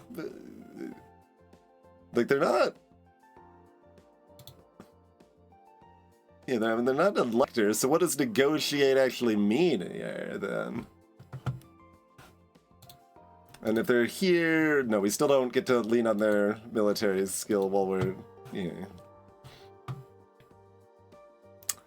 I don't think I've got enough allure to charm them. We probably need at least 60.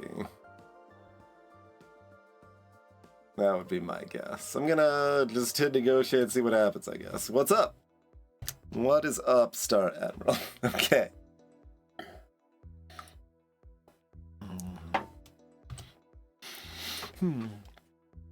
It is my intention to claim my father's throne. I'm trying to assemble a team of advisors, the future Celestial Ministry, to guide me, and I would like for you to be a part of that. Can I count on your support? Oh, okay.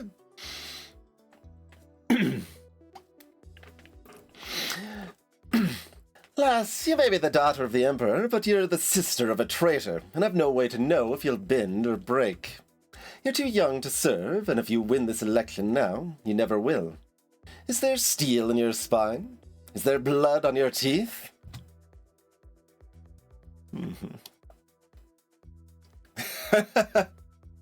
Menace plus deception.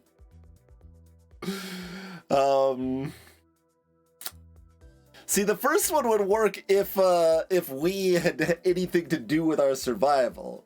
But they're gonna see right through that shit and be like, yeah, no, your guards survived your assassination. What did you do? And I'll be like, blah, blah, blah. Show him our pet, yeah.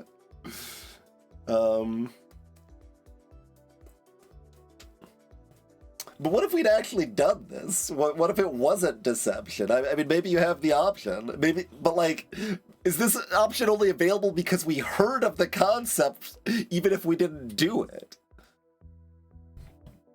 But the vibe so far is gonna be a say nothing situation here. It's like, all right, fair enough. I understand. He contemplates your face. I serve not myself, but the Empire.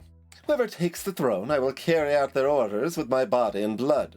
But it's not my job to take sides in this election. Politics, pah! He spits to the side. Is there anything I can do to change your mind and show you that I'm worth supporting? Prove your mettle. Will you take on one of my pilots in a strike fighter? A challenge of space combat maneuvers? You can't afford to show any fear to this man.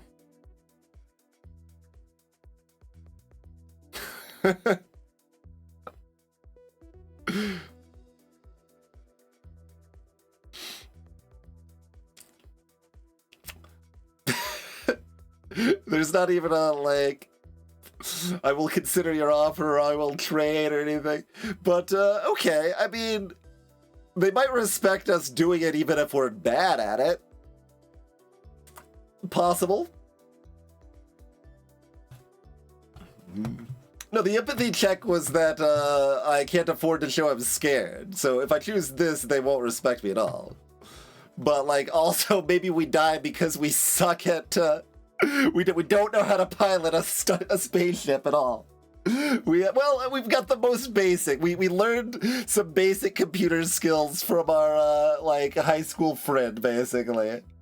And our pet gave us some infatuation with big guns. So we at least, like, have, like, we might not completely, utterly fail. We might just mostly fail.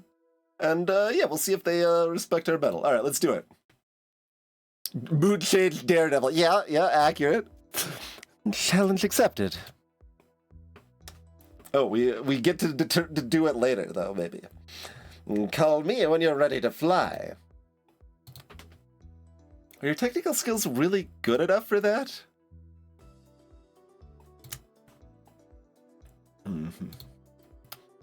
No, they're not. But, we don't actually need to do it now. See, if it was just a spur of the moment, it could only happen now sort of thing, like the 10 and 10, well, it's not piloting, though. If it was 10 piloting, that would be a little bit more than operations, but... Layout? Oh, we're trapped in someone else's spaceship and we need to find out how to escape. That would actually fit with my my vibe of, like, hiding and breaking into stuff. Yeah, but, like, I don't know if we're gonna have time for it. We've got to learn how to keep learning to talk to people, but we just, Okay, well, anyway. Time to announce Yakka.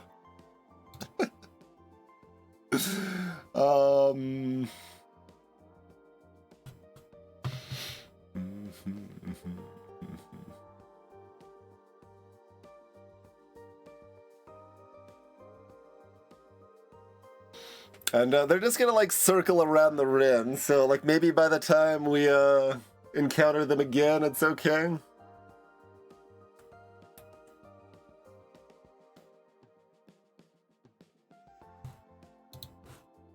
Would I rather be negative than Daredevil?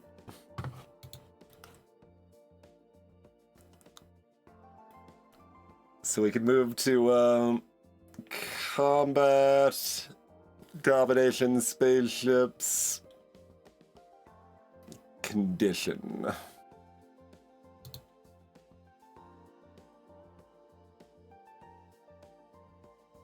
All right, I mean, we can keep practicing our parkour. That's what this would be for, Ad Hoc, is putting them in the cabinet. We basically like, hey, we would like you in our cabinet. He's like, psha, you're the brother of a traitor, and I don't know if I trust you at all, but I serve the Empire, so basically we could get a we could get possibly the best, or at least one of the best military advisors if we've got the skills to prove ourselves. Pretty much. Which we don't now. Maybe by the time we see them again.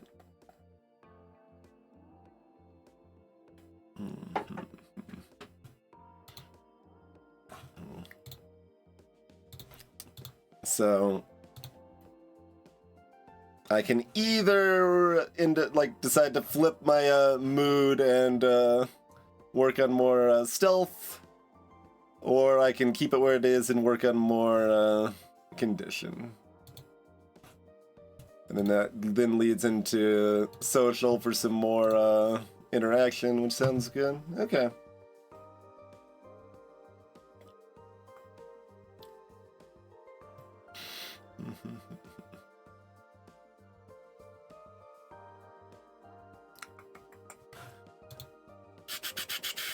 Alright, so there's not much else to do right now.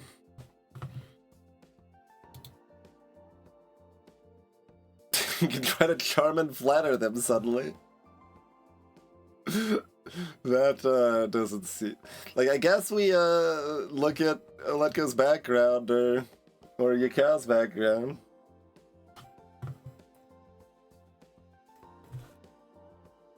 We can swap clothes not at any time, no, during this phase. But like when stuff starts happening at the beginning of the turn, we can't just suddenly swap outfits then.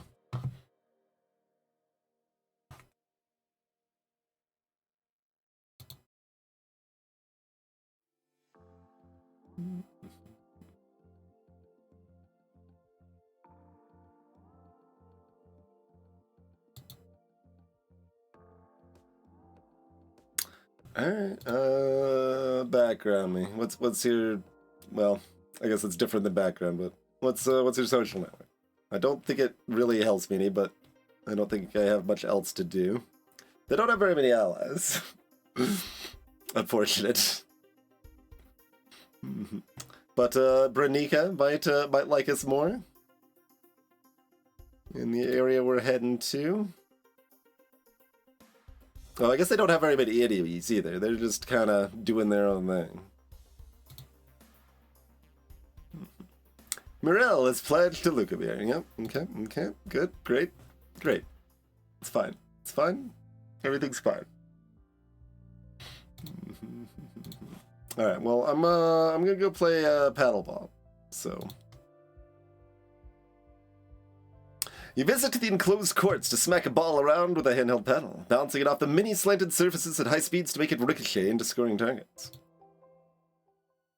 And that sounds pretty fun.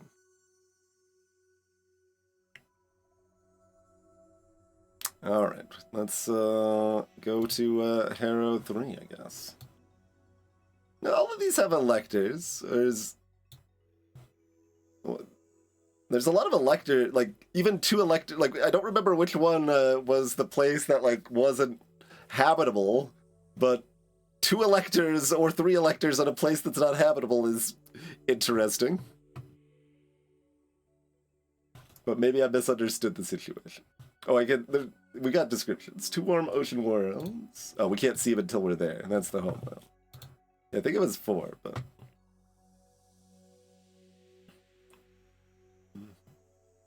Yeah. 10 over here for now. Terra 2 is the science advisor one, okay. Oh god, I don't have poison or dog skills or economic skills. Can I protect myself from gifts? Your Imperial Highness, some gifts have been sent to you in honor of your approaching birth star. More are likely to arrive in the coming turns. The Vestarch presents you with an assortment of pleasant trifles from various primacies and cephalates around the Empire. Okay, we've got etiquette. These gifts are not a show of political support, only a matter of politeness. Whatever comes in the election, you are the last Emperor's daughter, the most highly ranked noble of the Empire. They are obligated to show you respect. Send the usual letters of appreciation. There are also some more unusual items. This, for example, was delivered on behalf of the Ugaza. Uzaga? Uzga. The Uzga, a species commonly referred to as the spindly walkers because of the long-legged exoskeletons that they use to move around. Their natural bodies are small, round, and squishy, with short tentacles that can barely drag their bulk over to the ground. You don't know much else about them. The labs show no sign of explosives or other obvious dangers, but they are not certain what it is meant to be. Oh, I need to, learn, invention or repair to know how to use this, weird gift I got or something, maybe? We'll see. The object appears to be a large sphere of glass or clear crystal, which is hollow, containing mostly air and a small pile of metallic-looking flakes. You'd rotate the sphere and the flakes fall to the new bottom, but with an oddly chaotic motion, almost as if they were squirming. Once they fall into place, however, they are still. We would need to know a lot to know what the hell this is about. It must be art, but it doesn't look attractive or even interesting to you.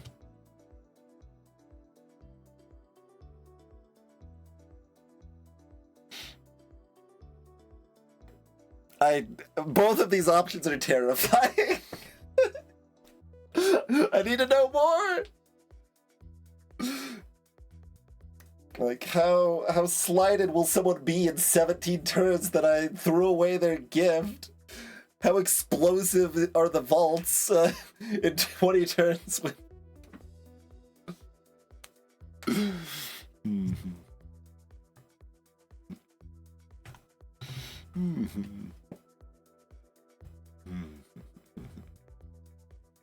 Alright, again, even options, the vibe of this run is a little bit more aloof and wishy-washy, so put it in the vaults it is. It may be valuable, but I have no use for it. Put it in the vault with the other gifts. Very well. There's a much more momentous gift on offer from the Grib, if gift is the correct description. The Grib are the most alien of all the Celestial Empire's neighbors, resembling nothing so much as enormous ugly mushrooms. You find them unsettling. That one would be hard to pass. In honor of the Celestial Empire's change of leadership, and in order to usher in a new age of cooperation and unity, the Grib propose a joint colonization project. Oh, there's some far back history of that being a problem or something They wish to invite approximately 5,000 Imperial citizens to establish a self-governing settlement on one of their underdeveloped frontier worlds, which lies a few jumps away from Heru Prime.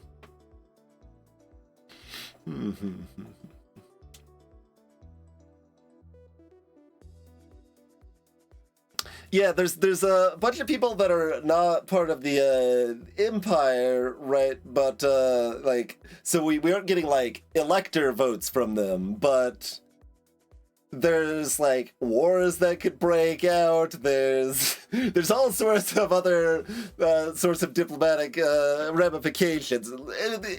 Assassins aplenty, I'm sure. If we have problems with our neighbors, the Admiral could get upset about us starting a war and turn on us even more than they have, and there's plenty of options.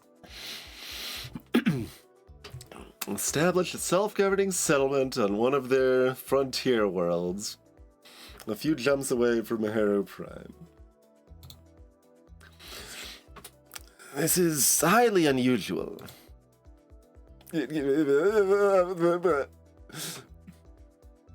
Alright, well, practiced is more than 40. Wait, no, there's enough skills to be more than what we were saying, right? So it's maybe basic, student, practiced, graduate, expert? Yeah, we've seen all of those, so maybe that's the progression?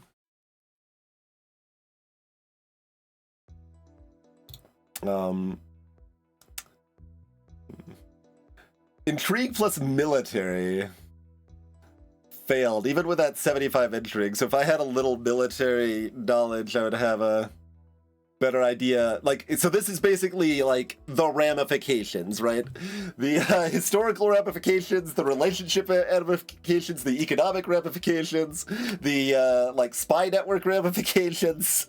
We don't have enough skills to know about any of these ramifications, but we know that those ramifications exist. Greetings, Templar. I guess I should say that. An unusual situation could mean a rare opportunity. Establishing a new colony would generally require the agreement of both the Emperor and the Comitia. Also, in the absence of an Emperor, it is not possible to appoint a new elector to represent a population. However, a provisional expedition is within your power to command. If you want to get a foothold in Grib's space before the election and reap any potential political benefits for yourself, you'll need to act quickly. We have the etiquette skills to delay. The fact that that's an option, though, does, I mean, like, I kind of assumed this was the case, but there is, like, action after the election, quite possibly here.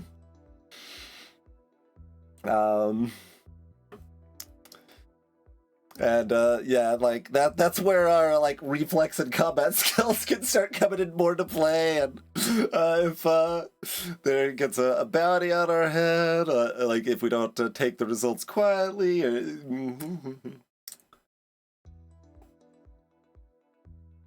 I've been treating the flag as the latter. Yeah, it's been the latter, I guess, mostly, right? But most of, well, it's like in between. I think it feels like you need to at least have enough, like some of the skill for it to pop up, but it may not be enough to pass it. I don't actually know for sure is the answer, but like I think it's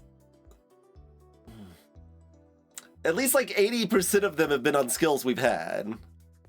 So like there's a connection, but I think I've got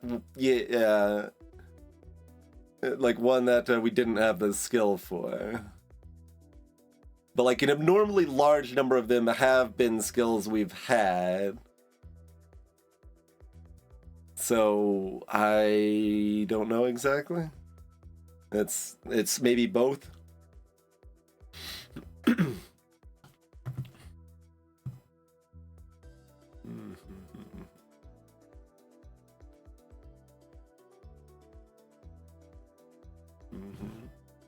Alright.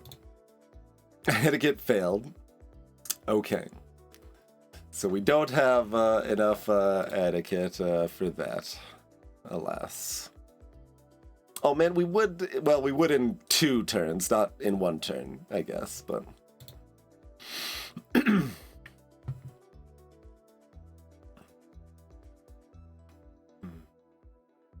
I could go back and just accept. I could just go back and accept if I wanted to. We could already start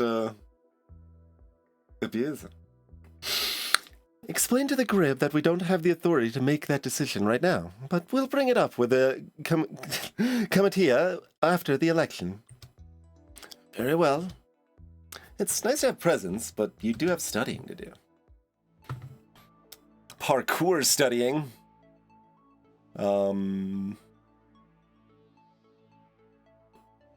I mean, if I want to, like, circle back and wrestle beasties, then strength is higher priority, but...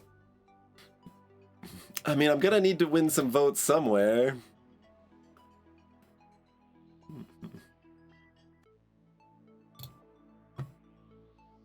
Let's just get reflexes up to 60, honestly. Like, just crush this for now. Let's... be ready to dodge and dance and whatever we need to do. But if we want to do that, like we would need like hunting, wrestling, strength to dance with the gators, friendos. at least, and, you know, quite possibly some terrain scouting, endurance, like I said, there's lots of things, like chain, all make lots of sense there, but there's likely some branching stuff, like having some reflexes could help, like, after I fail some of my other checks, but also I don't even know if I'm doing that. And reflexes seem like a thing to help me survive certain sorts of attacks, so, you know. We'd be kind of boneted about. I mean, look, we can talk to them nicely and dodge when they shoot at us. That's not nothing.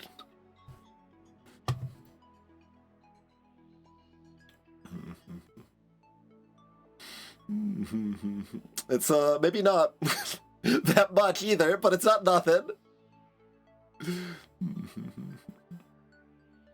Oh, yeah, it was injury plus military. Yeah. Alright, Parkour Princess gets the reflexes. Alright, we've got practice level reflexes, yes. The sector of the Hero system is by far the most popular with tourists from across the Empire. Both planets are dominated by ocean, with small landmasses whose cities are never too far from a beach, and now support thriving colonies with a focus on pleasure and recreation. Renock is a warm summer paradise of nodding palms and gentle breezes. Young adults cram themselves into touring ships for whirlwind romance and wild alcohol-fueled parties. The wealthy retire there to sleep in the sun. Kokim attracts a different crowd, with its odd skies that are perpetually gloomy by day and sparkling by night. Bioluminescent organisms are common, and the seas shimmer with strange colors.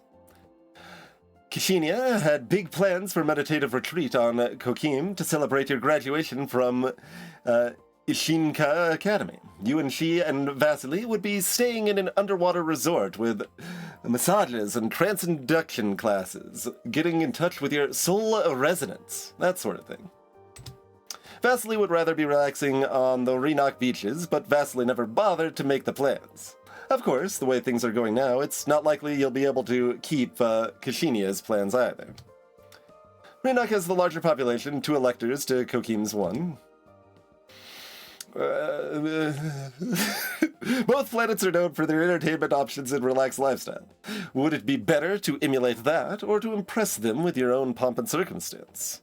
What theme do you want for your reception?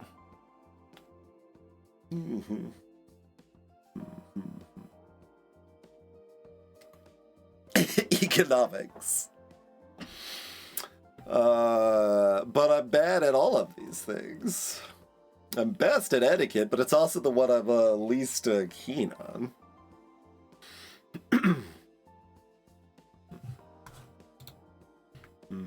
I mean, we've got Letko. We've got some economics skill, and we've got that little like weak drawing class from our high school friend. Got all that art skill. Stop being bad at skills. I'm trying.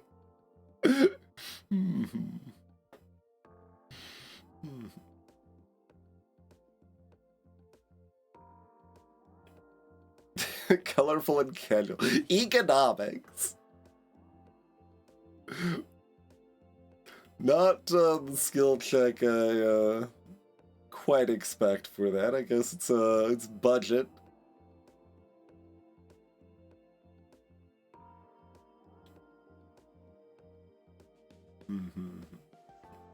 So, like, honestly, both of those, like, from the words sound fine, and we do have more skills in this, so, what theme do you want for more reception knife throwing? I'm even worse at that. I mean, maybe that's an option. Like, we have at least passing skills in all, well, we have more than 0 skills in all of these. There might be other options depending, but I don't know. Alright. And the culture of this sector revolves around fun. To win their approval, it makes sense to show that you understand and appreciate their way of life. Bring on the flower dresses and the drinks with tiny umbrellas. Okay. There are any number of businesses on these planets who are accustomed to catering for conferences and delegations at short notice, and they are thrilled by the opportunity to supply the Heavenly Palace. Not only should the electors feel more comfortable, but you may have made some useful contacts in the sector. Once the party's in full swing, you find yourself surrounded by smiling, laughing guests. You don't want to be rude, but you do need to get through the crowd. Yes, hiding! You avoid making eye contact and slip sideways between little groups of friends. It's not so bad once you get the hang of it. Unless you make your way over to the first of the electors. Branika is one of the electors from Renok, and a friend of our economics advisor. An older Miro woman with a son around your age. You met her before when your family was visiting her husband's relatives on Kedro.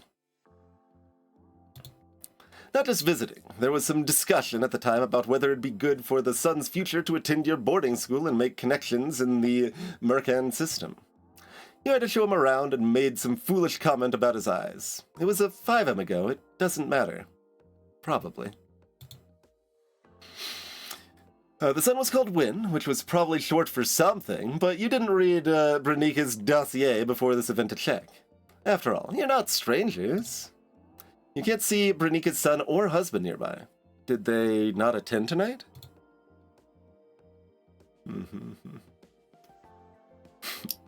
Got a crab necklace. This game seems like it's potentially a whole lot. Yes. Yes, it does. It does, in fact, appear to be a whole lot. Well, we need to take a break. How much longer do we want to keep going? Like, how much can my throat take? Also, we can do at least a little longer. We can do at least a little longer. So let's take ourselves a break. We'll be back in like 6 minutes and see what more of the whole lot. We'll at least finish exploring this place and maybe the next one. There's too many people, too many things. I want to do it all. See you soon.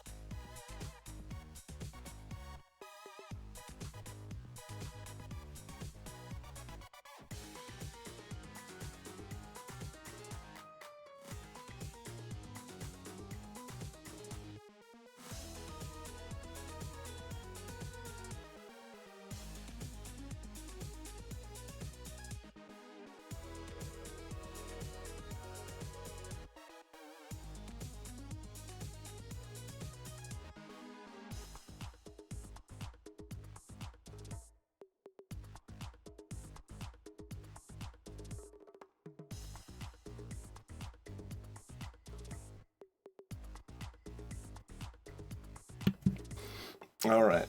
We got the music for the party we're hosting here.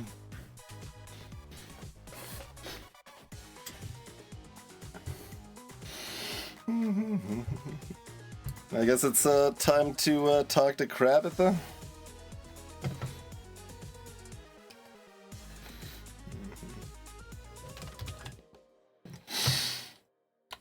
Okay, and remember to actually switch the scene back this time.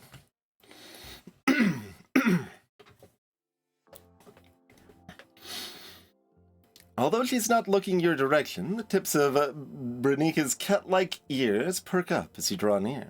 She turns to face you.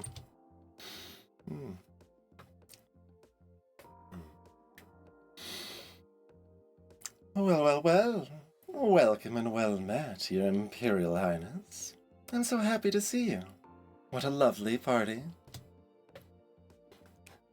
Thank you. It's a pleasure to see you again as well. How is your family? Your husband and your son, are they here tonight? Oh, my husband isn't with us anymore. He... dead, I'm afraid. Oh, I'm very sorry. Oh, it's all right. You've been very busy lately with matters of your own. You haven't had time to keep up with recent news.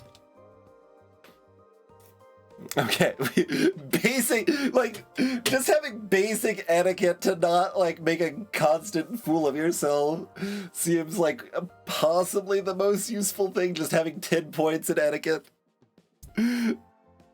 If you don't want to go, I mean, like, you can make a fool of yourself and make a bunch of enemies and submit them in other ways, though, I guess. I'm sure that works. It's not like you need, I'm confident you do not need any skill, any one skill to complete the game in a successful fashion. But it is just, I mean, it makes sense, right? But... My condolences to you and your son for your loss. Yes, it was a terrible tragedy. Very difficult times. Actually, you don't think she's very sad about it at all. How much skill did we need for that? Only 30, okay. 30 empathy does quite a bit, too. We can tell what people mean rather than just their words. But the only skill you need is big guns. Renika reaches up to adjust the pendant hanging around her neck, one sharp fingernail sending it swinging. Wait, it's moving. Those little legs, those pinching claws, that creature is alive. Someone has drilled holes through the arthropod's shell to attach the rings of a golden chain. How long can it last like that? Of course, you have suffered your own loss so recently as well. You have my deepest sympathy for the death of your father. The Empire will never be the same without him.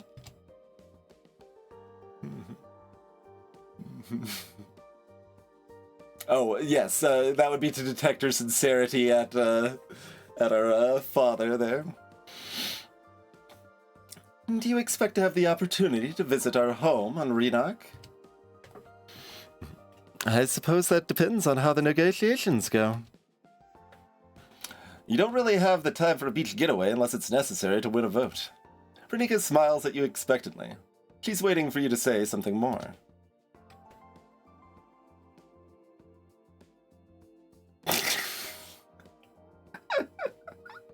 So how about the weather?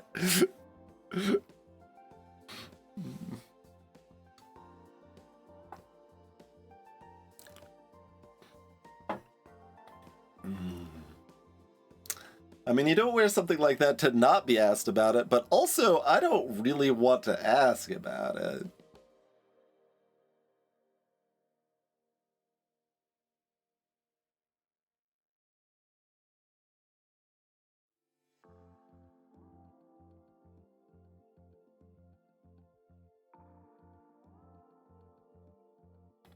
So let's find some way for it to be a faux pas to ask about when, I think. Oh, she's also got, like, claws at a, like, dagger point jewel here, too. Hey, Zergly. Has your son completed his schooling yet? What? Wasn't that enter that I pressed? Okay.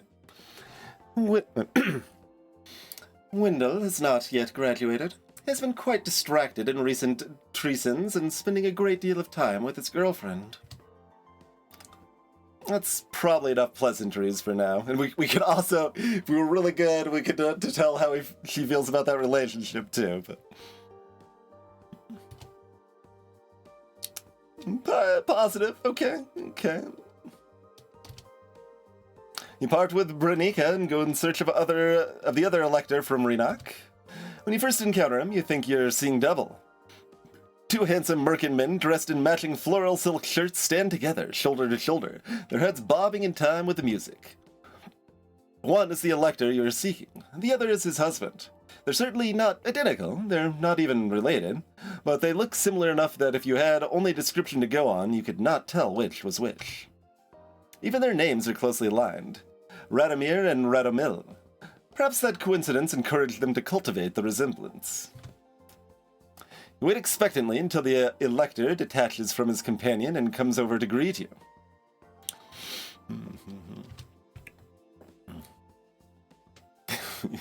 Yeah. Got the vibe through and through, huh?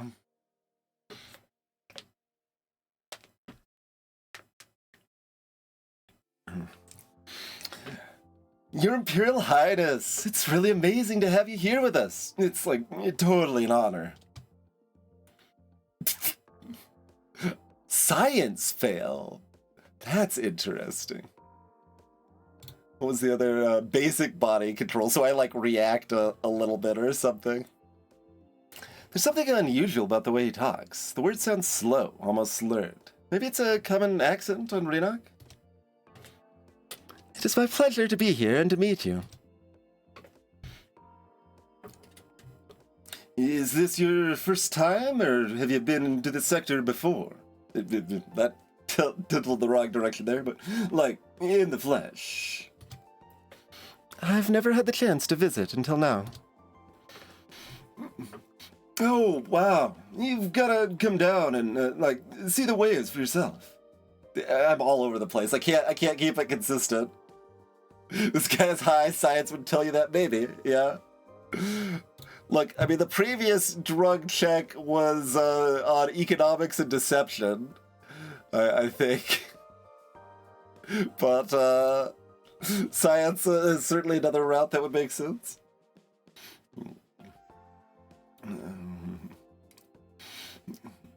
You know, you've got to come down and, like, see the waves for yourself. We can be, like, your guides and show you all the best games. You didn't come to the sector to play games, but you need his approval, so you smile non-committally. Have you ever played on a Starfell team? Starfall is popular in the Merkin system, but a very rough sport, even in the watered-down version played by students and amateurs. At professional levels, being struck by a falling star is quite often fatal. Spirituality. Your boarding school puts you all out on the field once or twice as part of your regular exercise routine, but with a star replaced by a puffball and so many rules that not even a nose was broken. Hardly an authentic experience. As a drug trade check, I mean, fair. Still, some men enjoy the chance to explain sports to an inexperienced girl.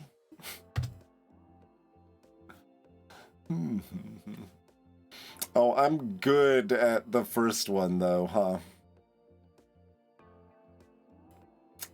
We've got too many skills not to press that button, probably. Even though, like, so the vibe of this run is this, but we've got too many skills, so we gotta do this. You widen your eyes a little. I've never really had the chance to play. I was always curious, but I don't know if I'd be any good at it. Well, we've got to get you out on the field. He grins at you. After a few more pleasantries, you send him back to his husband, remarking again on their oddly mirrored smiles. You sense he probably has negative feelings about you. Really? Rude. The last elector, the one representing Kokim, takes some time to locate. Salutations, Twitchy the Killer. Thank you for surprising me with that subscription. Appreciate it, Twitchy. The last elector takes some time to locate. Not only is she standing off in a corner, but she is facing away from the center of the room, her feathered wings shielding her face from view. You only pinpoint her at last when her companion heads back into the main body of the party, carrying their empty plates. Perhaps the elector is shy, or her age and health make her wary of crowds. Still, she does not look your way. You will have to announce yourself.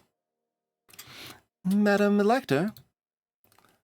She turns to face you, bringing with her a wave of sweet scent, as if she had been baking pastries until the sugar infused her very pores. That is quite some style.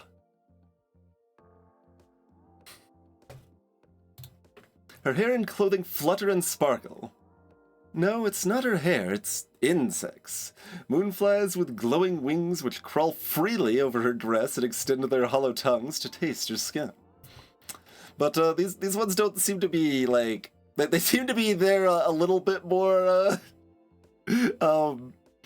consensually than the crab was, perhaps. Final boss energy, yeah. Mm-hmm. They're... Eve.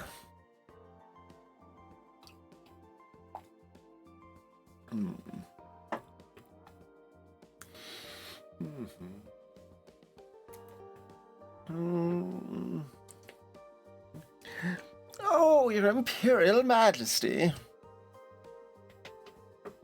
Majesty? That's not your correct title. That style of address is only for the Emperor and Empress. Is she declaring her allegiance, or is her mind wandering?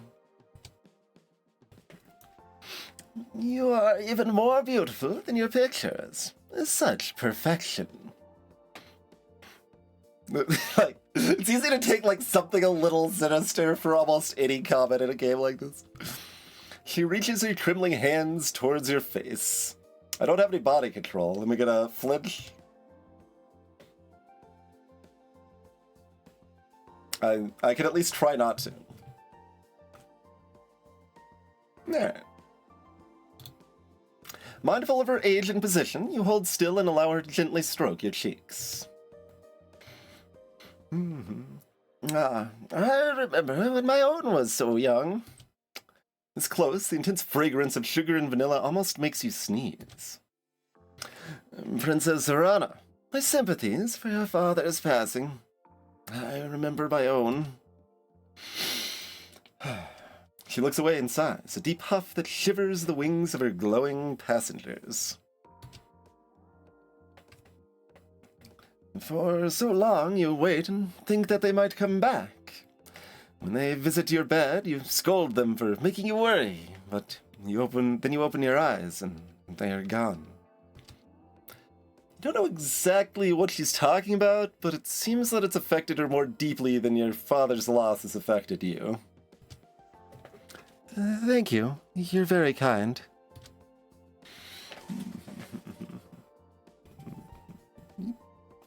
Faster than you could have imagined, her mournful expression transforms into a crackling, wrinkled smile.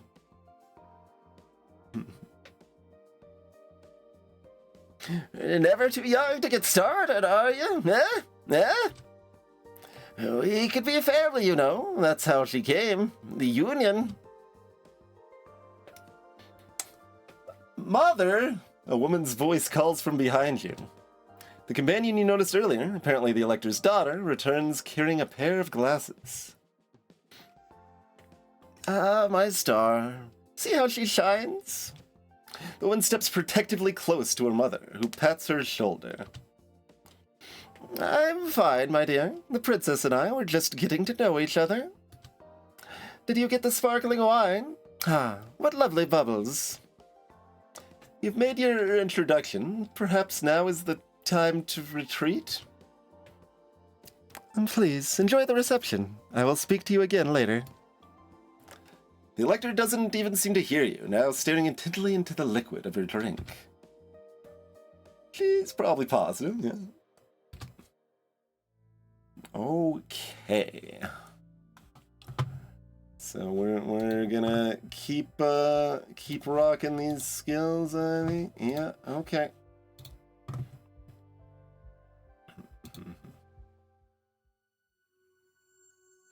Stay put.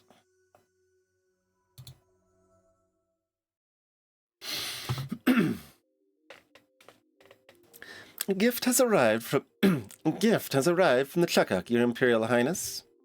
It's a large blue stone, roughly triangle-shaped with jagged edges, like an ancient spearhead. Holding it up to the light, you see fiery glints within and realize that it's made out of high-quality ultramarine. A pretty piece. Send them my appreciation. Your birth star will be rising soon. Maybe you'll have a party.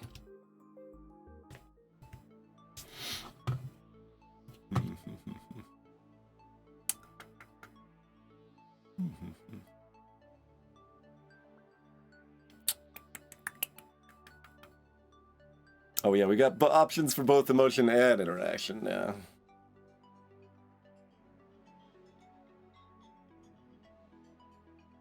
And I took the Venice because I kind of like thought I was gonna go higher in emotion, but I don't know, maybe.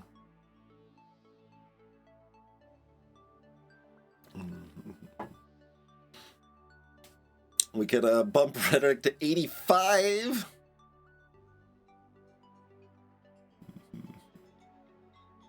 I mean, we could bump rhetoric to 70. That sounds, yeah, we do want to do that. Because we currently believe 70 to be the next breakpoint. So, 0D triple leads is an option and we did not take it. That wouldn't make my mood the way I want my mood, I'm afraid. I can max deception and that maxes every other skill for me. Yeah. Compelling.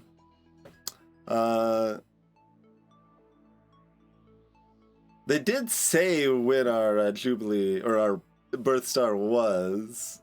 It was like either it turned 16 or 18. Don't know if that's in here. But it's pretty soon. Certainly a little more etiquette for my own party is probably a good idea.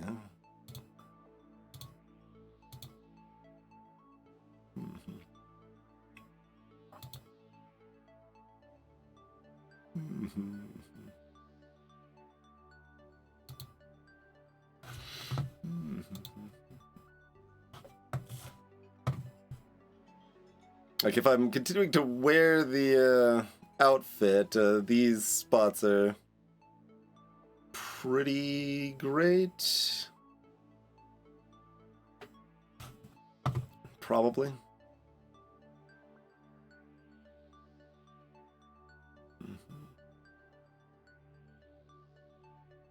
Yeah, alright.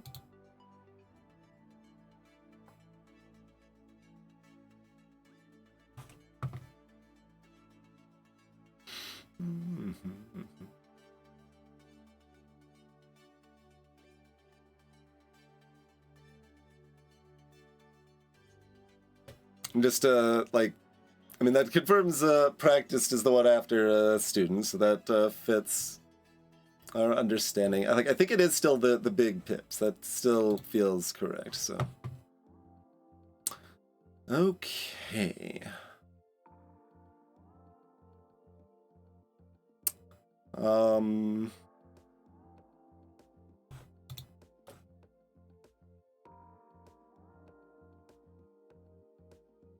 Do you want anything other than to marry your daughter?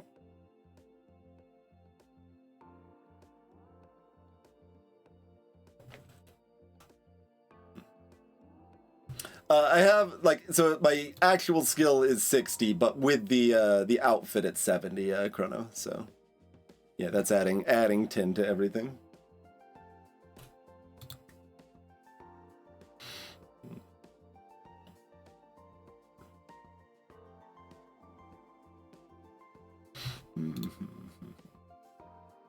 Right, that just lists them. Or whatever, you got the questions. Yeah,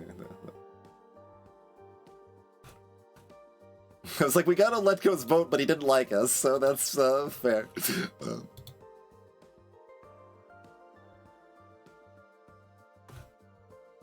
Alright, what do you want, Ian?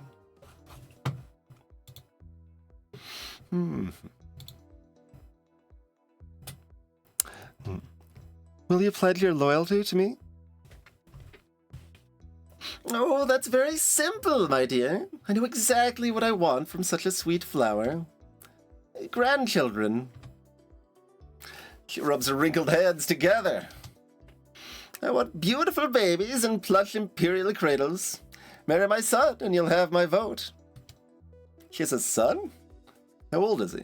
You don't even know his name.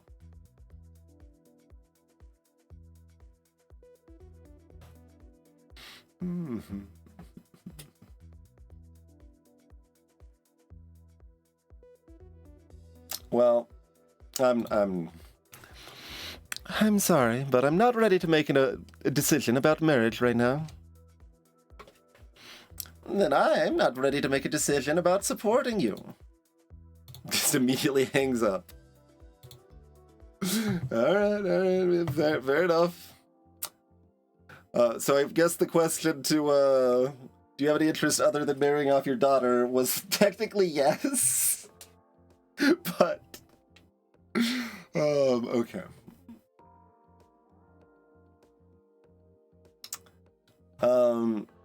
So you're probably only gonna be happy if I,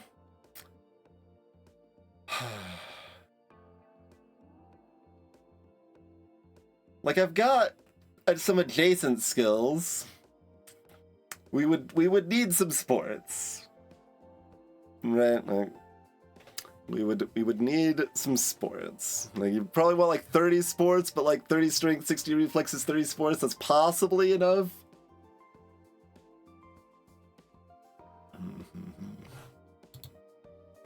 Do we have any idea what the hell you want?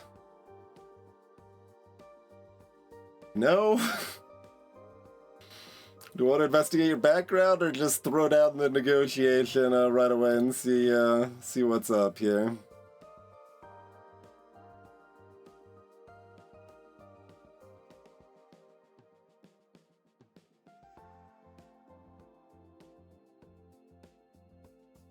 I mean, if I'm not planning on negotiating with Radamil right now, I could check her background.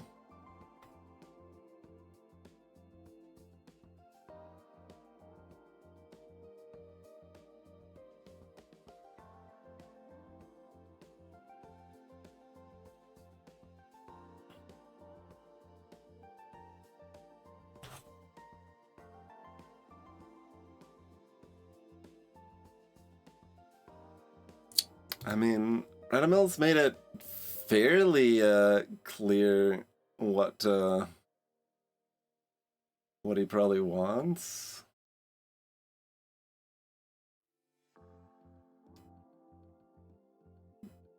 Do they have any skills I can offer them a cabinet position? Alright, I'm gonna investigate Pranika's background, I think. What's up here? Married for many fivems to an American man named Meros. Marriage was tumultuous. There's rumors when freshly married they had a violent spat, which required the Phoenix Volunteer Guard to separate them. Left them both in medical rehabilitation.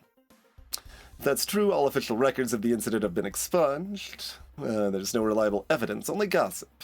The verifiable facts are that they both lived and vacationed together, almost never seen separately in public, until Meros' recent and sudden demise. The medical records refer to Meros' death as expected due to a long-term issue. No autopsy was ordered. However, there's no paper trail suggesting that Meros was being treated for any medical problems prior to his death. Whatever, or whoever, killed Meros, the truth is being concealed. Bernica and Meros had one heir, their son Wendell, who is around your age and still attending school. He is neither married nor publicly engaged, but his current romance with a fellow student is well known amongst their classmates. The girl comforted him at his father's funeral. There's no evidence directly implicating Bernica in her husband's death, but it's certainly suspicious.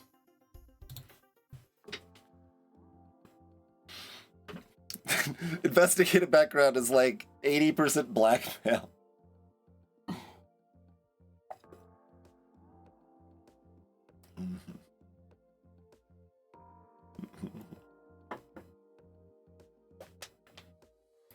Yeah, that's quite possible, Anna. Yeah. But I acted the role well, okay? It would probably be worse if I acted the role worse, but...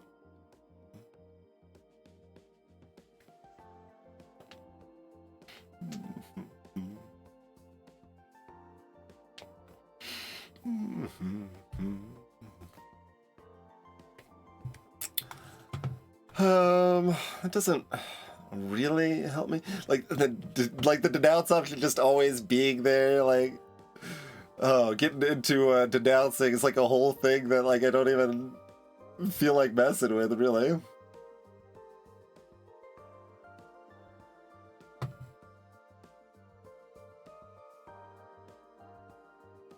Yeah, like if I passed the like harder empathy check or whatever, it might have been like, yeah, don't try to be full of crap. And they this guy respects the truth and sports. Like, I don't know. That doesn't like learn me anything about her. Like, we don't really have any cabinet position logic there. But I bet you can get some cabinet members who are pretty terrible at their jobs. They just are like, yeah, all right, I just want the prestige of being in a cabinet position. I'll take science leader, and I did science in high school 30 years ago, and so you get like an adult like leader here that's only got like 10 or something. I could see that happening.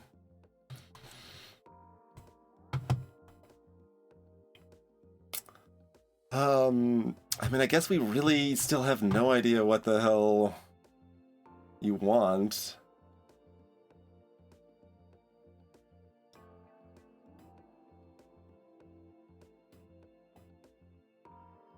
And that's the sort of person that trying to blackmail increases my odds of assassination attempts against me, probably. Feels... alright, negotiate. What's up?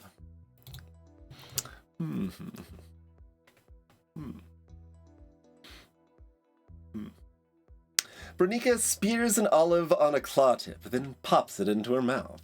Never mind, I don't want your vote if you like olives. Why be hasty? The election hasn't arrived yet. Anything could happen by then. I see no need to tie myself down to a position. Anything could happen. Could you think of anything that might happen which would make you want to give me your vote? Perhaps. She raises a single finger. You are familiar with Milan, Elector of Kedron? Only vaguely. I haven't interacted with him since my father's unfortunate accident. So that's interesting. Like, if we circled the other way, that would, of course, be a little different, too. Well, you need to change that. She leans forward, a hungry smirk stretching across her face. I dislike him. The reasons don't matter. I want you to take a public position against him. Denounce him. Cast him out. Stamp him with the imperial seal of disapproval and ruin his day. Do that, and I'll pledge you my vote. Denounce him? For what possible reason? You haven't even laid eyes on him recently. I see. I hope to hear from you again soon. I mean, not too surprising of a direction that she goes with that. Alright, parkour or empathy?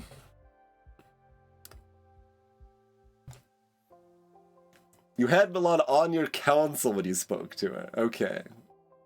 Interesting.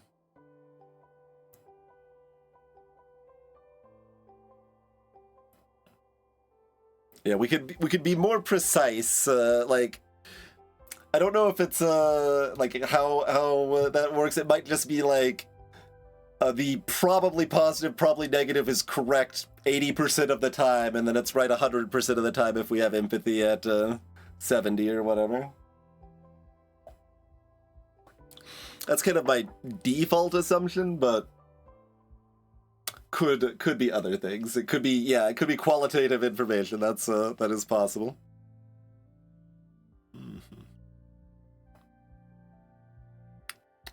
But the math is such that more allure would be better without the outfit. If I want to keep the outfit on interaction, which I mostly do.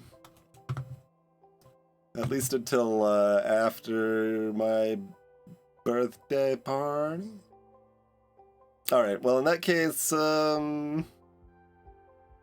let's keep working on parkour. There you go, exactly, Crow.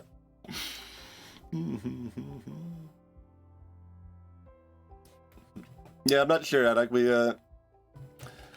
or at the very least, like, the thing that I was thinking might change would be, like, which electors are kind of allied or dislike which other electors or whatever. It could be somewhat randomized or whatever, too. But, you want to just obtain a bunch of outfits? No. I mean, I do want the stealth outfit. Because I want more stealth skills, but...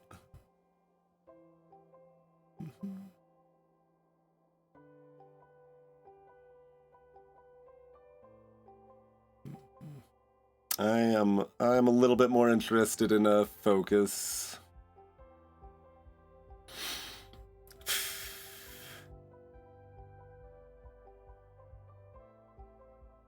All right, let's keep parkouring it. I think we just love to dance.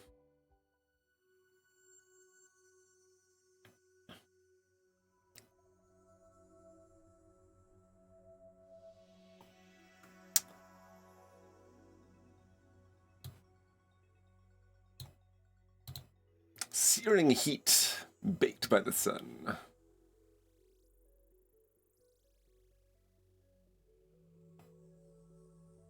I guess we're moseying on. So marriage and a denouncement is what we've got, and I mean we didn't actually check, but playing the sports game and being somewhat competent at it probably earns us the vote of our other duder there.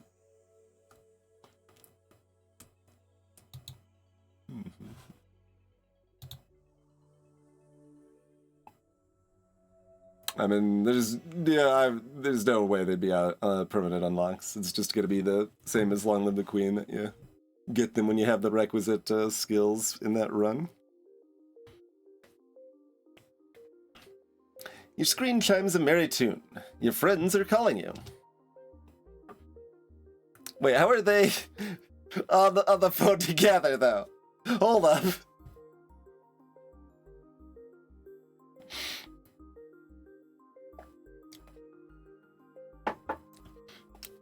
I feel like that doesn't make sense, but maybe they'll address it. We'll see. Vasily? Kishinia?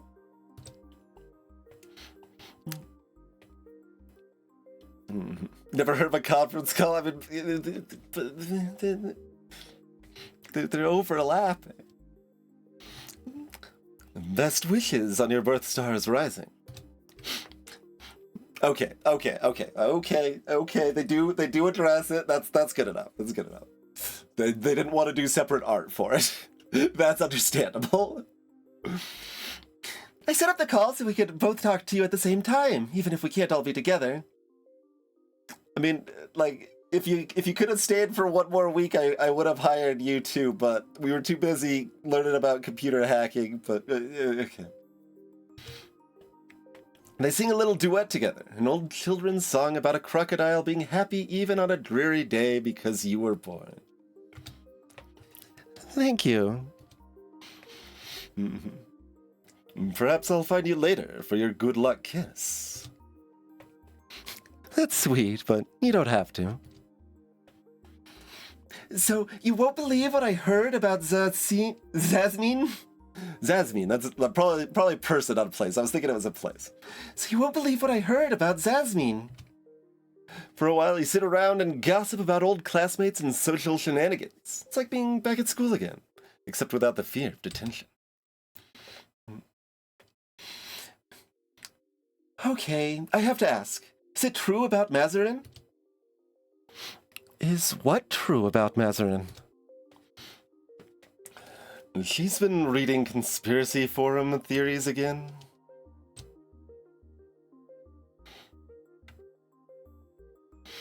I don't believe everything I read, but you have to keep an open mind. Anyway, there's this story going around that because your father's death was sort of a mystery, that his shadow has gone searching for him and he can't rest until he finds the Emperor.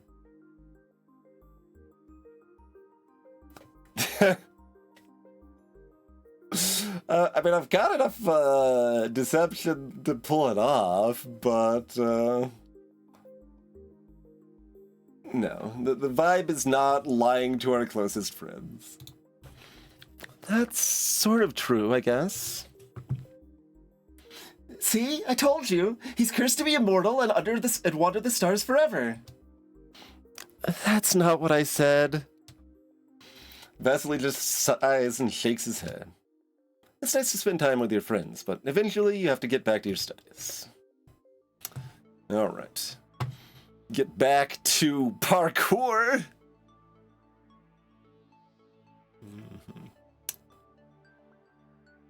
Tumbling. Tumbling might, like, if we want to circle back to try to do the sports ball, I could see tumbling being good for that. I mean, obviously I can just get like 30 sports. I already moved on. So we'd have to be circling back before we care about that. But, so I think we'll just do tumbling for now. Boom. That'd be over here. On this part of the map, we have not spent much time. Excuse me. But and strength could be good for the sports ball, but also would be good for wrestling. If we want to circle back on that later.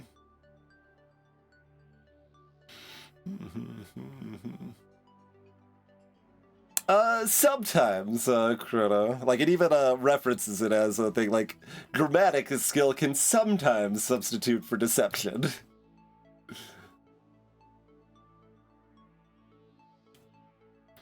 But I was thinking for the sports ball, like, it's pretty regular that there's multiple checks. Like in Long Live the Queen, there's like certain important stuff. There is often like 4 kind of unrelated checks in one major break point I can think of. 5 major or separate checks. But there's also situations where we need like a certain amount of sports plus reflexes skill or something like that. That'll come up too. But that said, it's still, you know, you make your best guess, and it's better than having no information, but it's still somewhat chaotic.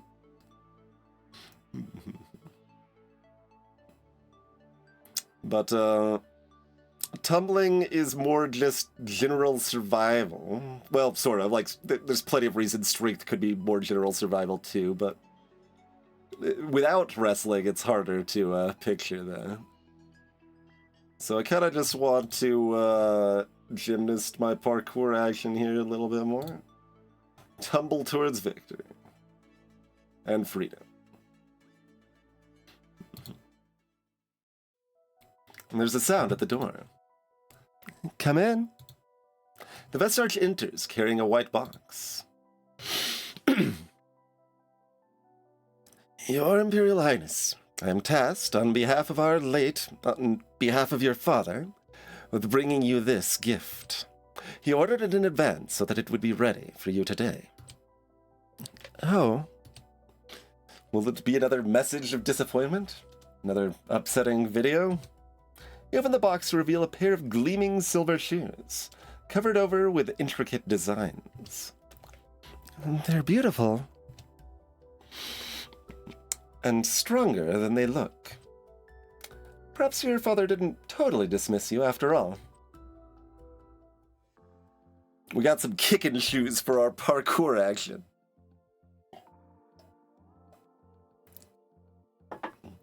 The innermost worlds of the Harrow system are also among the least prominent within society. Two planets, Sioi and Clanball, are extremely small and rotate slowly, their surfaces burned clean by the heat of the sun. Rylat is larger, but has a turbulent atmosphere with constant sandstorms. None of these worlds are at all appealing to tourists. Rylat, with its desert winds, is populated almost entirely by the Harrow and functions as their only true colony world. The other two are managed primarily as business concerns, mining for resources, and their population comes from all over the Celestial Empire. Small and unimportant though they may be, they are planets of the Celestial Empire, and they are each entitled to an elector to represent their interests.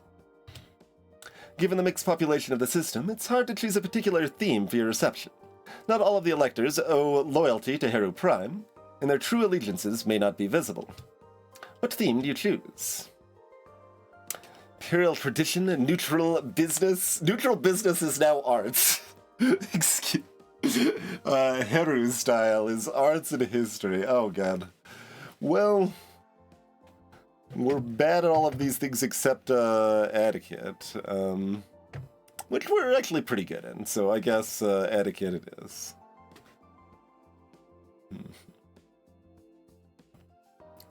Oh, expert? Damn it! I've got 50, not 90.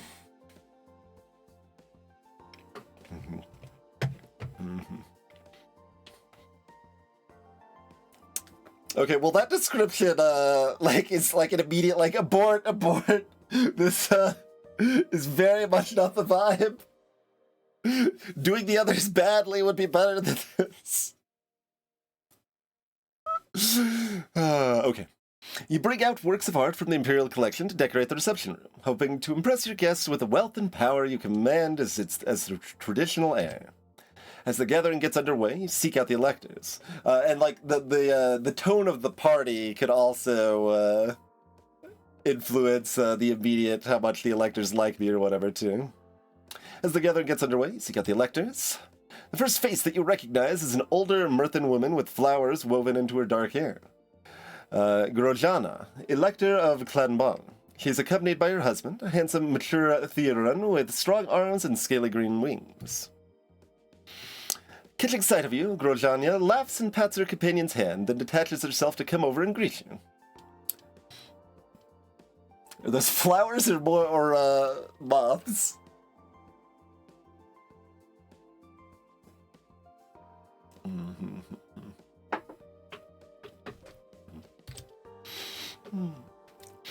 Your Imperial Highness, it's such a pleasure to meet you in person at last. You look even lovelier than your pictures. And despite the fact that she's 3 times your age and her husband is right there, she appears to be flirting with you. Was that an allure check or a empathy check? Empathy, okay. Thank you. I hope we'll be seeing more of you at parties while you're in the sector. We have to manufacture much of our own entertainment. What sort of entertainment? Oh, many things. Card and board games in particular. I always enjoy the thrill of competition. And board games, like the ones that little children play? While you're trying to take control of an empire? Wow, Zorana. Excuse me. Rude. I'm not certain I'll have time for that, but I'll keep it in mind.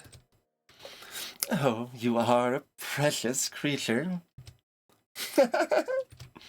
I mustn't monopolize you now. I'm sure you have many introductions to make, but please call on me later. I'd love to hear more about you.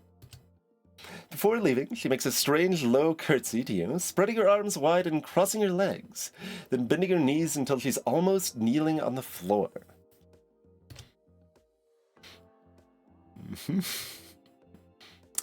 You've never seen anyone do that before and aren't sure how to respond.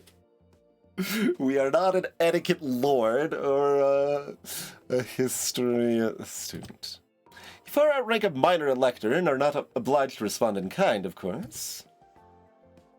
I do not have contortion. That would be kind of funny. Yeah, if I don't have the skills, I'm not gonna try and fall on my hands. Alright, just stop. Graciously nod to her and allow her to withdraw. She's probably positive. Look around for another elector to speak to and locate Jade, a representative of Seoi, the innermost planet. The Tharkid appears to be attending alone, and is dressed as a businesswoman rather than wearing a formal gown.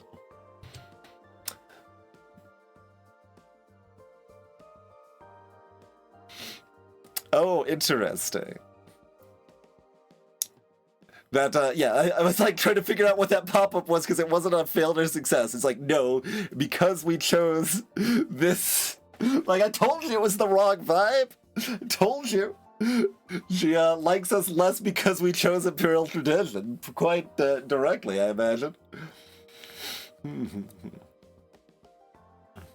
Odd that she would choose to go direct against the theme of the gathering. Was this meant as a challenge? That's no ordinary business outfit either. The skirt is long and tight, emphasizing her hips and hobbling her legs. Her blouse, by contrast, is too loose, too sheer, giving her a rumpled appearance that evokes hastily dressing in nightwear. She arrived alone, but it seems that her intent is not to leave that way. When your eyes meet her, she raises a hand to her face as if startled, then puts on a bright smile and walks directly over to you. Your Imperial Highness, thank you for taking the time to meet with us. Please accept my condolences about your father. Thank you. He was such a powerful man. I regret never having the chance to know him better.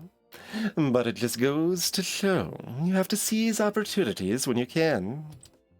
In a place like this, we often have to manufacture our own opportunities.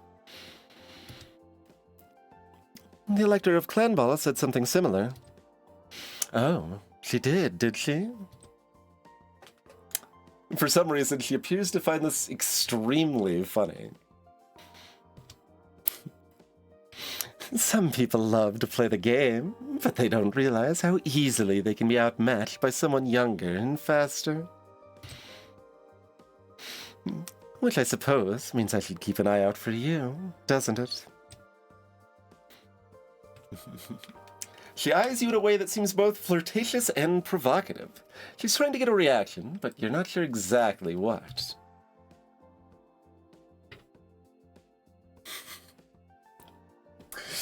Yeah, fair. Those are directions.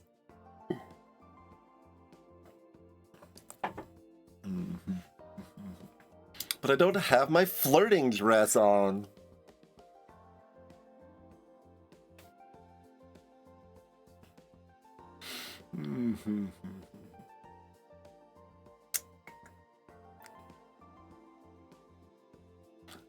It's really hard to, like, guess if this is, like, a 30 etiquette check or, like, a 90 etiquette check.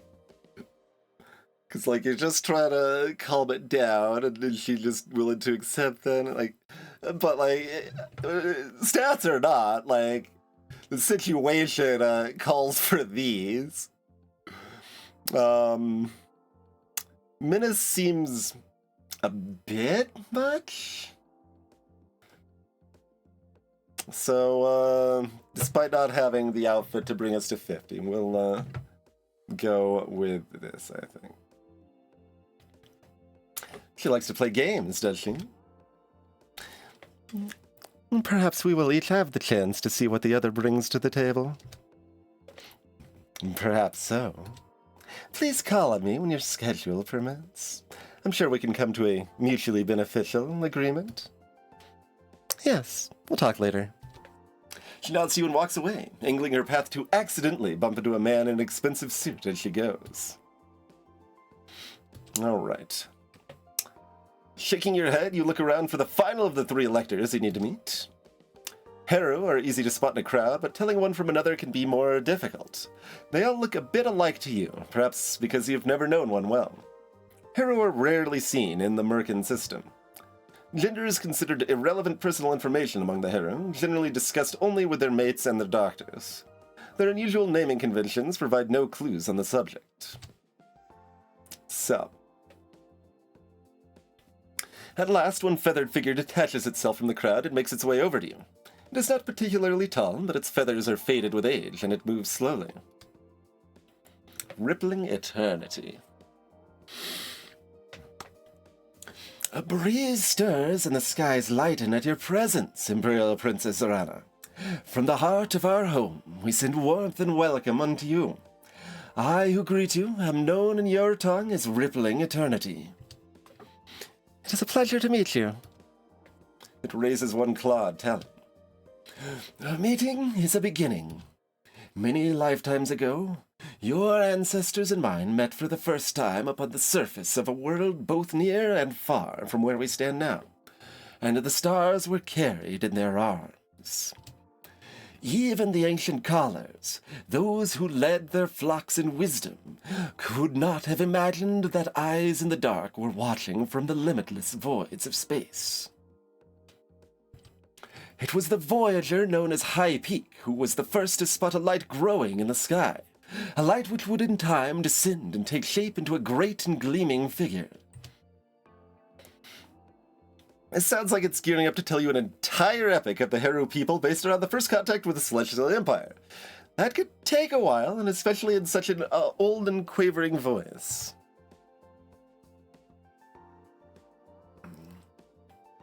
And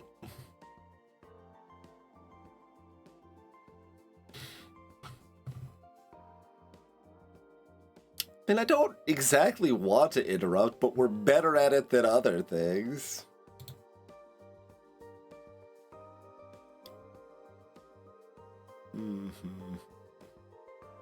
Hey, do you want to be my historian?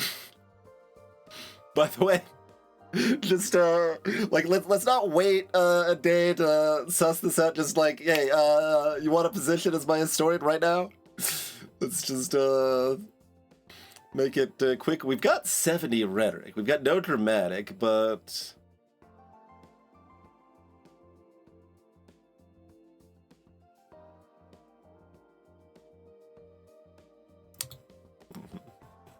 Once upon a midnight dreary. You hope to hurry this tale to its end by summing up the point, whatever that might be, in one grand poetic stroke.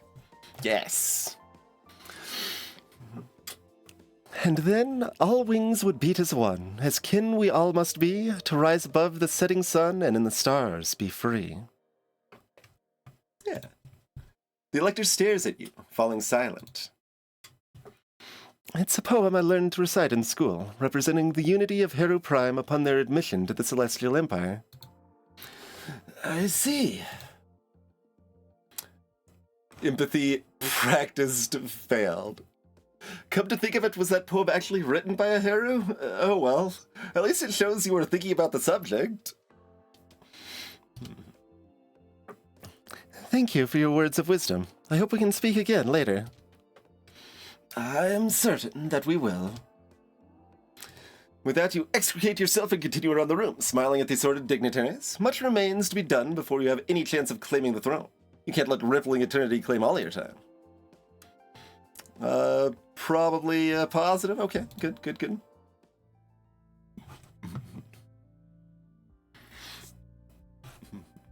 All right, we were going back to social, all right.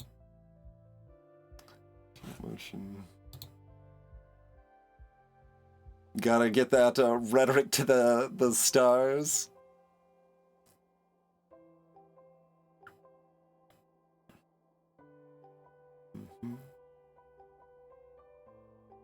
Yeah, the 15s intermingling with the tin from the suit does make the breakpoints interesting. There's 29 electors, but only a few generals. Maybe for run 2. Maybe for run 2. Focus on a military coup. Much more focused. Yeah, I mean, I can see that. If, like, the Star Admiral, likes us enough, they might become, loyal enough to us, even if, we're not elected. Like, given we had an option to, like, delay until after the election, there's certainly an implication that there's room for some, events after the election, perhaps. And I could see a whole different set of skills becoming more important at that time. But you know, we're getting parkour skills.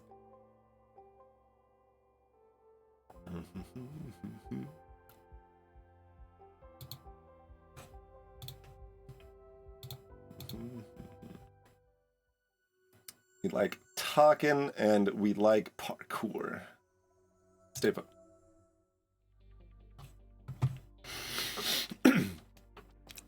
Good morning, Your Imperial Highness. Another gift has arrived for you. However, there are concerns. This gift has been sent from Crystal Nova. Is it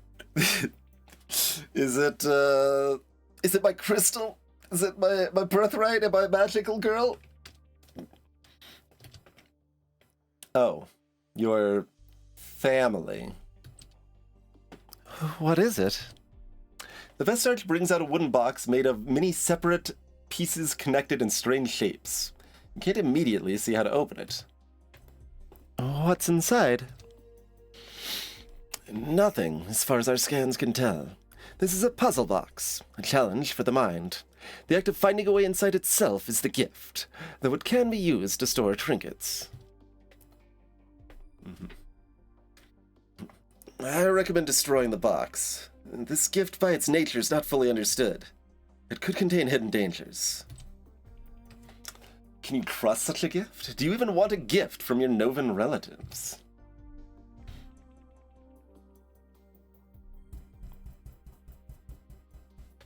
I don't have the skills to solve this. We've got no invention or repair or science. I mean, I've got intrusion. Actually, I do have intrusion, and I have a little sleight of hand. Hiding could kind of work. Reflexes, maybe.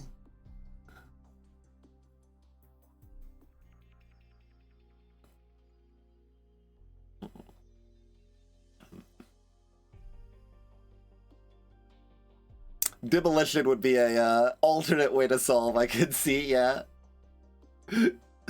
Big guns. I mean, if we were good enough with ray guns, we could maybe tune the ray gun to the right temperature to pop it open without destroying it, too. Got some options there.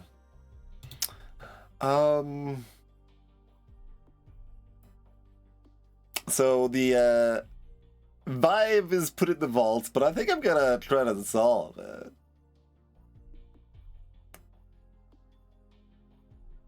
I mean, you can't just, like, dispose of mysterious puzzle boxes from your ne'er-do-well Novan relatives to, if you want to become a magical girl. The puzzle could be interesting. I'll take it back to my room. You can work on solving it when you're not busy with classes. You need a good eye and a knack for opening mechanisms, or else a friend who's very good at puzzles.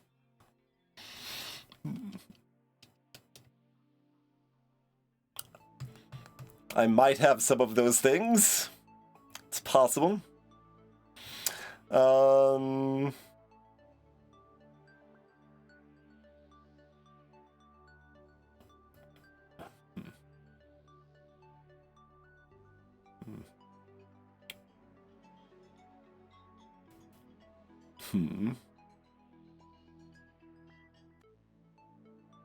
I mean, we probably aren't going to suddenly need a lot of reflexes and tumbling right now, right? Okay, what do we know about the people we're about to talk to? Not a lot. Enough to maybe put on the emotion dress instead of the interaction dress.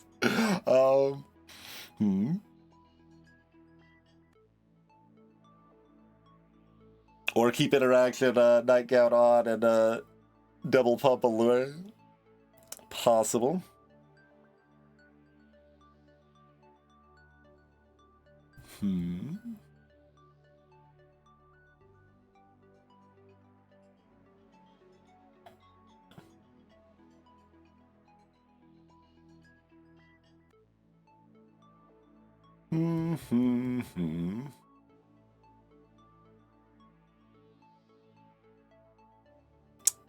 Lots of good options.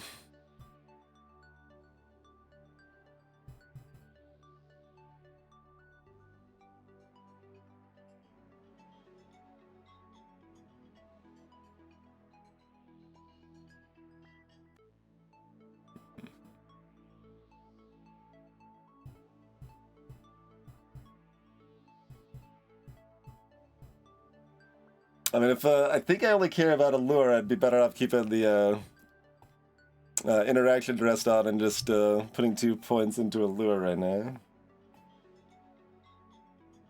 And then we're graduate level with an outfit.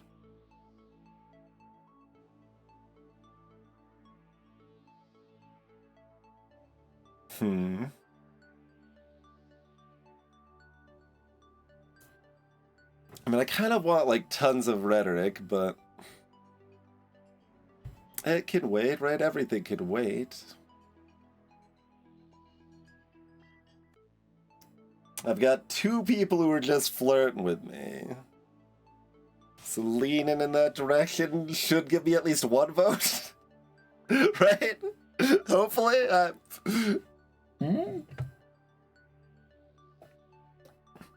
Sure.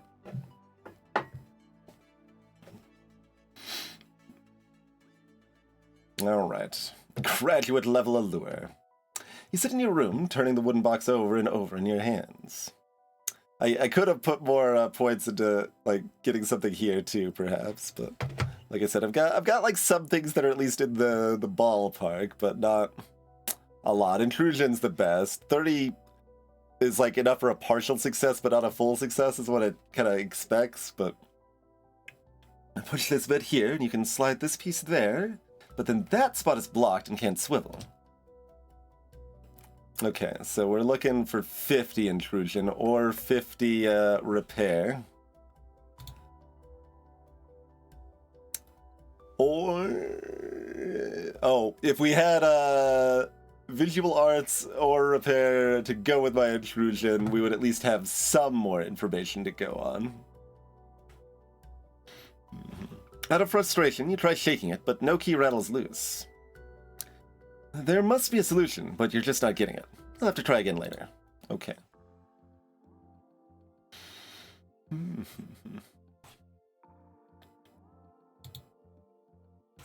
So, like, negotiate or charm? I mean, we try to flatter first, right?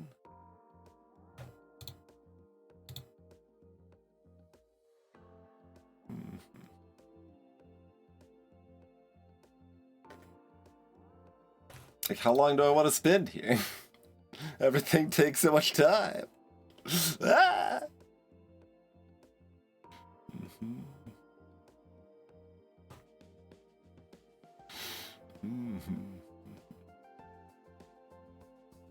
Like, I don't know how useful this option is, but, like, if it's useful for more than trying to marry these people, then now's the time it would be useful for that, so...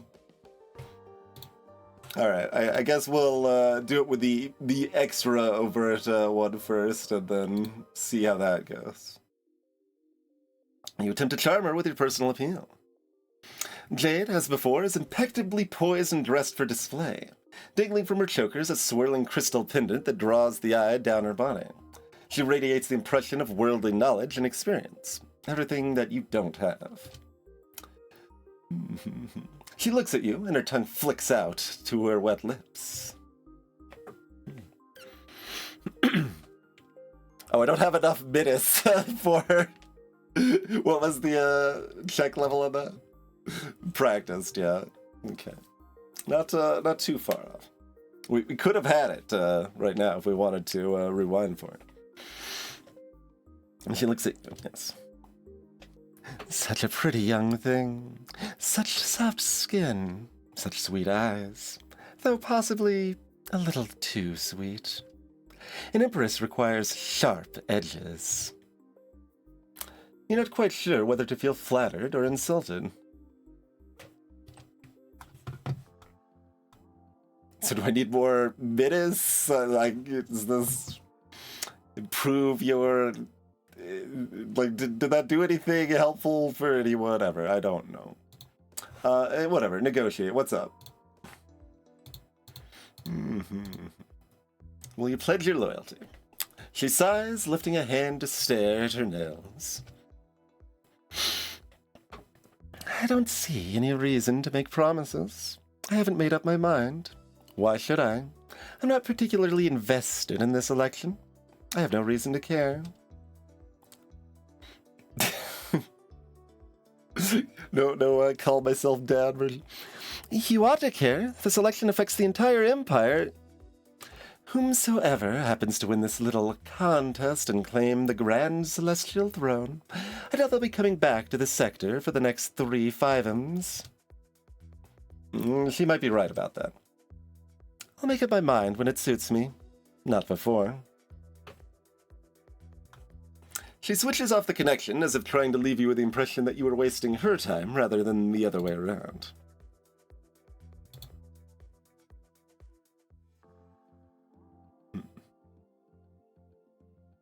Interesting. Okay.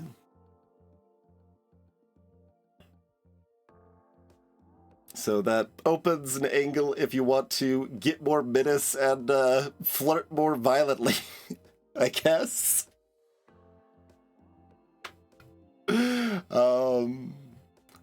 But that might just be like opening up a marriage prospect rather than anything else. I don't know.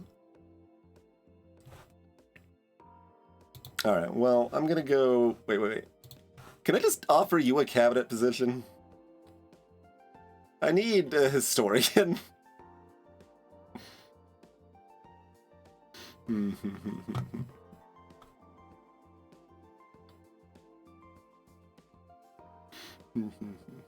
Look, the neutral gender likes me too.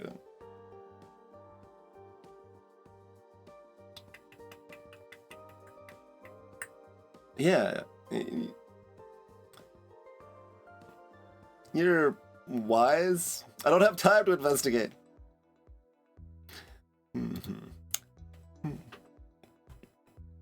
All right. Okay. I mean, that does make sense, but for historians specifically, I thought they might bite. I'm not interested. What? I do not wish to leave Rylat. The concerns of the greater empire are not mine. This is my home. These are my people. The only reason that I remain in politics is to protect their welfare. As part of my cabinet, you could use your influence to help the hero. How often do you think questions related to the hero system reach the Celestial Ministry? You don't entirely know. You don't have much experience of being in charge. Look, I was trying to recruit them so I wouldn't be failing these checks.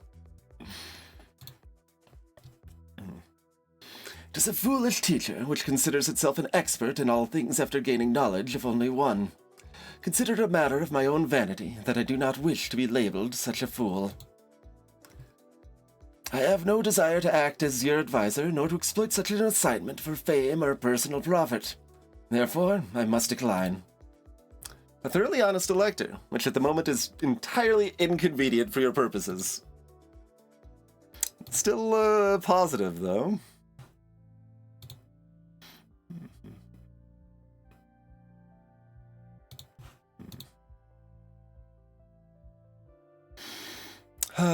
Okay.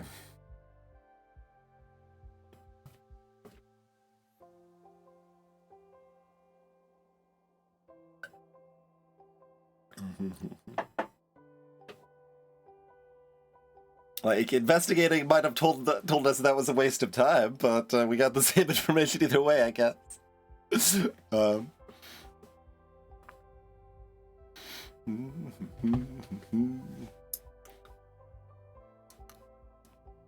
They know what's up.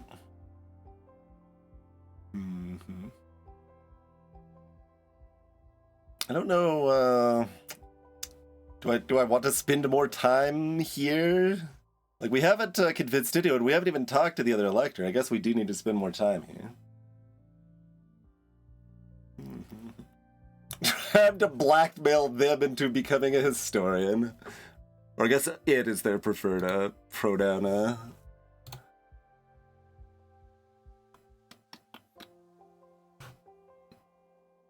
Domination, condition, arts of emotion.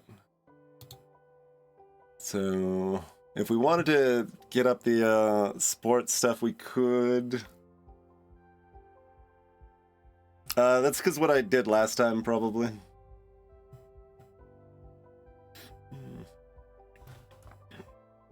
Okay, but none of these help stealth. That's secretive and cautious. Oh, way over here. Oh, I could do that next time if I talk to my pet, but that costs one of my 3 social actions.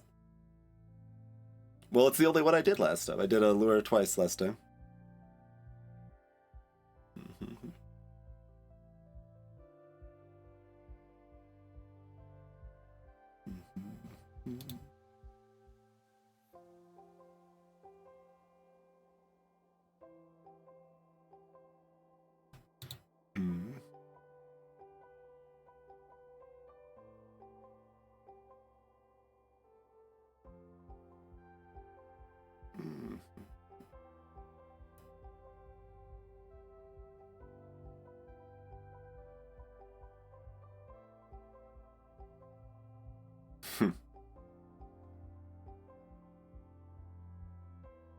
Like, I want more intrusion skill to pop up with this puzzle box, but that in time, I suppose. I mean, we're only turned 16, so like we would not be dead and long live the queen either.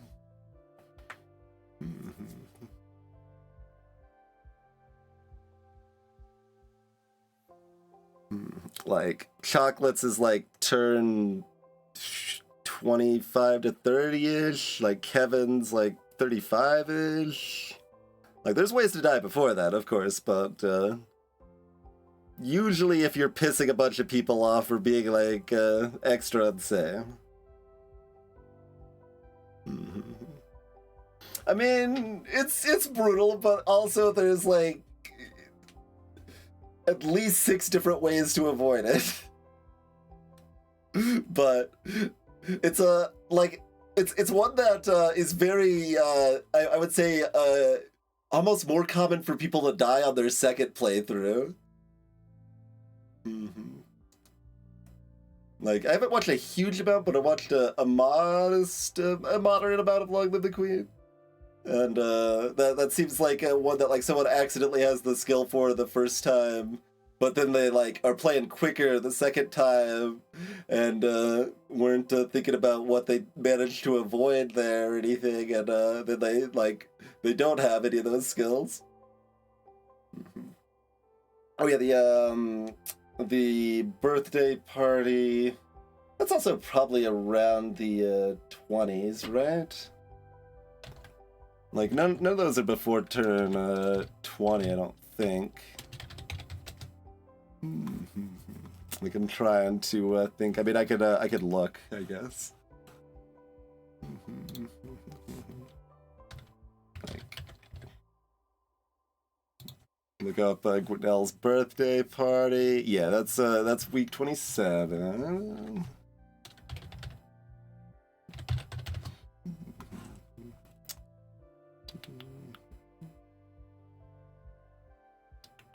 Chocolate looks like it's early 30s. Snaked. I mean, there's a snake early on, but I don't think there's any way for it to harm Elodie. It can bite Charlotte.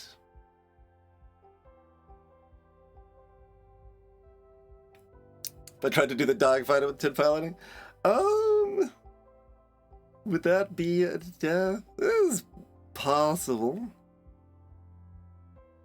Do I think that's... I really don't know. Like, that could just be irrecoverably, we don't, like, the Space Admiral isn't impressed or whatever.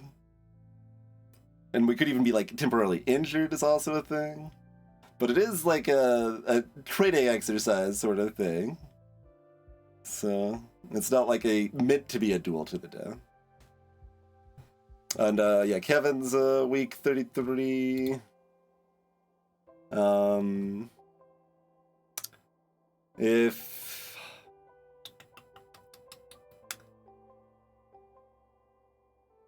If you have the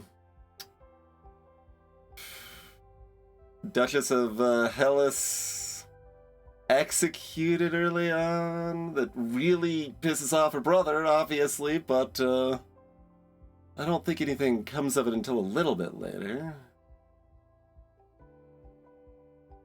It's fairly hard to piss off the commoners enough to have anything disastrous happen, but it is possible.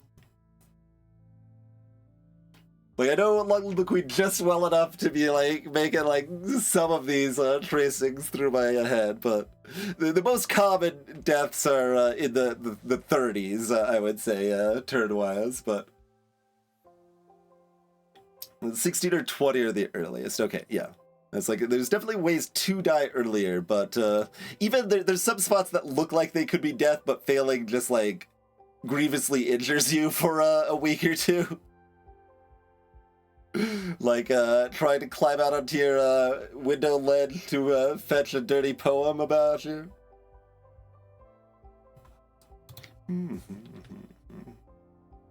16 is carriage ride. That doesn't sound right. Didn't I just look at that? There's another carriage ride? Because Gwinnell's birthday party is the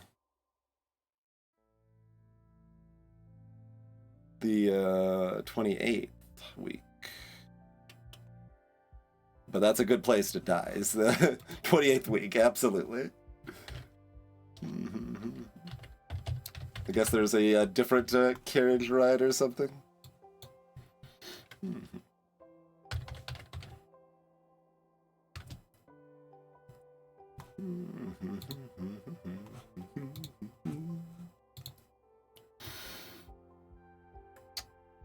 Oh, Procession of the Good Lady. Yeah, that's not a carriage ride as such. It's kind of an event that if you're hosting and have pissed off the right people and you're then in a public enough place, yeah. I don't think I've ever seen anyone die there, but yeah, okay, that makes sense.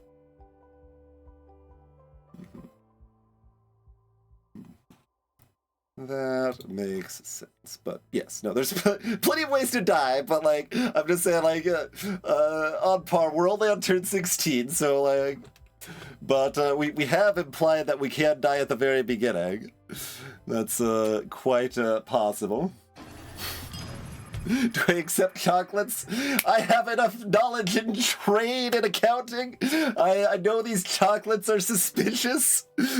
How they were not sent by someone in the region they claim to have been sent by. But I will accept your sub. Cheers, no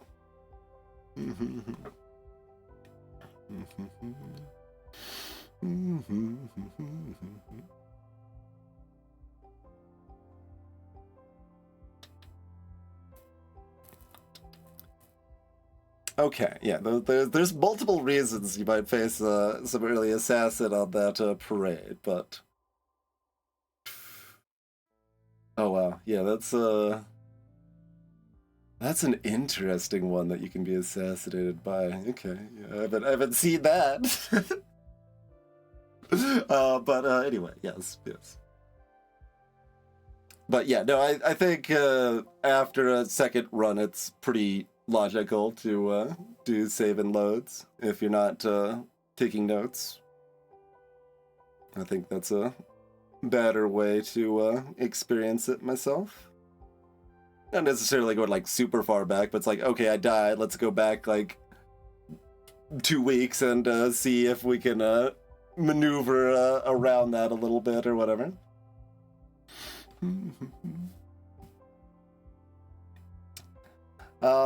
It is probably time to call it a night here, too.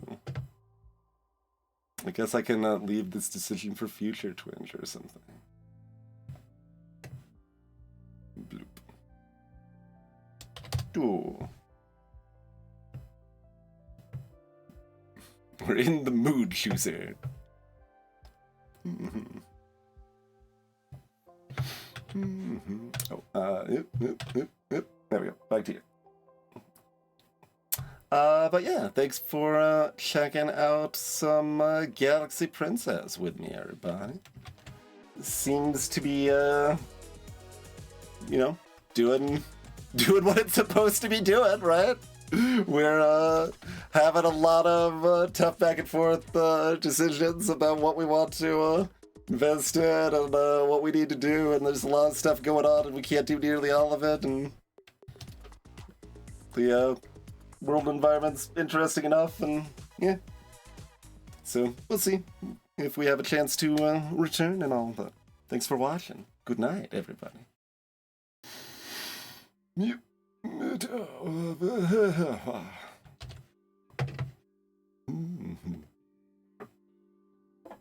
I have no drink, and I must scream.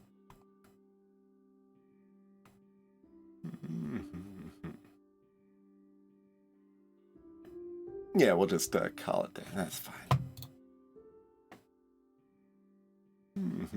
Yeah, the early bit of the run could be pretty wildly different with the traveling order, it seems like. Certainly still going to be some repetition, I imagine, but... Hello and goodbye, Clark. But yeah, have a lovely rest of your day or night, everybody. Until the next time, which will probably be more potato, but then maybe more of this. We'll see.